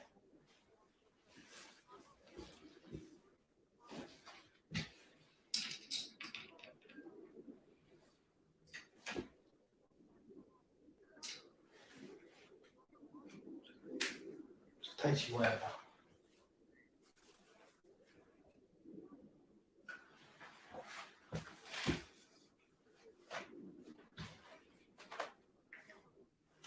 哦，这样。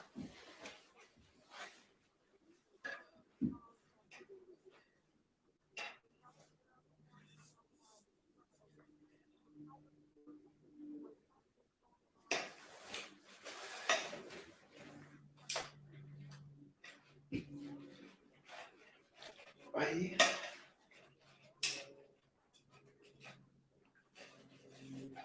哎呦我操！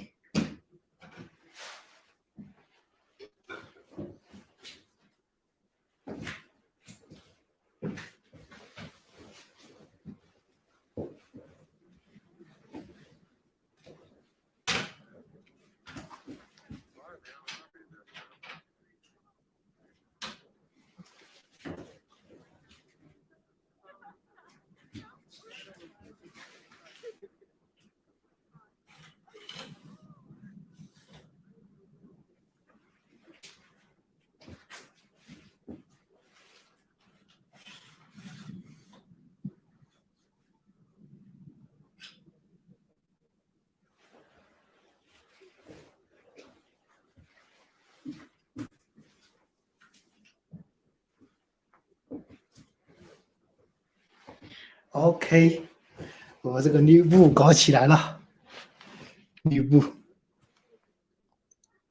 我的绿布搞起来了。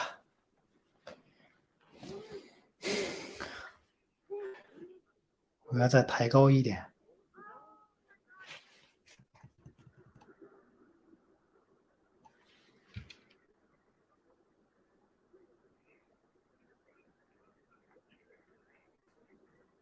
房间怎么这么乱啊？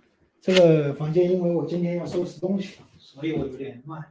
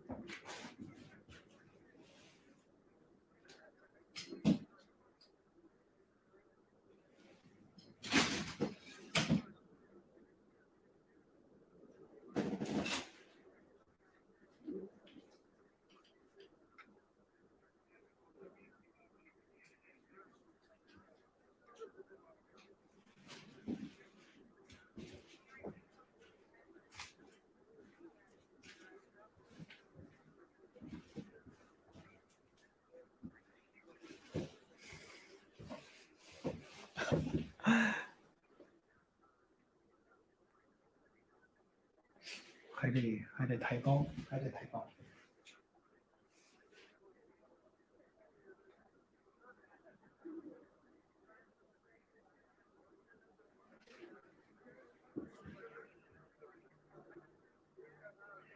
先不急吧，我先把这个架子就用架这么高吧，等到搞完以后我再弄啊。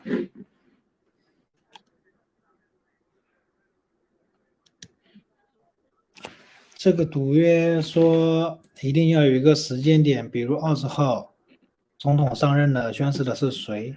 我早就跟他说好了嘛，下一任是谁嘛，谁当总统？现在已经是拜登了，这已经没什么好说的了，对不对？事实已经这样了，就看他什么时候兑现承诺了。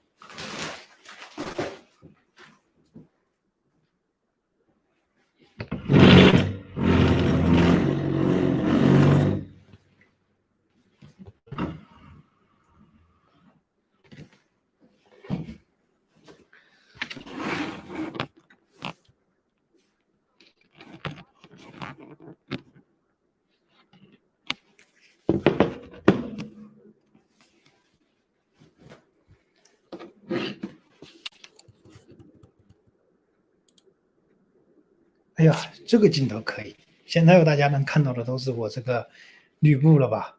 没别的了。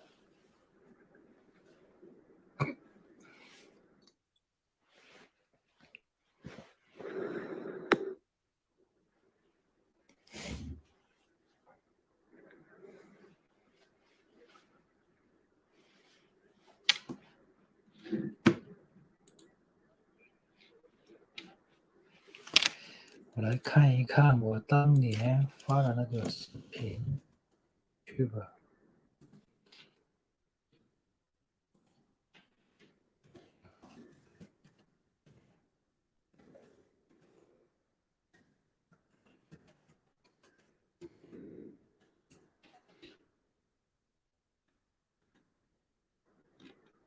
这都是黑我的人呐！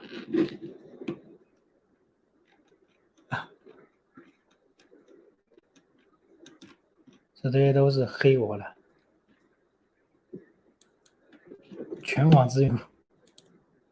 看法院嘛，就是说你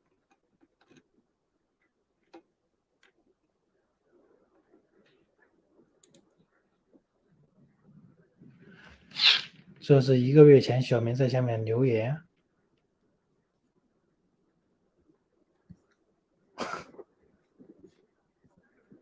你不能听一面之词，能理解？什么不要后悔？对我这绝对要。我说谁要是说认为川普能连任，跟我打赌。我认为肯定拜登上了，这是真的。这他妈选举已经过了1个多月了，结果对赌5000美元啊！结果终于有一位小明这位朋友啊，勇敢，他。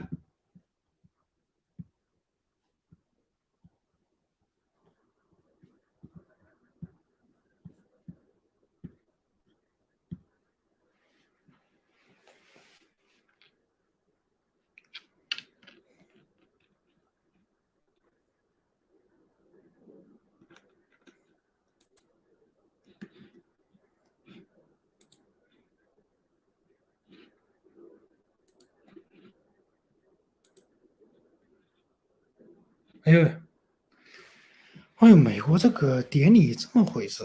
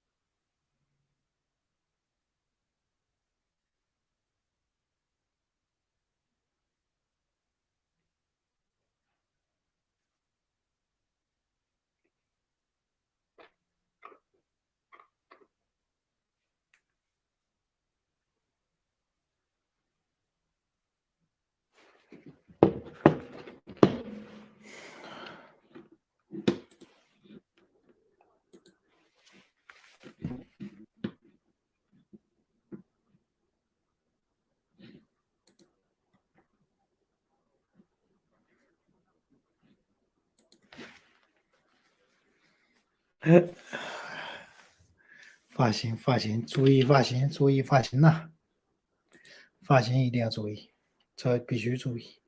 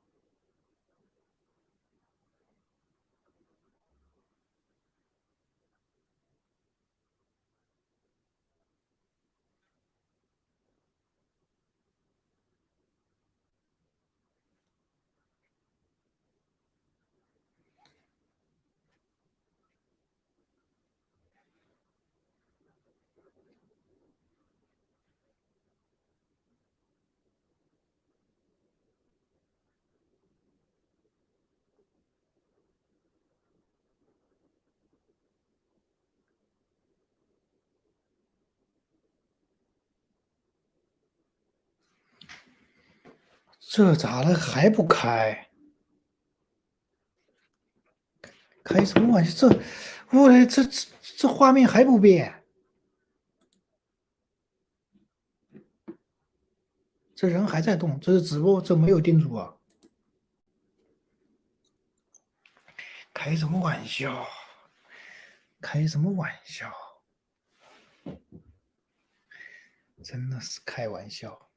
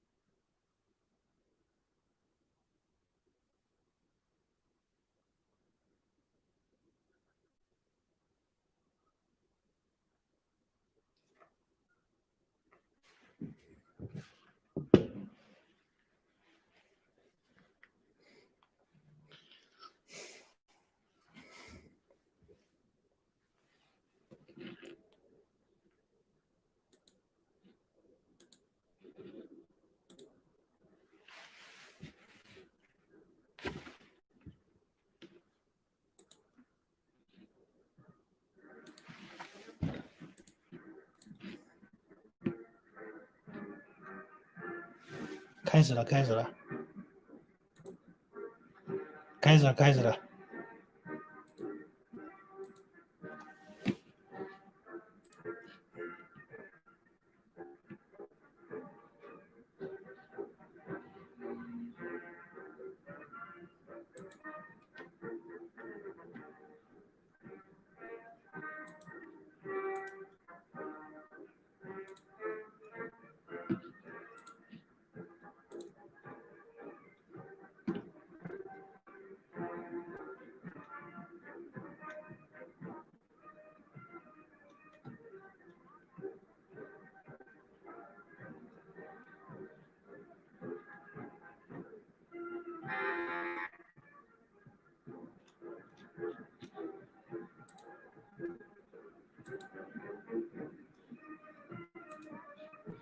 走了，走了，走了，开始走了。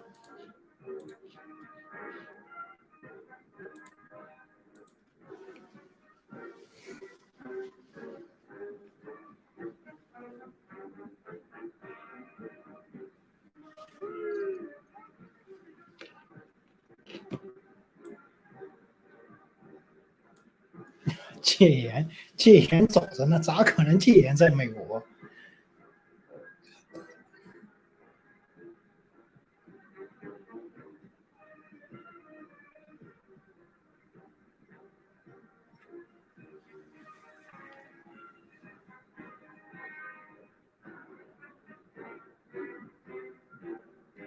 大圣什么发型？看一看我。哎呦，我这是自己剪的发型，你知道？随便剪。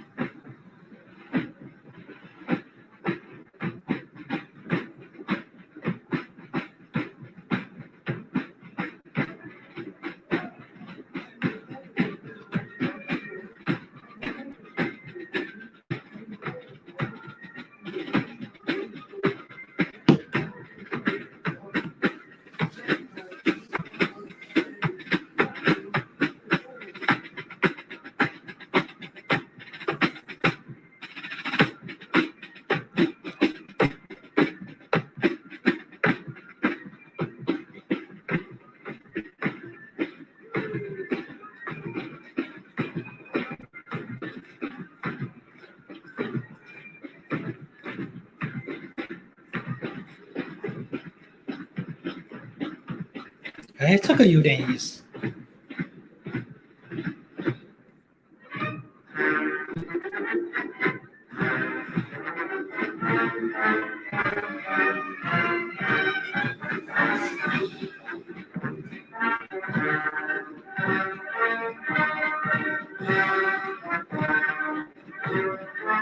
哎，这个吹得大。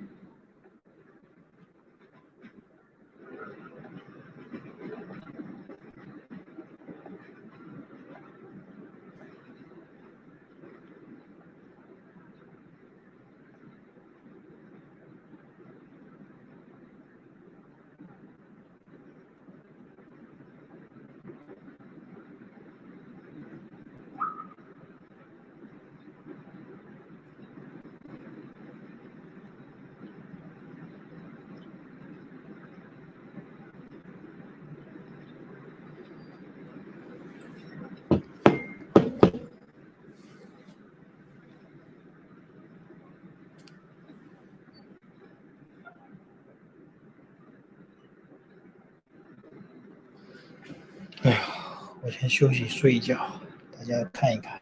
我先休息睡一觉。啊，真的。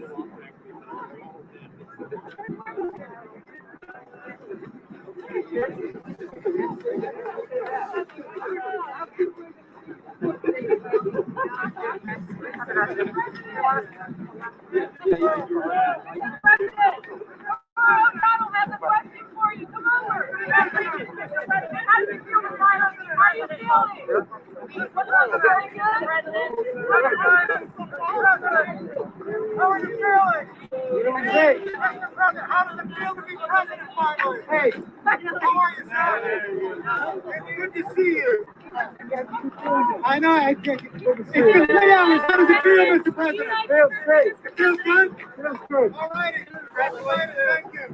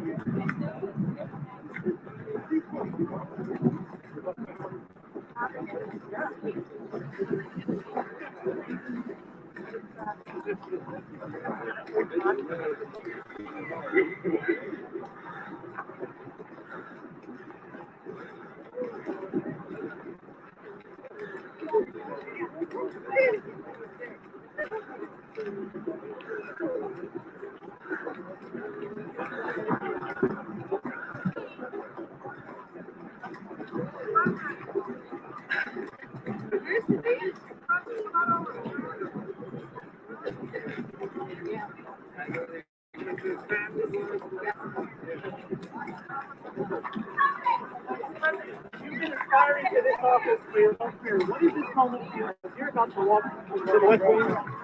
Give a message to President Trump. Madam Mayor.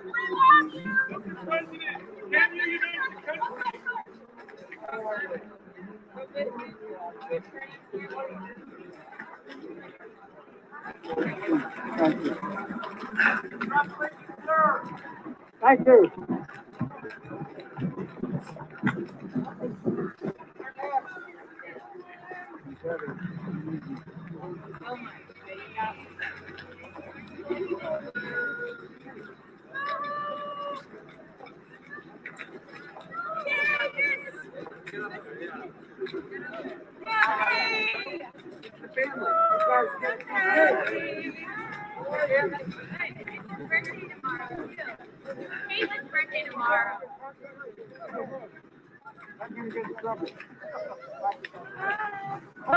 Hey guys, love you guys. Love you. Woohoo! It's our family. Baby, how are you?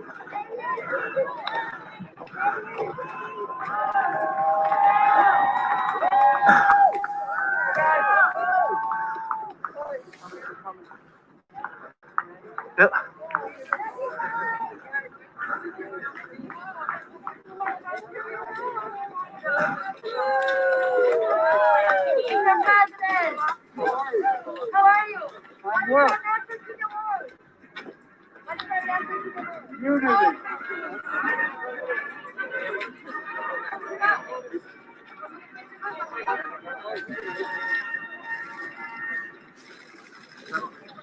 I got it.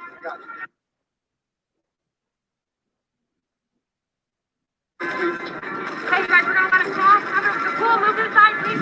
President Trump.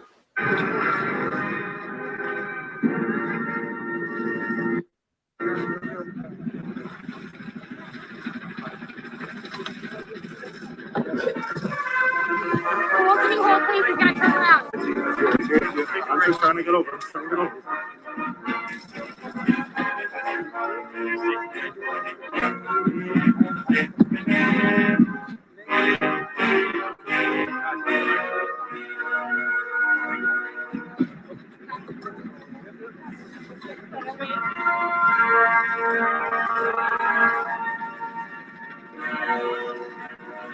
Okay, cool, let's go, cool.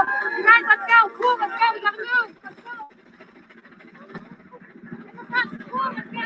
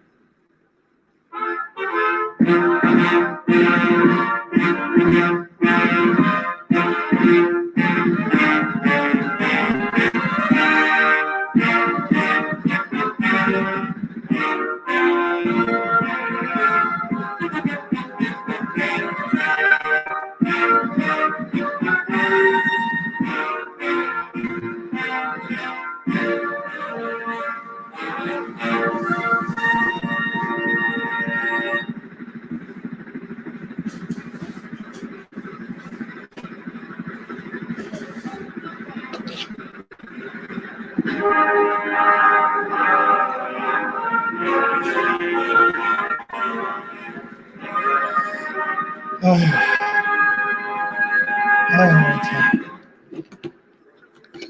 休息了一会儿，休息了一会儿。哎呦我操！拜登已经进白宫了。哎我操！等一下，这已经进去了。哎呀！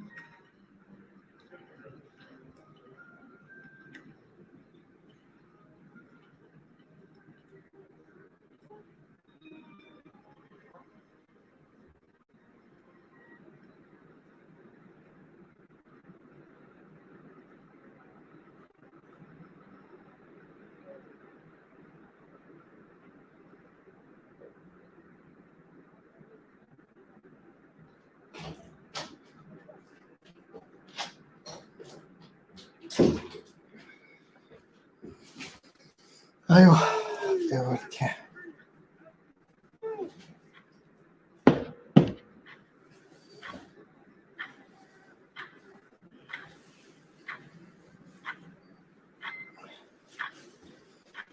哎呦天！哎呦！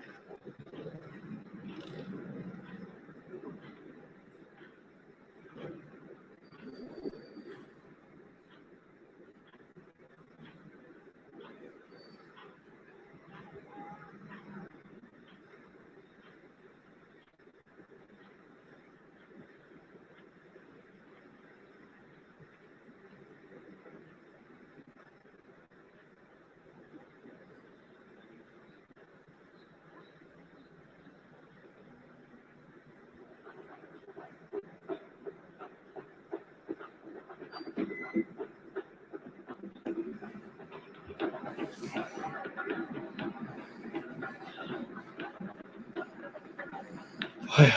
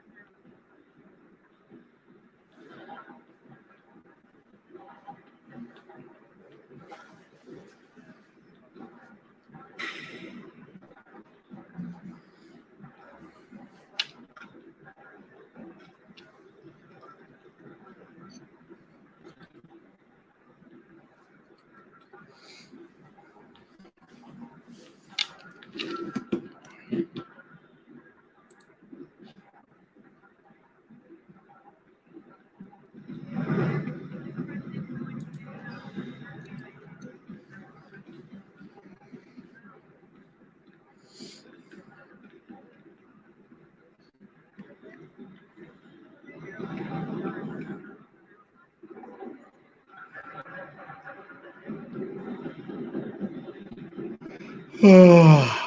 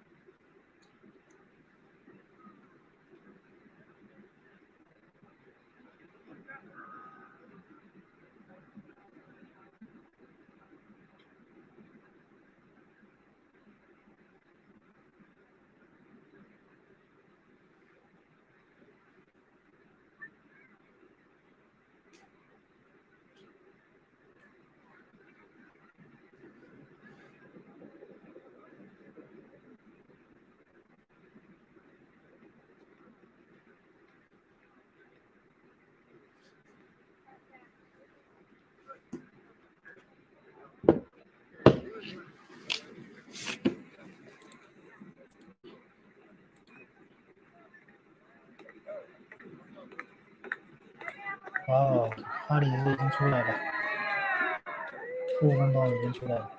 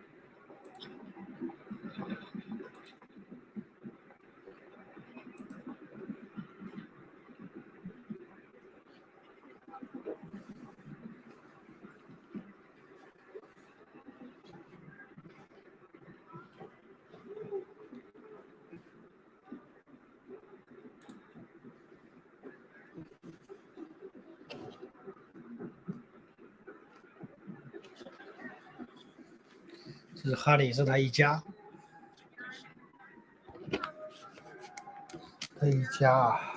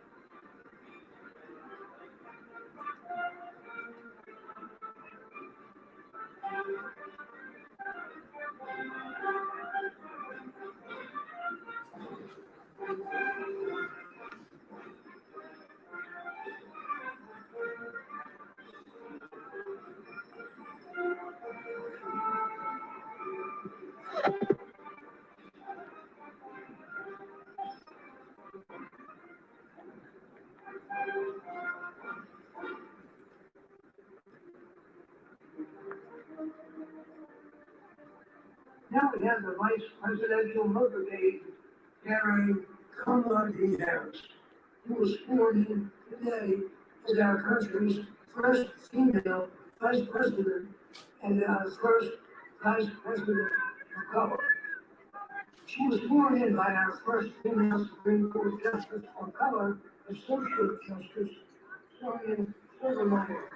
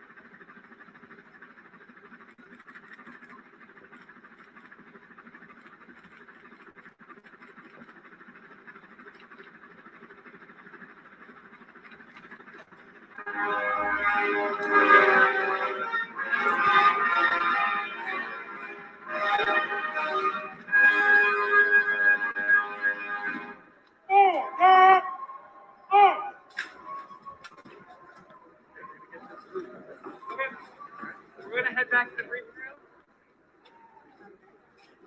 Morgan!